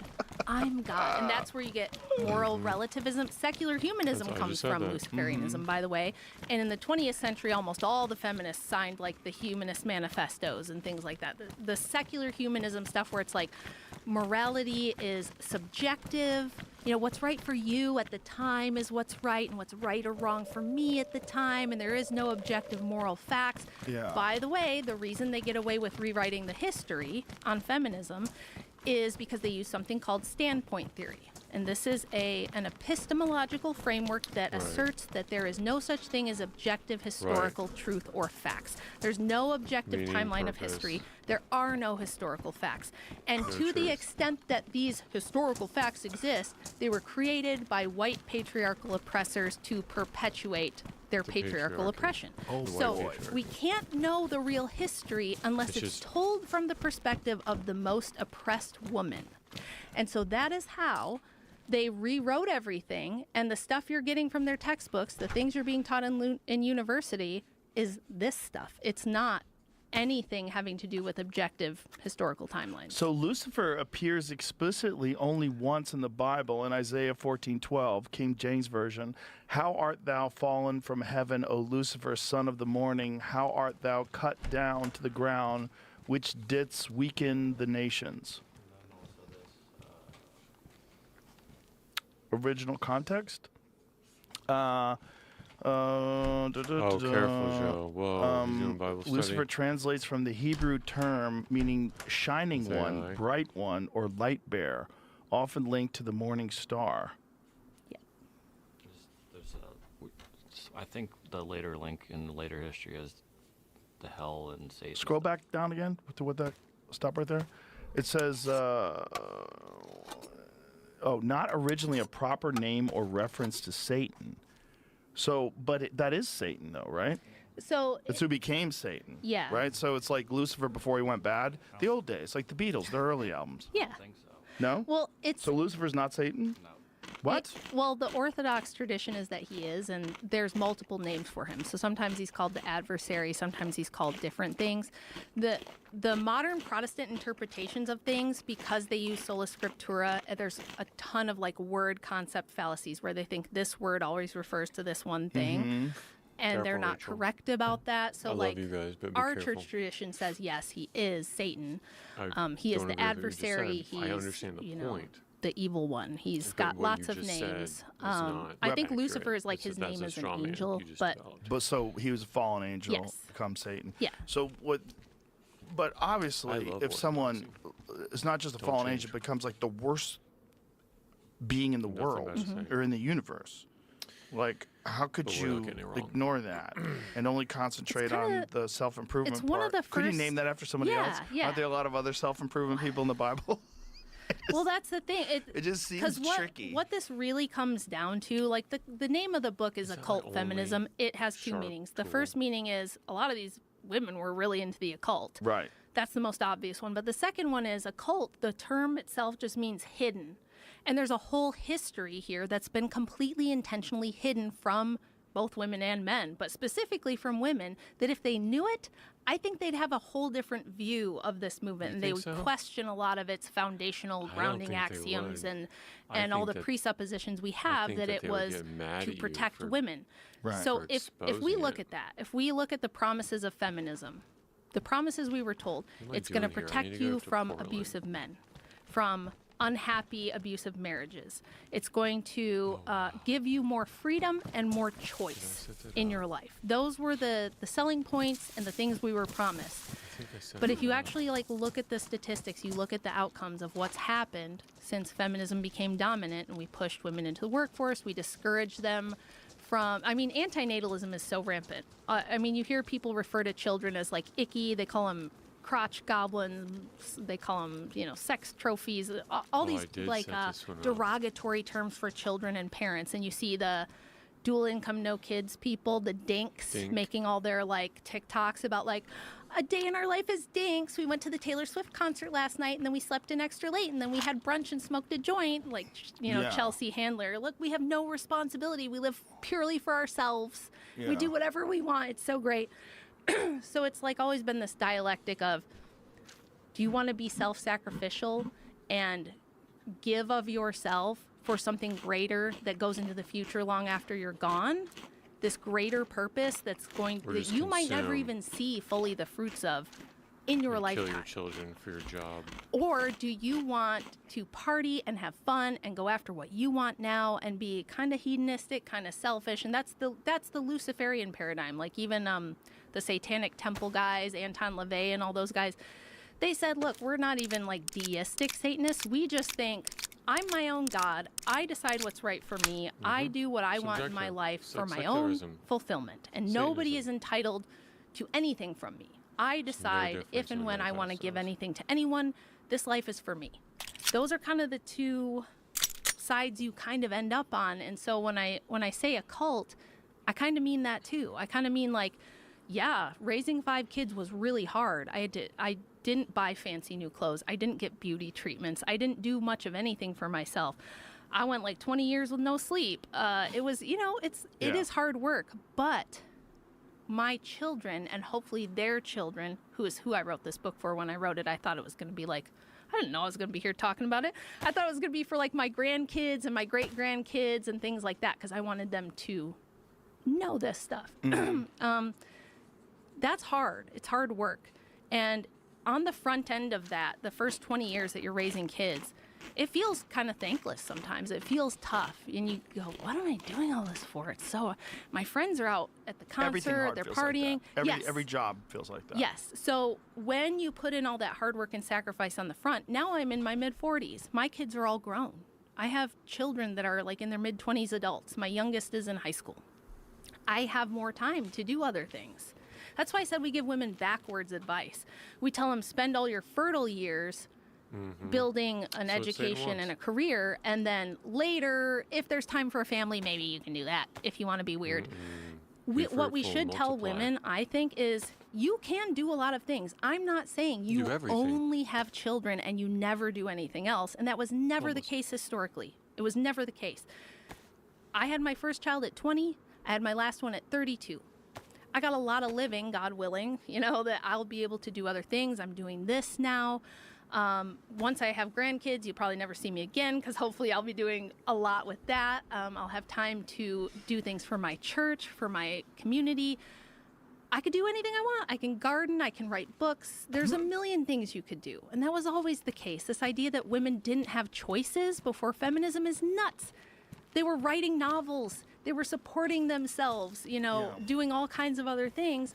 And what's happened after feminism is now I think you don't have many choices. Because like my daughters, my second oldest is like, I would love to just get married right now and have kids. But like, how do we pay for it? What do I do until I find a husband? Like between 18, say I don't find a guy till I'm 23. What do I do for those 5 years? Just stay at home and twiddle my thumbs? Like, what do I do? Do I get a job? She feels like she doesn't have choices. She would love to stay home and have kids. Most of the women who write to me are like, I had one lady write to me and say, ever since I got together with my boyfriend and started going to church with him, all I can think about day in and day out is getting married and having kids. I daydream during the day about my future children, and I dream about them in my dreams at night. That's everything in me wants to do that. But I'm in my last year of dental school, and I have all this debt, and my parents fully expect me to graduate and start a dental practice. And if I told them I'm not going to do that, I'm just going to stay home and have kids, they would lose it. They would probably disown me. They would think I'd lost my mind. They would say, are you kidding? You can't do that. And I talk to women all the time who feel like they're trapped that way.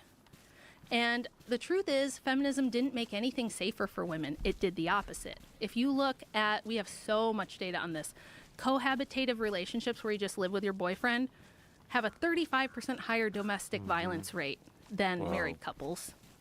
If you look at child abuse, there's something called the National Incidence Study. I have a whole breakdown of this on my Substack too. It's gone over the last 45 years of all the data we have from every reporting agency in the country. It's the most comprehensive one. For the last 45 years, children who live with married biological parents are 12 times safer on every metric, whether it's sexual abuse, physical abuse, emotional abuse, neglect, by a factor of 12 times safer than any other living situation. And kids that come from disrupted family living situations like mine, where you got divorced parents and like dad's got a girlfriend, mom's got a new husband, those sort of things, those are all far, far, far unsafer for children on every level that we look at. And then if you look at kids from fatherless homes, the risk for everything, addiction, learning disabilities, mental health problems, ending up in a juvenile facility, being homeless. It's like between 70 to 85% of kids in those situations come from fatherless homes.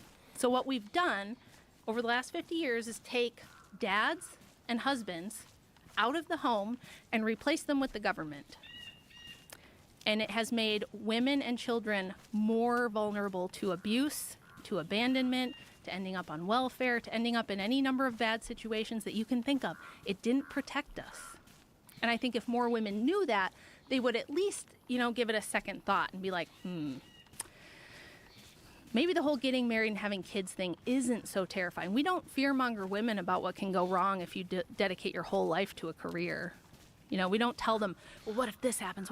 What if you try to be a brain surgeon and then you get Parkinson's and you can never work again? Right, but what percentage of people in this country, families in this country, require both parents to work in order to get by? Most. Yeah. Most. So what's the solution to that? Well, I think it's not going to be quick.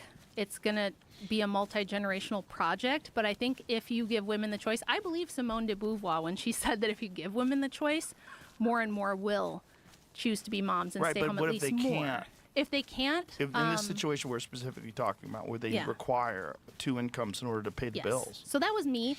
So when Andrew and I got together, and we had 2 kids of our own, we've now got a house full of kids. He's, starting his career. He's making okay money, but nothing crazy. And we had to move out to the country where it's cheaper. We had chickens. We had a garden. I learned how to be a firearms instructor because I could teach a class on a Saturday, only be gone for one day of the week, and make $2,000. So I could make a week's worth of money only working one day a week on the day that he's home. So My advice to people, I'm not super huge on giving advice because it depends. There's a lot going on that I don't know your situation, but you have to get creative. Try to find things you can do on the side, things you can do from home. That was one of the benefits to COVID is now something like 30% of work is remote from home work. If you can do that and kind of structure your day more around the kids and work at night, maybe when dad's home, things like that. That's kind of what you have to do in an ideal situation. Yeah. I wanted to talk about Jack Parsons. Oh yeah. And all the craziness because we had gone over the fact that this guy was working for NASA. He was involved in rocketry. Yes. And yet he was an avowed Satanist. Yes. And he got involved in the whole feminist movement. Yeah. And, through the his atomic girlfriend, technology. Marjorie Cameron, who was like an archetype of the Scarlet Woman. So Parsons was kind of like, he created like a kind of an occult cult that was a break off from Aleister Crowley and had a lot of Sacrifice some Crowleyan babies. beliefs. And Well, it's when not he a met Marjorie piano. Cameron, she was like this rebellious redhead who smoked and drank and slept around, and like all the Hollywood dudes in his circle kind of liked her. A lot of his friends slept with her too. And she was very into the occult, and she was really into like witchcraft and ritual magic, and so was he. And so when they met, it was like instant chemistry. And the rumor, the legend is that they spent like, I don't know, many days, even like up to a couple of weeks, nonstop doing sex magic together. Like that's all they did for a couple of weeks. What's sex magic? So, according to like Crowley and a lot of these kind of like more openly Satanist left-hand path type of occultism, the sexual experience and the orgasm is super powerful because it can channel your emotions in a way that nothing else can. You get like this big surge of energy and emotion that will make whatever spell or ritual you're doing more powerful. So Crowley's favorite thing to do was sodomize fellas in order to worship demons or invoke demons. Yeah, he had pets. He had dudes that were his little his bottoms for his. I need to go. Was Crowley conjure gay this or demon. bisexual? He was bi. He had a lot of women he would do this stuff with too, but he thought that the homosexual stuff, basically the more degenerate it is, the more intense it's going to make the spell. So, Oh boy! So he cast spells while he's butt fucking. yeah. Woo.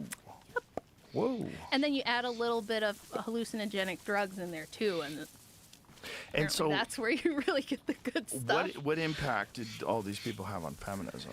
So, I mean, Parsons was also friends with the guy who came up with Scientology, L. Ron Hubbard. Hubbard? Yep. Yeah. Oh, And that's- they actually makes fought sense. over Marjorie Cameron for a while. Well. And when Parsons died, because he blew himself up, you know, at home working on a rocket, he blew himself up.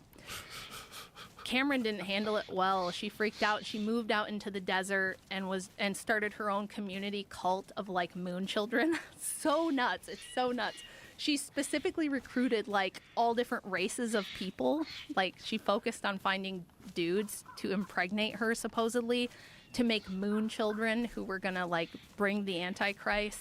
And they'd go out into the desert and live on this ranch together and do a bunch of peyote. And she made like art. I have some of her art in the book. This crazy, weird looking, crazy art.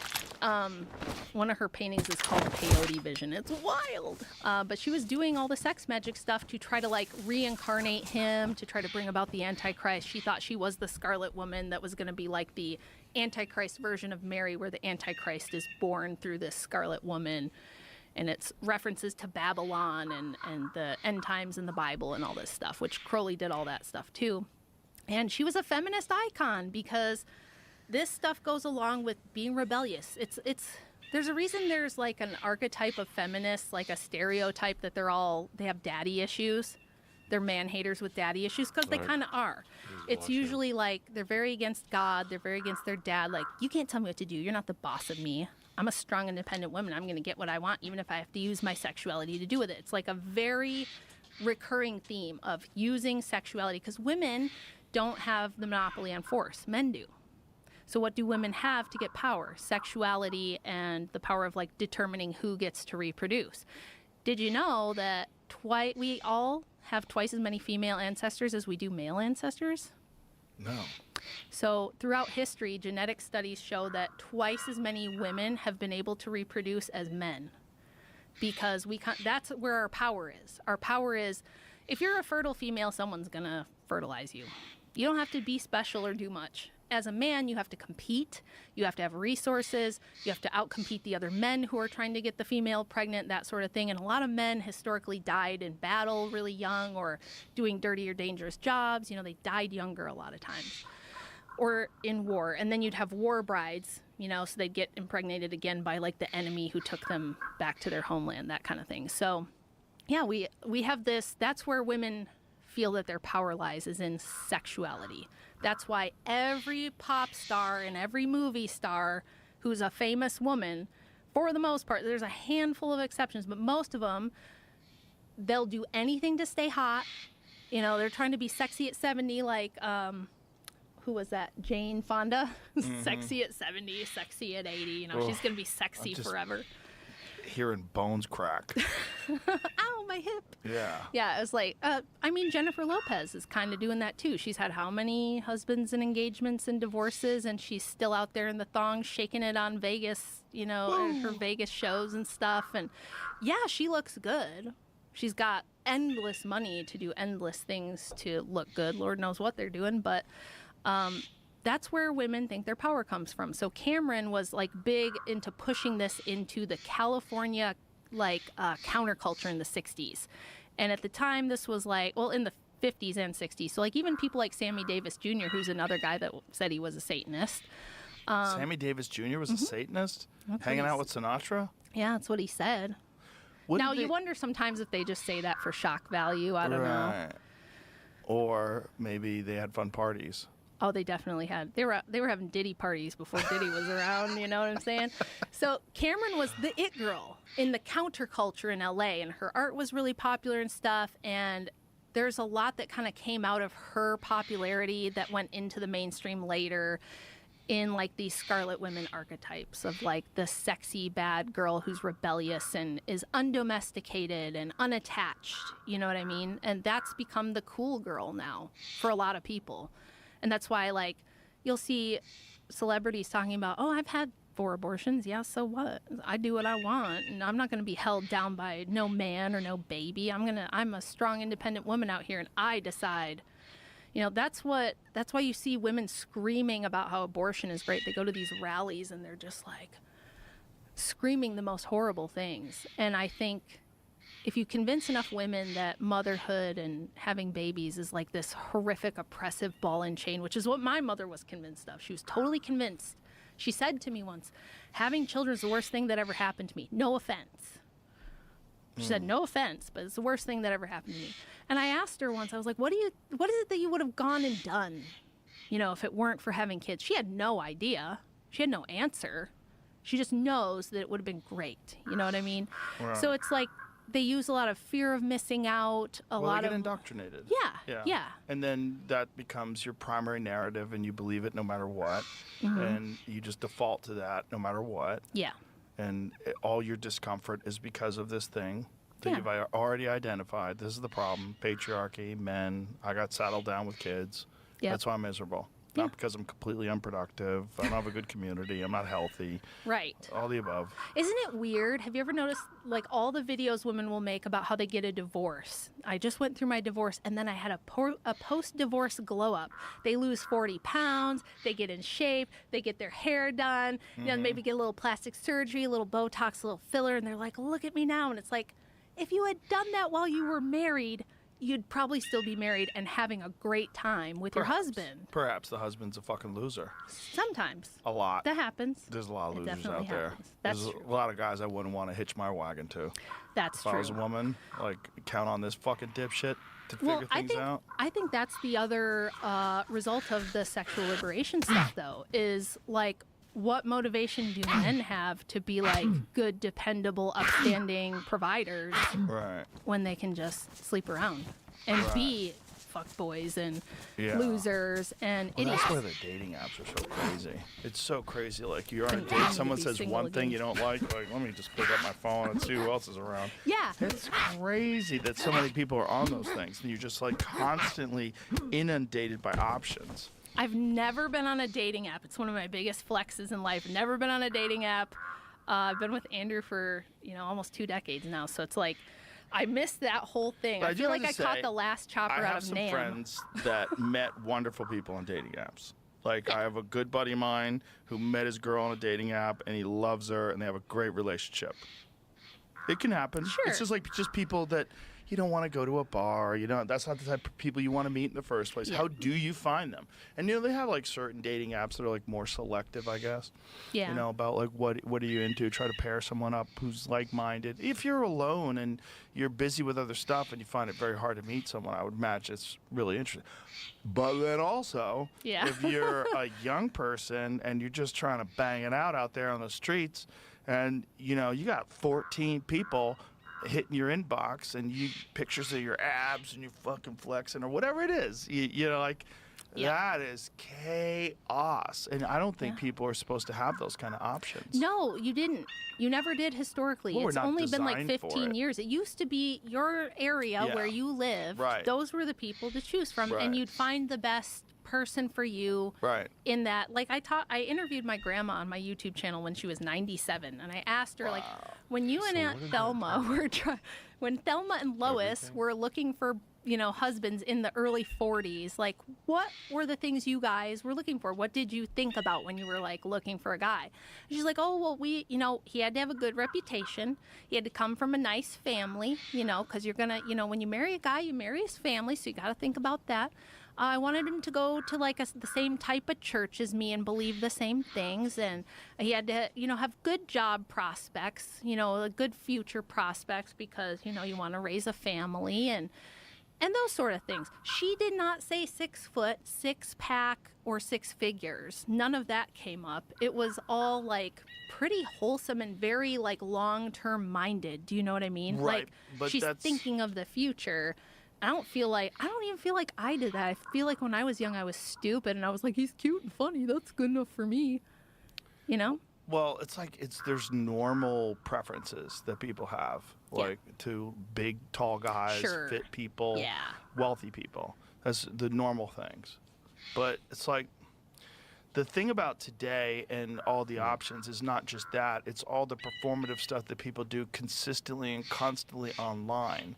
So then you're also looking for positive feedback from strangers constantly. Yes. And then you're also reflecting on negative feedback from strangers constantly. Yeah. So kids today are just overwhelmed, drowning in anxiety. Yes. Because they're addicted to this feedback and this thing where they're always pretending to be someone they're not online, Yeah. and they're using filters and cars that they leased, and Yeah. it's very strange. Yeah, I have 4 girls, and I made a point to always show them. Like, I'll show them before and afters of the Kardashians.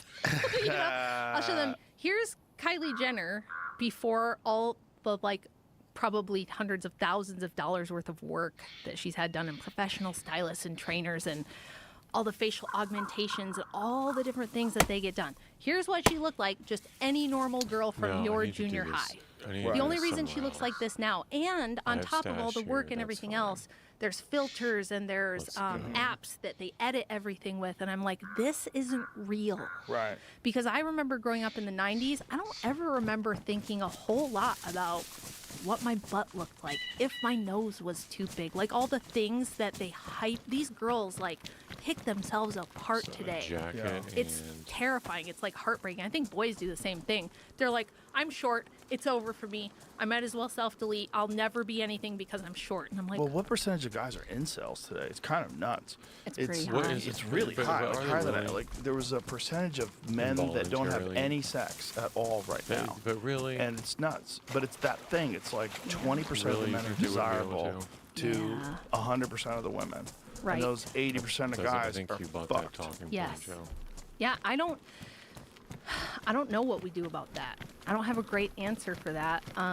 I've tried kind of like talking, like I'll go on the whatever podcast once in a while and kind of like ask girls probing questions about that. Like, do you think it's possible that you could be missing it? Like, if you're 22 and you won't date a guy because he only makes $50,000 a year, it's like, yeah, well, my husband only made 40 grand a year when we met, but he makes way more than that now. Like, you used to grow together, and having a family really motivates a man to like hustle and grow whatever it is that he's doing and try to be better. But it's like, if you're 22 and you're like, I won't even look at you unless you make 6 figures, you're missing out on a ton of great guys. And it's like, what exactly do you want? What are you looking for? And they don't even know. Like, well, they're kind of programmed towards hypergamy today, right? Yeah. It seems like they're programmed to go after the super successful, hyper successful people and not think, oh, I'm developing a relationship with a man and we're going to grow together. yeah, and they have it. This is true. We know there's problems with men, but we talk all the time about problems with men. And I think what we tell women is, you're perfect how you are. You are a goddess, girl, and you don't have to change for anybody. That's what we tell women. But then, how many of those women are now on Ozempic? I know. That wasn't crazy. All the body positivity women are all like 120 pounds now, and they look like they're making weight at the UFC. Yeah, all They're the like fat is sucked beautiful in. influencers are now just like Skeletons. Yes. And it's like, so aw, fucking strange. kinda gave the you game see, like, away. Kelly Osbourne on TV. God bless her soul. I don't know if she's doing that, but I know a lot of them. They just get Meghan so Trainor. thin. Meghan Trainor got popular on a song about being a little bit chunky and having a big butt, and that boys actually like that better. And the minute she can get a GLP-1, she's like, never mind. Yeah, I'm gonna be skinny now. A lot of people did it. A lot of people did it. Lizzo did it. Yeah. Yeah. It's but it's this thing I always say to men, you know, when they tell me like, oh, I don't want to work out, I don't want to do any of those things. Why do you waste all your time doing that? I go, if I could give you a pill that could make you really strong, like instantaneously really strong, and able to like strangle men, like you could kill people with your bare hands, you wouldn't take it? Do you want to be vulnerable? Do you like it? Well, there's no pill, but if you just work, you can become that. You can become a different type of man. Yeah. Like, that's possible. Yeah. But you don't want to do it, so you want to dismiss it as being silly. Well, why would it be silly to have power? It's to have strength, to have a physical body that can like move things around easier, that can hold people down if you have to. If there's something terribly wrong, you can defend yourself. Why would you not want to have that? Can hold you down. Well, everybody wants that. It's just, it's an incredibly long path to get there, so they're fucking scared of it, so they dismiss it. Yeah, it's the same thing as raising kids, right? It's like, so I lifted weights for, it's been like 18 years. And there were periods where I was really lean and I looked fantastic. And then there were periods where like I lifted all through my pregnancies and everything. Thank God. And I highly recommend it, because if you don't want to have like a lot of the complications you can have post-pregnancy, like pelvic floor issues, birthing issues, get really strong and squat heavy, be able to do some heavy deadlifts and stuff. All that stays really strong and it really helps with your health. I had a doctor that told me I wasn't going to walk again after my 4th baby because my pelvic bone separated when I birthed her. You're not going to be able to walk. Yeah, she was like, you should just get a walker. Oh my God. You're not going to be able to do that lady much. is so I know. I callous. was like, that's so crazy. There's Well- no rehab. There's nothing you could do. by that time I knew that most doctors give you advice based on liability. They don't want to get sued. She doesn't want to tell me to go squat Same thing because with what if type I 1 hurt myself diabetes. and then it's her fault, It's whatever. so funny you said So I that. just went right back to, I'm just going to start with like literally lifting my legs in bed. And then I progress, and now I've got nothing wrong with me. I'm super strong. I'm fine. But it's the best thing to do. And through all those years of lifting, even when I was a little too chunky, like after my son passed away, I gained a lot of weight. I could not care about myself for a couple of years. I just couldn't bring myself to do it. But I still went to the gym because it kept me sane. It did more for me mentally than therapy or anything else other than prayer. I would say prayer would be the number one thing, gym a close second.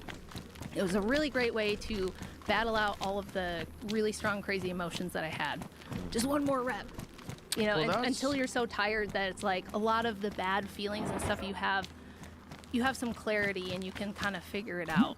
You know what I mean? Yeah, that's one thing that I think would be a good way to develop more men, is to encourage them into doing difficult things. Yes. And difficult, hard work, and specifically physical things, because I think your body has a certain amount of requirements in order to maintain like a stable level of anxiety and mental health. I think it's a giant factor. I know it's a giant factor, because when I take a few days off, if there's something wrong, if I get hurt or something like that, I start getting batty. Me and I'm like, too. oh, this is like most people most of the time. Like, that's Yeah. a terrible way to live your life. Yeah, Andrew knows if I'm out of sorts like that. He's Go like, to the gym. you haven't been to the gym. And like, we just moved across the country, and it was like, there's so much that goes into doing that, Sure. especially when he has a business and everything, and there's kids. And so it was like the longest I've taken off ever, I want to say. Like, even with kids and surgeries, I didn't have to take off that long. And we finally got the home gym put in, and he's like, oh, you're normal again. Great. You're mentally balanced again. It's great for women, too. If you're a woman that struggles with depression and anxiety, try pushing yourself really hard in the gym, and you'll find out what you're made of. It doesn't mean you have to be stronger than dudes. You're not going to get huge muscles challenge yourself. because you don't have It enough is true. testosterone to do that unless you're taking gear or something. But get in there and work out, and then you have the added benefit of it's going to help you through childbirth and pregnancy. As you get older, you're not going to be fragile and need your kids to take care of you all the time. You know what I mean? Like, my parents both have terrible health, and I want to avoid that. So I'm trying to be like really proactive about keeping myself healthy, avoiding heart disease, diabetes, all these things, so that my kids don't have to have a power of attorney and take care of me. Right. You know? Right. Is there anything else you want to cover in the book? Because it's a really, I didn't read it, I listened to it. The guy who's reading it was a very odd voice. Yes. Very odd. I really wish you read it. I want my husband to narrate it. Oh, I've he'd be asked great. multiple other people to narrate it, and I can't get anybody to do it. I would love to do a reproduction. He actually did that for free because he thought it was, he was like, this book is so important. I'm happy to do it. He just sounds like he has a bit of a sinus infection. Yeah, he's got an odd voice. Yeah. Which is fine, but it's just like it's the information is very fascinating. But I always wish people read their own book in audio. Yeah. You know why I didn't? Because I think I sound like Lois Griffin and Sarah Palin had a baby. And I don't know that anybody wants to listen to hours of my They voice. do. I'm sure they do. They're listening to it right now. Well, maybe I'll do Normal it. voice. Maybe I'll do it. It's all in your Okay. own head. I have this upper Midwest, like, old guy, you know, like, That's fine. You're from the upper Midwest. Doesn't matter. But the point is, it's like it's interesting Bunch because of this is backpacks. your work. It's Yeah. your perspective. You know. Yeah. And it's really good. Yeah, There's a lot. I'd say if I gotta say anything else about it, I did not write this book, nor do I talk about these things or debate feminists because I hate women. I do not hate women. I love It's out women. of protection. I'm a woman. I have daughters. I have women in my life that I love. And That's a crazy narrative. yeah, well, and people think, they'll say, like, why do women act so crazy nowadays? Why are they all so crazy? And it's like, what do you think would happen if you took any group of humans and you said, you are perfect the way you are a goddess, you are strong, independent, whatever you are, you don't need to change, there's nothing to be improved upon, and if you do something wrong, it's only because a man somewhere hurt you Yeah, or what do you did think's something gonna bad, and that's the happen? only reason that you would do. Like, we've Society. removed accountability, we've given women more power than the balance. I think there was a balance already before feminism, because you had women with the power over reproduction and mate selection and sexuality and motherhood, and all the influence they have over men through those things. And then you had men with the monopoly on physical force and probably like political force and things like that. So there was kind of a balance, and what we did with feminism was we just completely threw it off. And now we're like, no, men, you stay down, you be quiet, you're toxic, you're bad. Like, schools, public schools are terrible for boys. Sit down, be quiet, be like Susie. Just use the highlighter and organize things by color, and be quiet and still and soft and nice. And, you know, we HR manage boys to death now. And so we've thrown the balance off, and what we've done is give women all this power, but taken away all the accountability. And it's like, why would you not expect them to act a little crazy? Why would it not kind of spoil them? And I don't think women are inherently bad. I think what feminism has done has made them a worse version of who they would be otherwise. I think we need accountability and responsibility. We need to have some self-sacrifice in life. We need to have the same inherent human struggle that men have and that all people have had, and we did before. So every time you look in history, this is a key thing. If you are arguing with feminists, we're looking at history and they say, look at this horrible thing, women couldn't have this, or women didn't do that, or there was stigma around this. Ask yourself, was that also true for men? Because it always is. It always is. Men didn't have this glorious carefree existence, free of responsibility, where they had all the power and control but none of the accountability. That's a lie. That's a myth. But we've convinced women of that. So now we're trying to flip it the other way. And yeah, women are acting crazy. We have Bonnie Blue, and we have like all these crazy OnlyFans girls, and like the only women online besides me and a handful of others are boss babes and OnlyFans chicks and Instagram models and blue-haired screeching feminists. Yeah. That's what we've ended up with. So it's like, I wrote it because I think feminism is bad for women, and I think it would help them. I think it's bad for everyone, and kids. I am no longer willing to sacrifice the welfare of children on the altar of feminism. Ever again. I won't do it. And if you want me to throw kids under the bus so that women can do blah, I don't care what it is, I'm not going to do it. I want to see kids growing up in loving families with both their parents. I want to see community again. I want to see families again. All the great stuff that we all lost from that. The loneliness epidemic, all the depression and the anxiety. Women have higher rates of substance abuse than ever in recorded history right now. 26. Don't men also have higher rates of No, substance it's actually abuse? stayed pretty static with men. In fact, like Gen Z boys hardly ever drink. Like the marijuana, I but what think about they use more. But opioid addiction? the opioid epidemic is pretty much both. Because I think it's kind of medically based. A lot of people get something, get a surgery or whatever. Yeah, and then they get hooked. Yeah, and they get hooked on it, and then they got to go looking for it Yeah. elsewhere. But women, we've never seen as high a rate of fetal alcohol syndrome in babies as we're seeing now. And alcoholism is much worse for women. Our bodies are smaller. Our livers don't handle toxic amounts of alcohol even as well as a man. It's bad for men. Right. It's even worse for women. 26% of American women are on at least one psychiatric prescription drug. Yeah. That's nuts. That's nuts. And they did something there in my book. I covered 1 out of 4. a big study called taking the life The of a Paradox of child. Female Happiness. And this came out in 2008, I think, and it made huge waves where they did this giant survey of women. They had done one in the 70s, and they were repeating it, 40-something years later to see, like, okay, we've had a lot of feminism. Are women doing better? And on every metric they measured, women reported being less fulfilled, less happy, and less content than they did in the 70s before they were, like, fully liberated. And they give a lot of reasons as to why, the burden of having to juggle work and home and the expectations of versus reality of what feminism sold them and things like that. And then they did a repeat study several years later that was even more comprehensive, where they went to other countries and other societies and different types of places and did another survey about women's happiness, because now feminism is pretty global. There's only a few places in the world where it hasn't really taken hold yet. So they were like, we should check other places. And the authors of the study opened with something that I thought was kind of funny. They said, regardless of where you look, culture, economic status, religion, it doesn't seem to matter, women everywhere and always are less happy than men. And they said the reasons for that are somewhat biological. We have like hormonal fluctuations that men don't deal with, things like periods and menopause and all that sort of stuff. And we're just less emotionally stable. Women experience 3 times the mental illness than men do. And it could be for many reasons. We could try to tear all that apart, but feminism hasn't made women happier. It hasn't made them safer. I don't think it's really given them more choices. It's just given them kind of different choices. And children are suffering the most. And when you tear apart the family unit, which is what the Marxist feminists said was their explicit purpose, because property rights are passed down through men. Men, build businesses and own properties the most and pass it down to their kids. So they're like, we got to get rid of this fatherhood stuff, the patriarchy. We got to get rid of the family unit. Especially like the Leninist ones were like, Lenin should be the daddy. The government should be the daddy.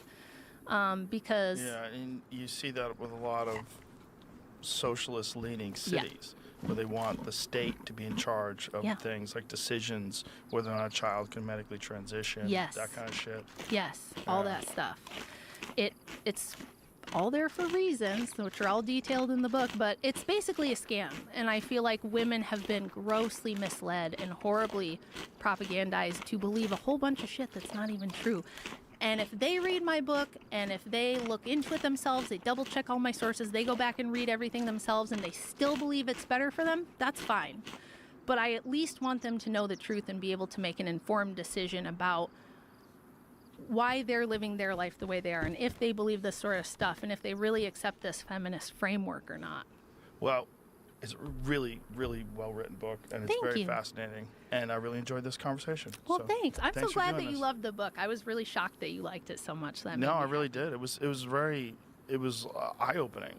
Like that. How many of these people were full-on kooks, like Yeah. that just abandoned their kids, and these are the people that everybody's looking to. Like, oh, she was a boss lady. Like, no, she was a monster. She's a horrible person that didn't think anyone should have children. Like, Yeah. there's so much of that in the book. It's really, really great. It's crazy. So here it is. Occult Feminism, The Secret History of Women's Liberation. Rachel Wilson, go get it. Thank you. Thanks so much. It was fun. Bye, everybody.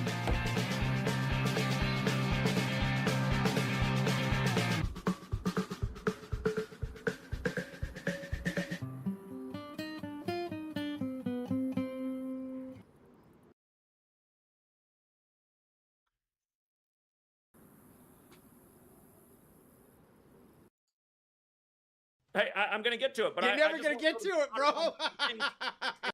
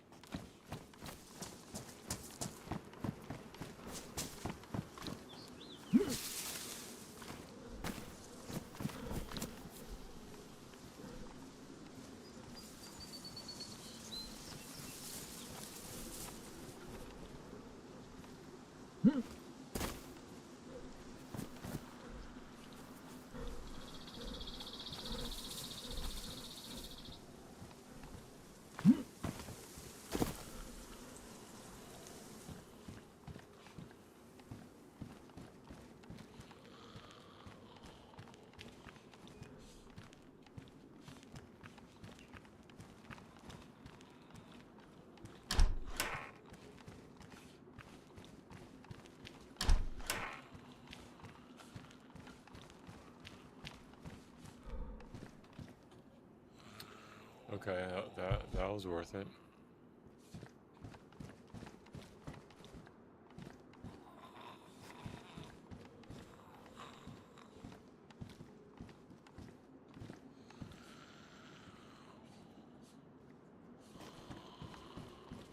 Oh no. 2 jackets.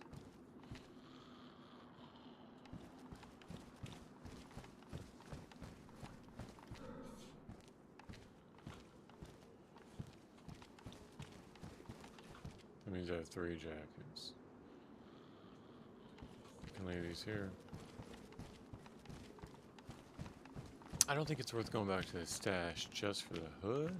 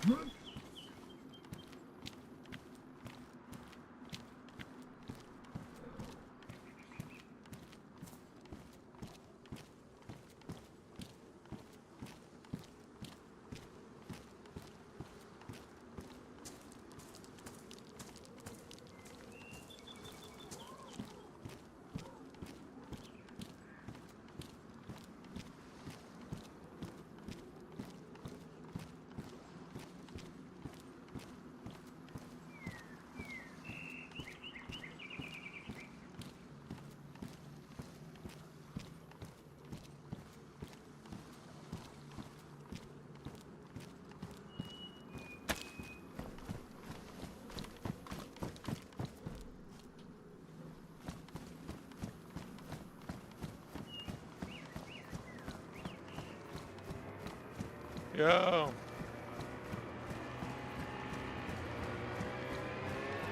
Yo, yo, yo. Yo, yo, yo. Yo. Where you going? Pick me up, pick me up.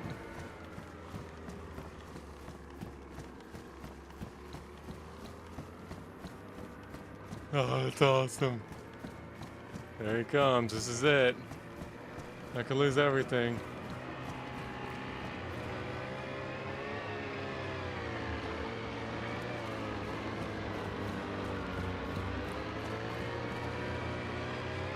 There they go.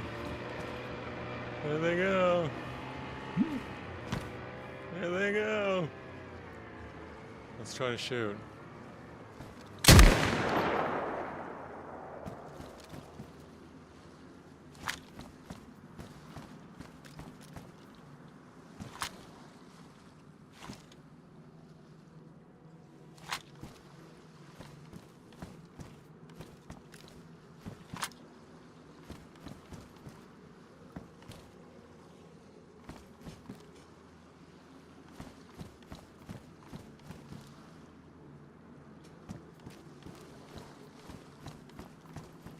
Here they come.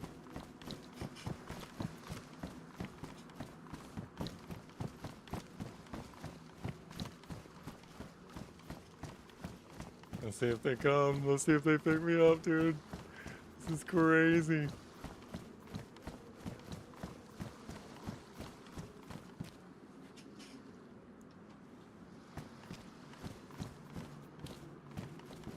I can't see them that far. Are they going? Are they coming back? Oh. They're leaving.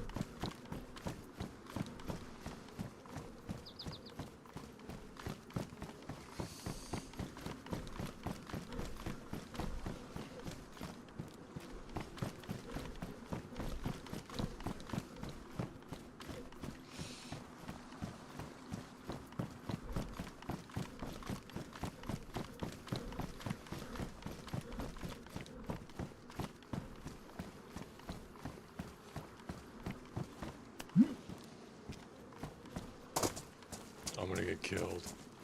I'm gonna get killed around this corner.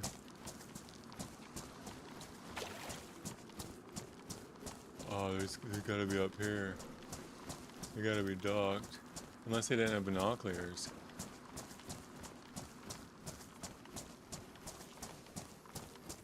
Okay, so do I go back to the tent?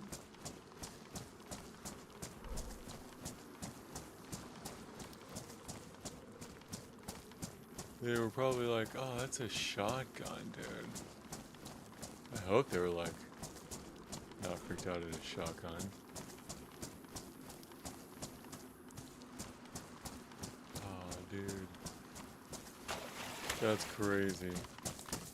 I can't believe I saw someone. That is nuts to me.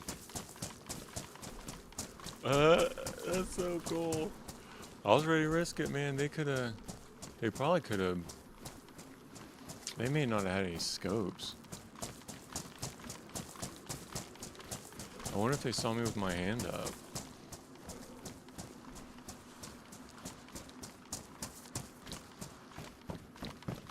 They'll be back. They might circle. I could hang around here. Try to find a radio. I wonder if they're on the radio.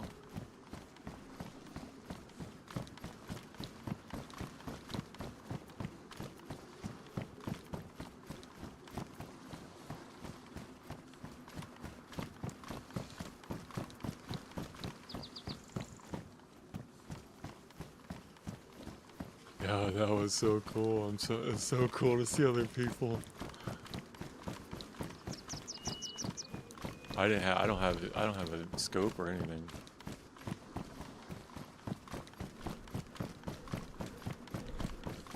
It'd been cool if they had turned around.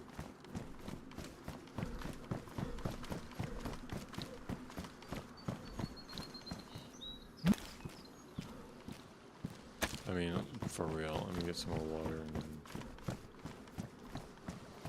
So I'm in Sandy. I wonder if they would try to come this way. I might not want to go out fast then.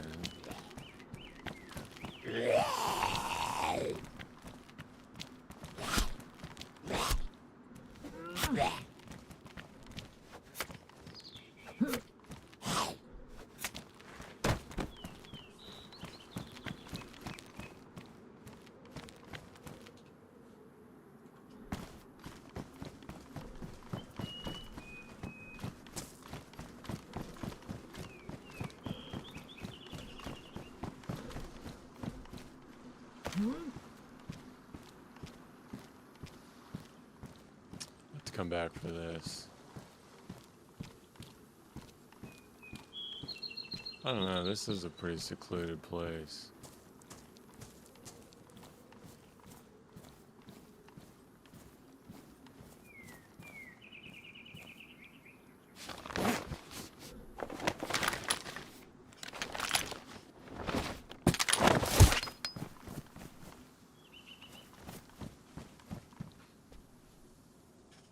What do I want to put here?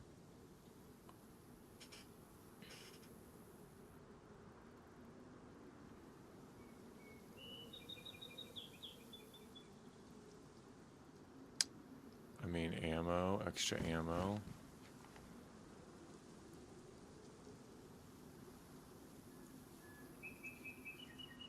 Guess I can do that.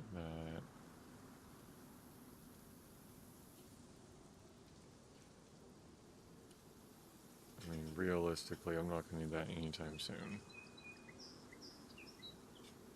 Or I hate that ammo.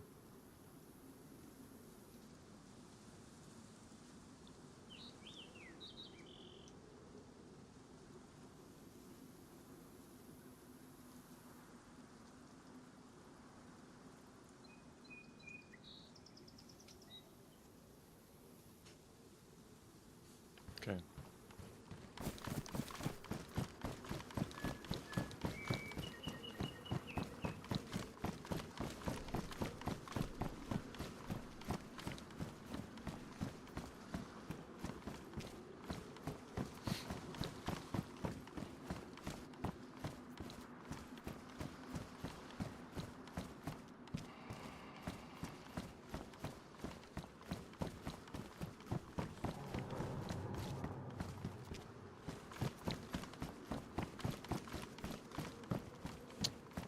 Where are they gonna go up in here? Oh. Okay.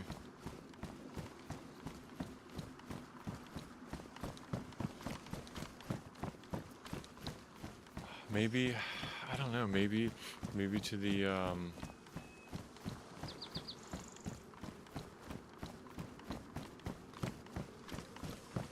don't know. I don't know what they'd be doing over here.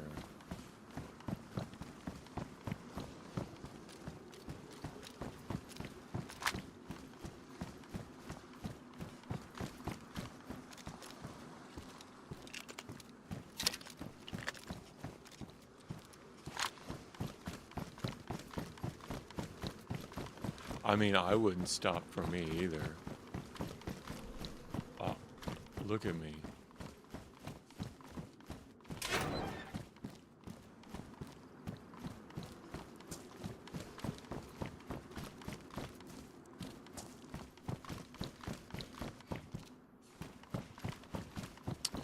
Unless they're like, yo, we need to... They can always park and loop. I don't want to come across as...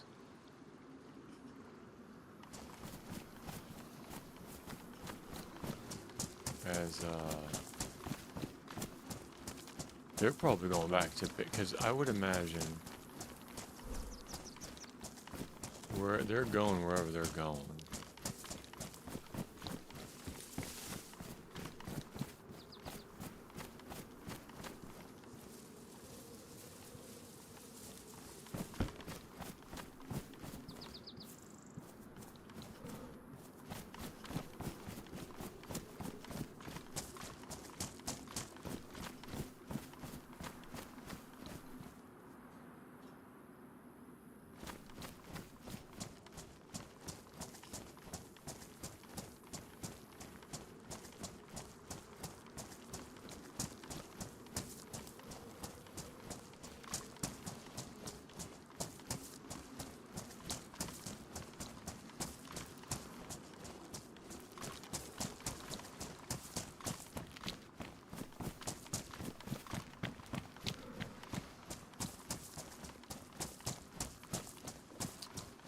I can't believe I saw them in the boat.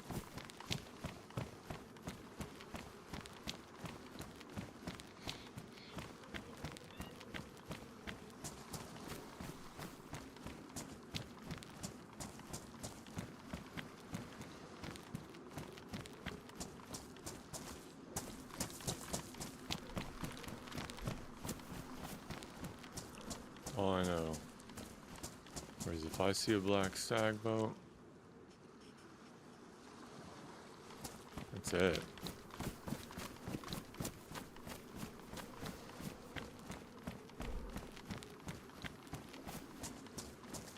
There's a PD. I don't have a scope or anything.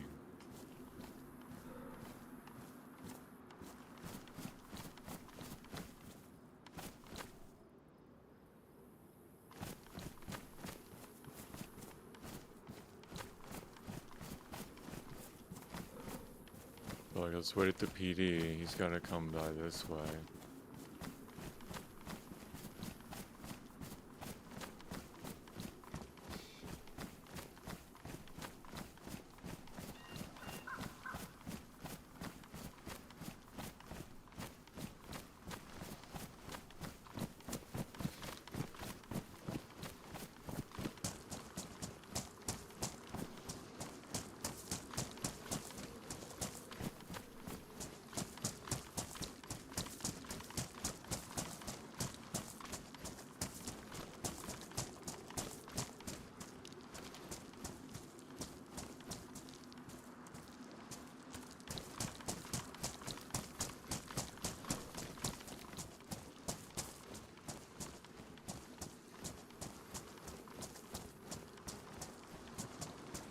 This is so predictable.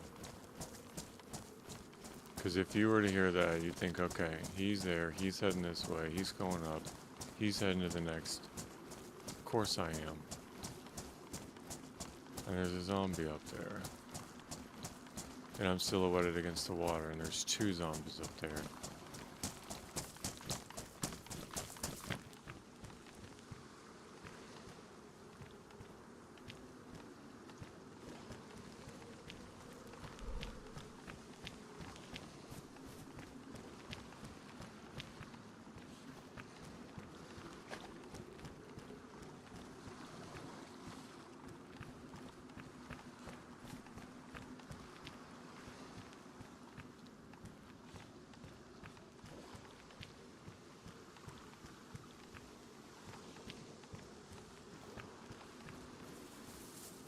I have to cross.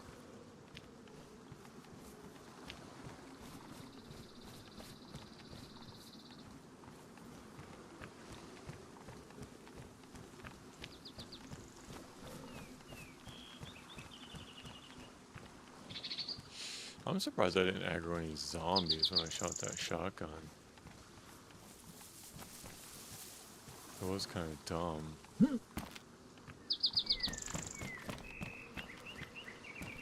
Oh my goodness. Is that a vehicle spawn? Or someone's vehicle?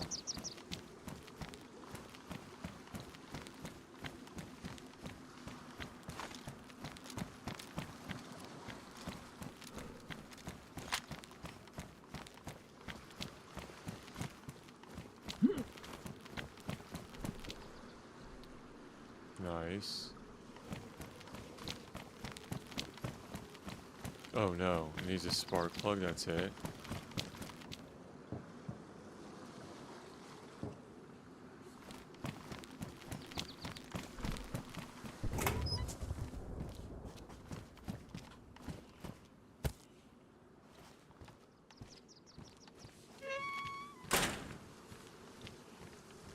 Look at them all.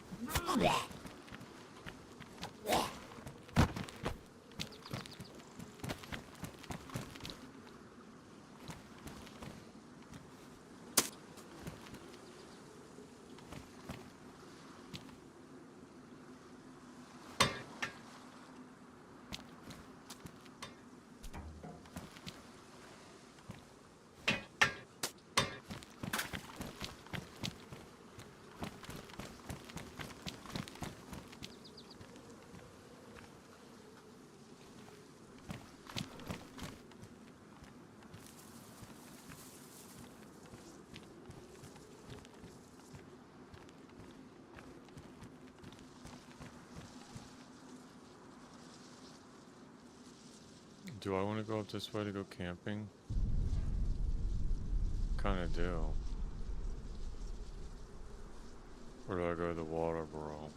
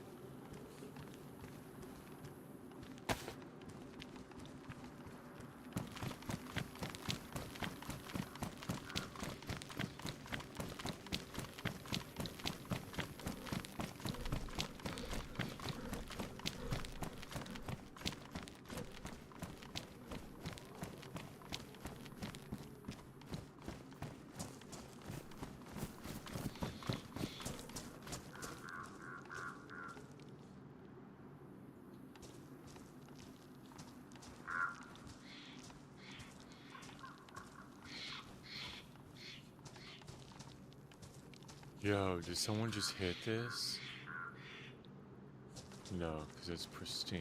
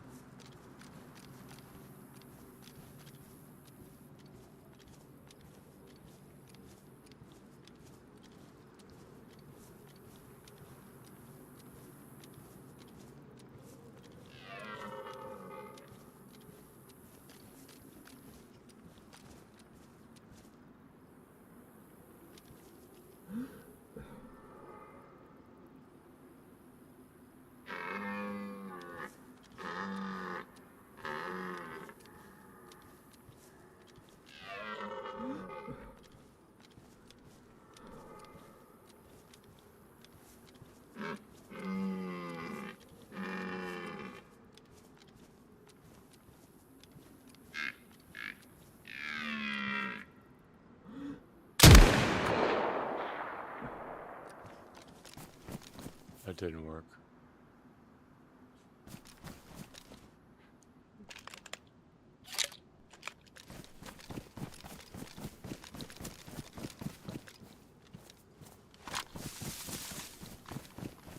I wonder if I hit it.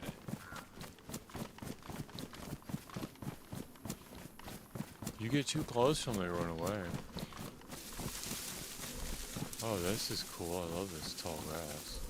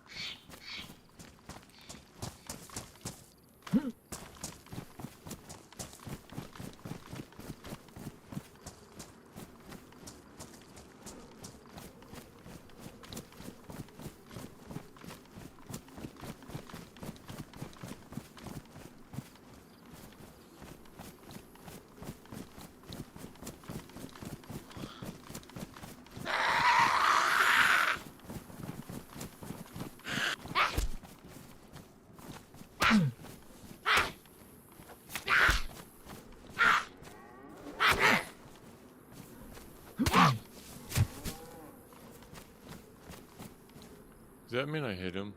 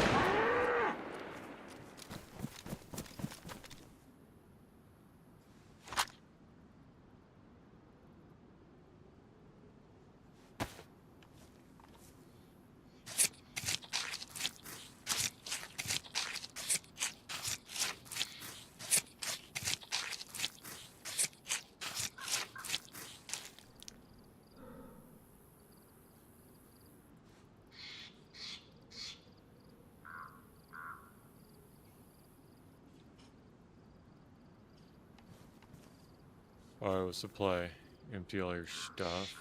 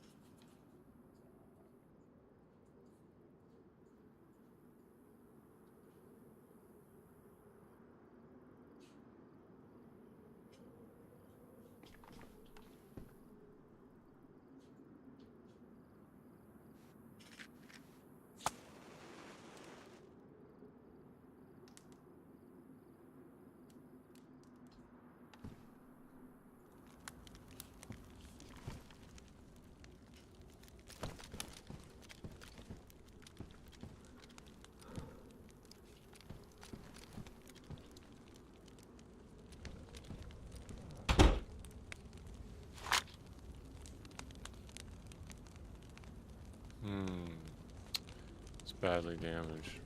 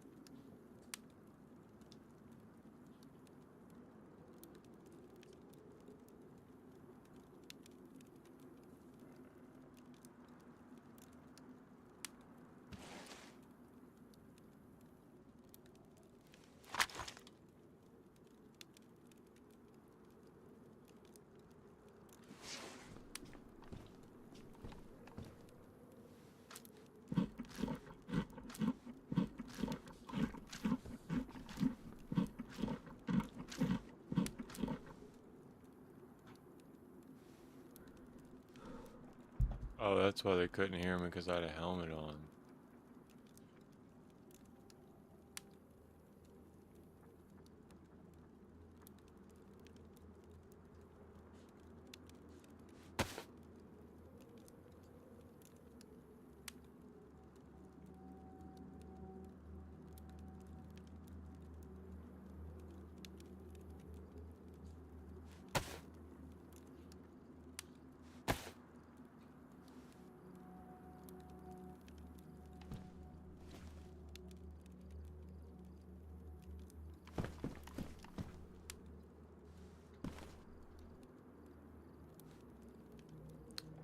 Then I'd be able to yell, maybe? I don't know. I find it weird that you can eat through the helmet.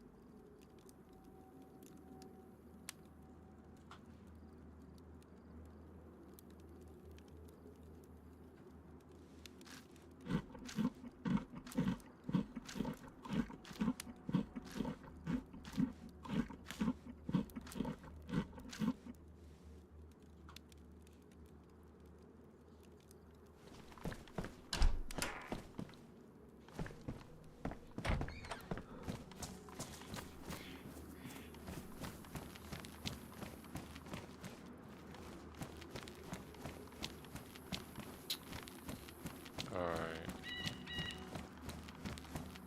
That's the mountain. It's going over this way.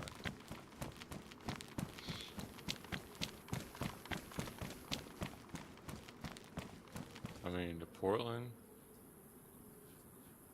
Don't I go this way to Portland? Yeah, I go the other way to Portland.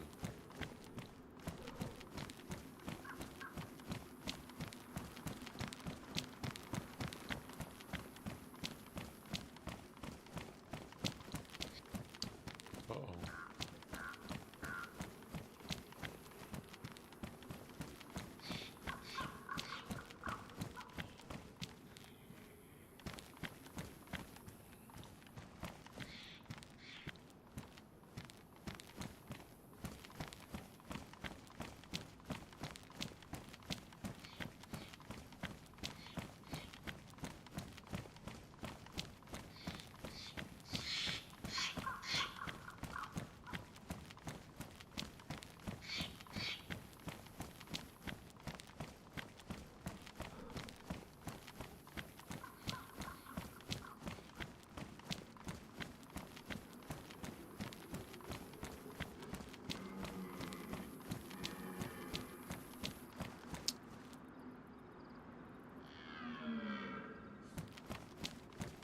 kind of do want to go this way instead.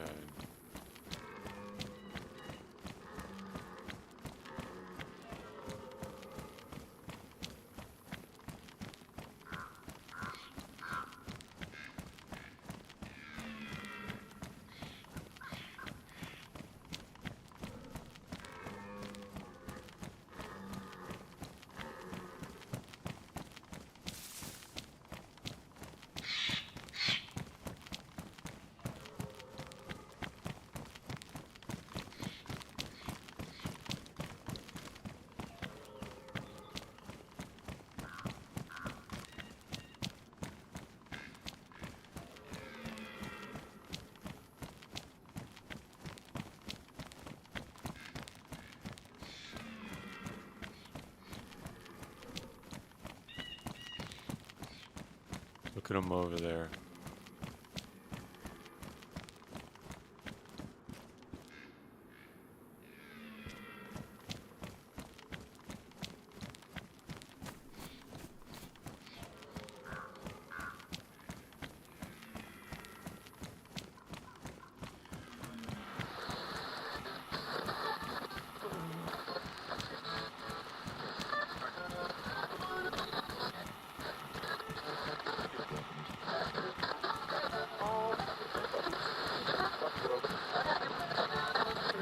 If anyone can hear this, if there is anyone left on this godforsaken island with a weapon and a shred of courage, we need reinforcements. Immediately. The security teams are either dead or they've fled. There is no one left to stop him but whoever is listening to this.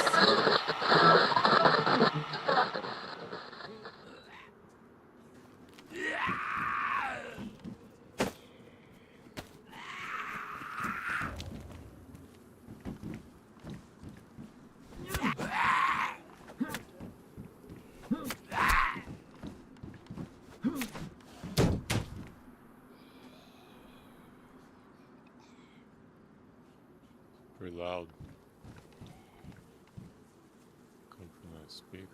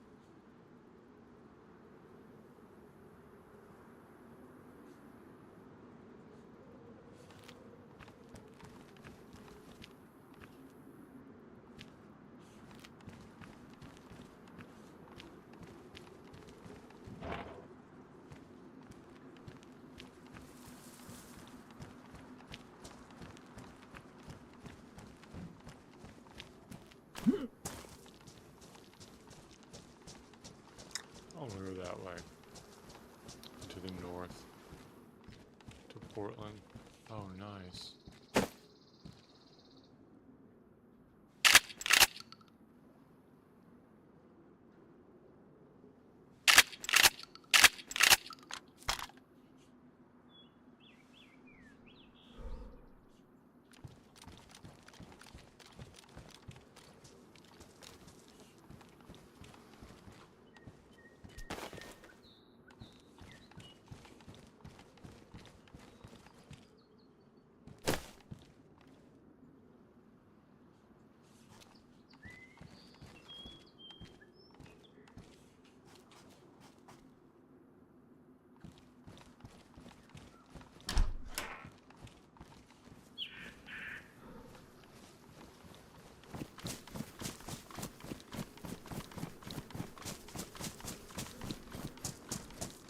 These wolves are coming up.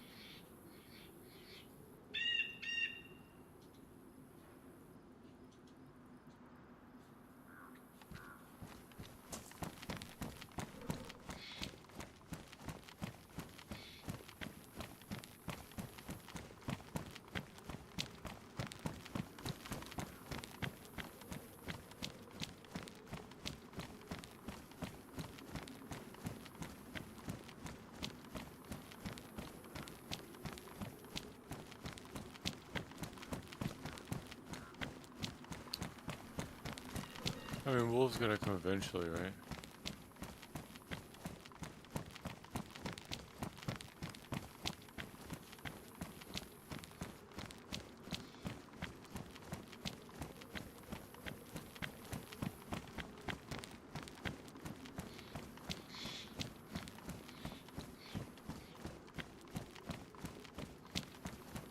I could at least be on this side.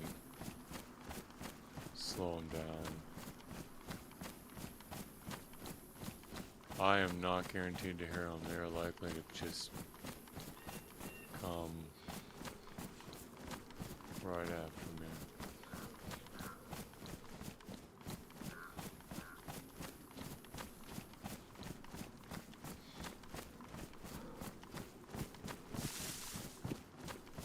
Bullets.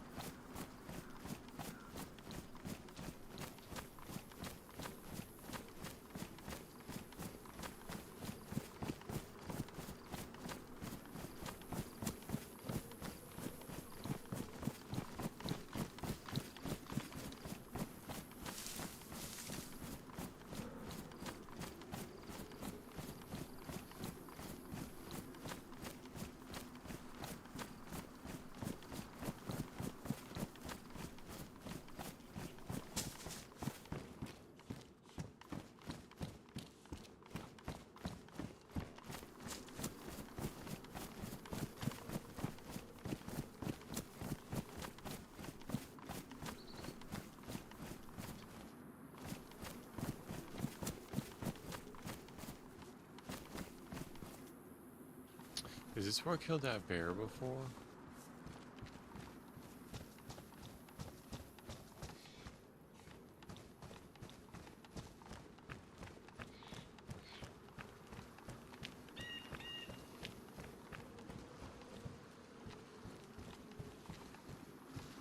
I think I did have the wolves here before.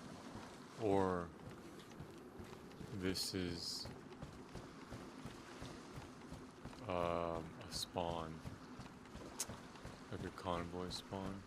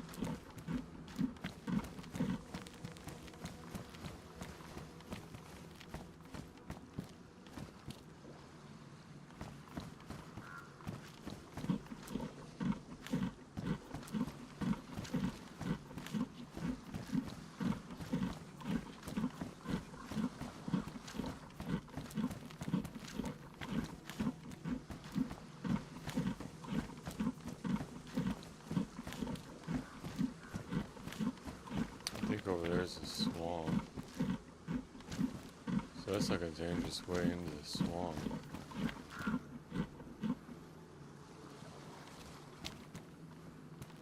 But the only way into the swamp.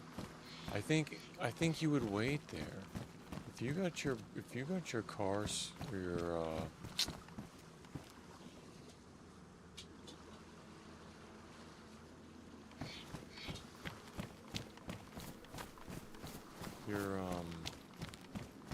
boat wrecked and your card stolen, I would wait there.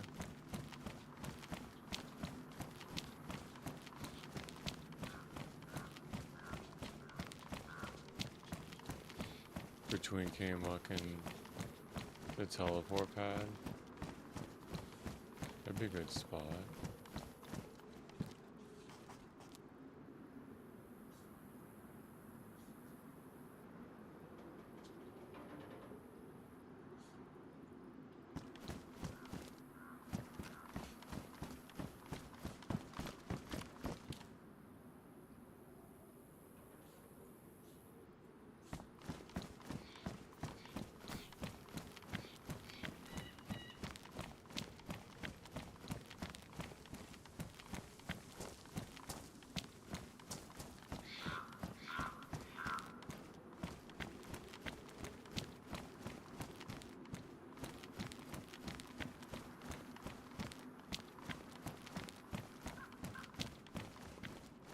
Look at them down there.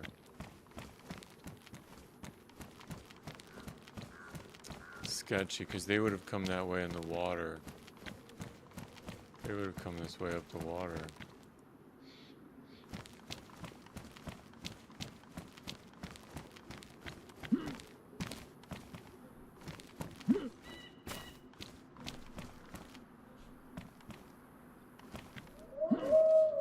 Of course.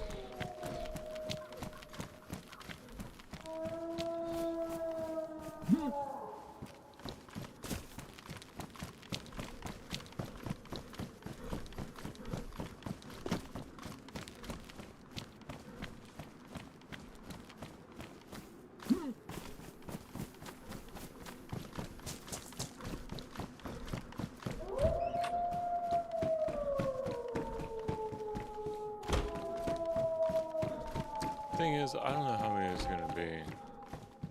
I don't mind. I don't mind taking them. I just don't know how many it's gonna be.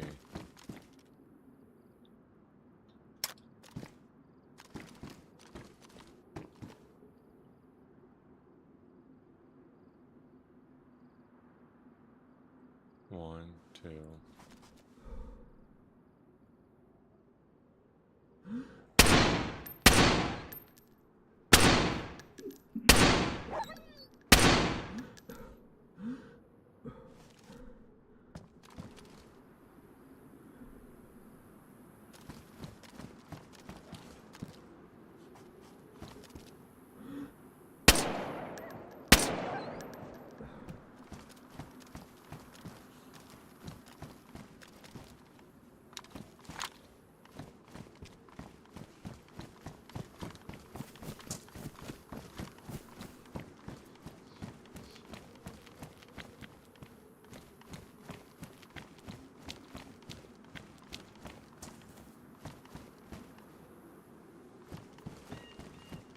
Closing in.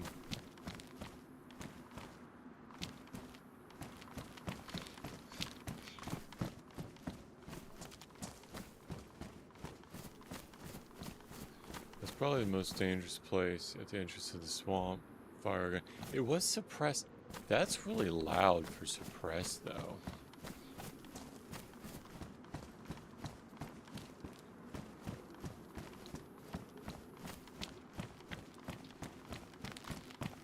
Really loud for suppress.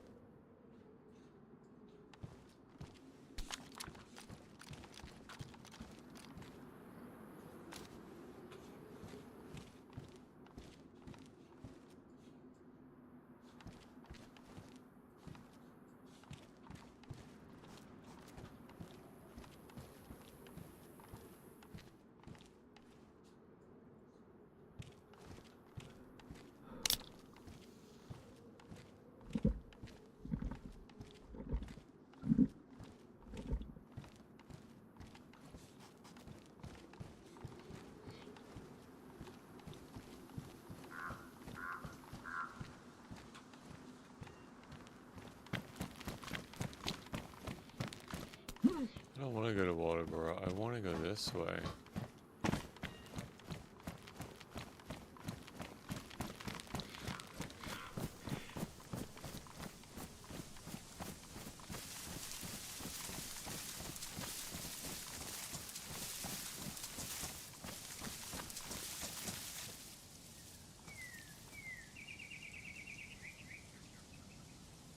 Oh shit, it's scope.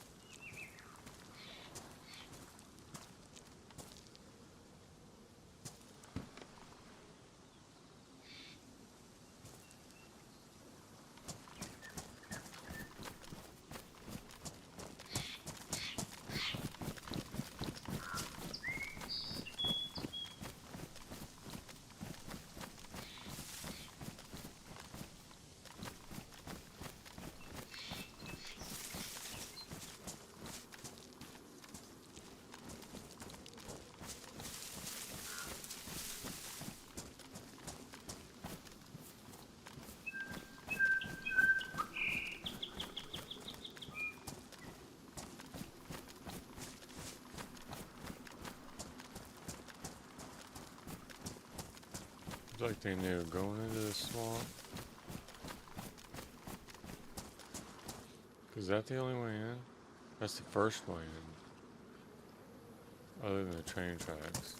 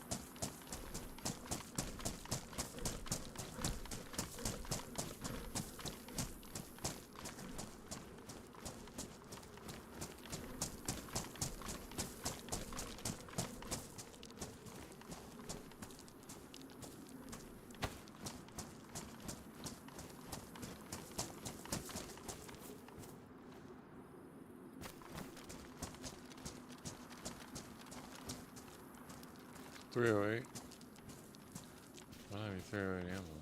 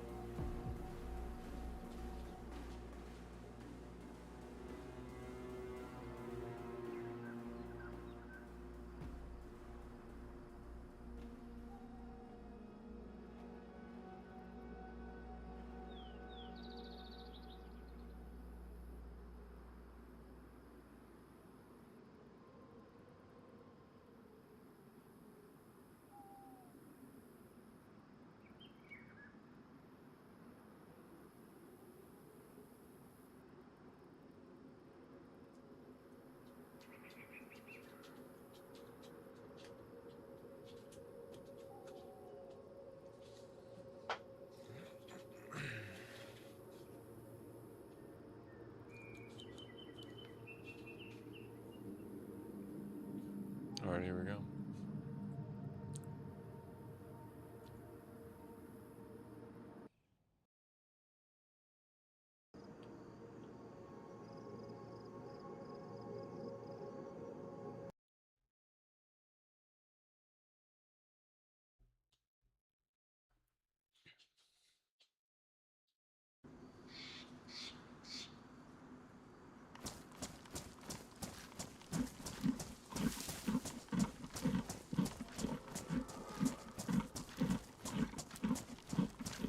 Road's right up there.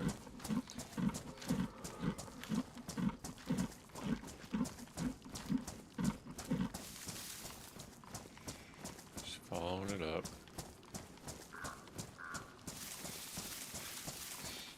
There's a swamp.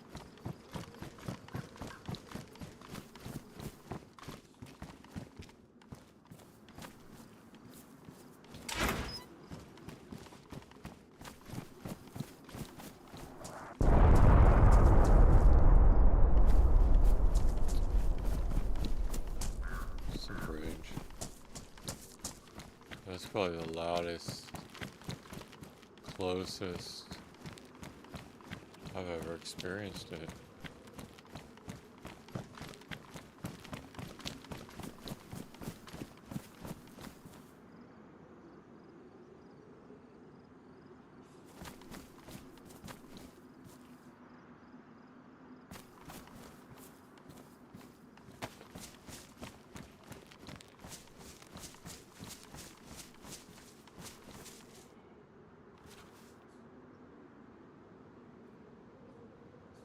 Oh no.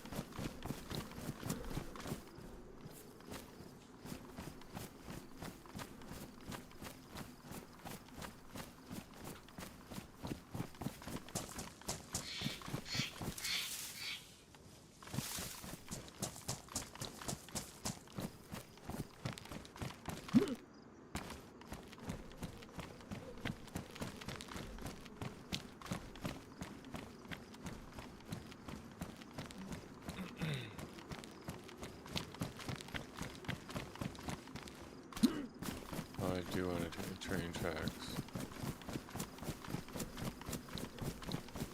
Not the road.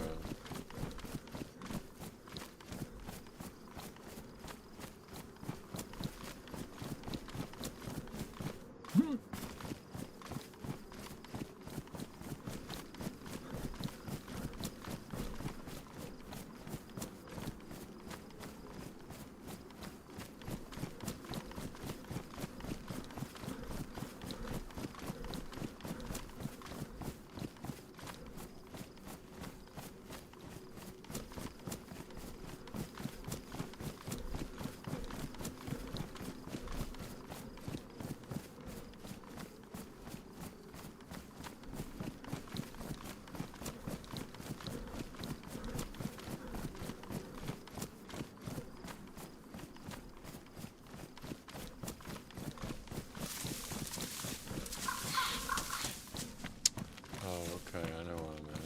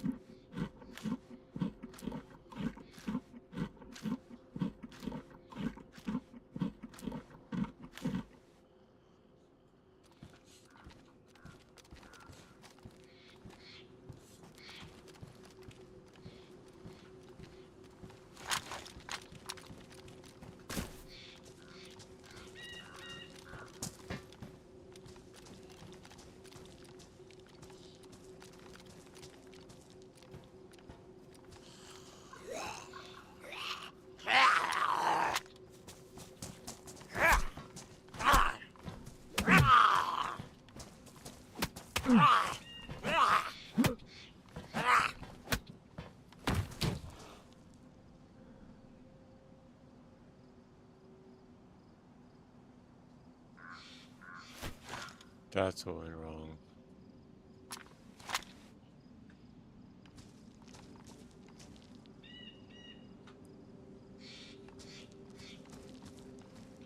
I tried to switch.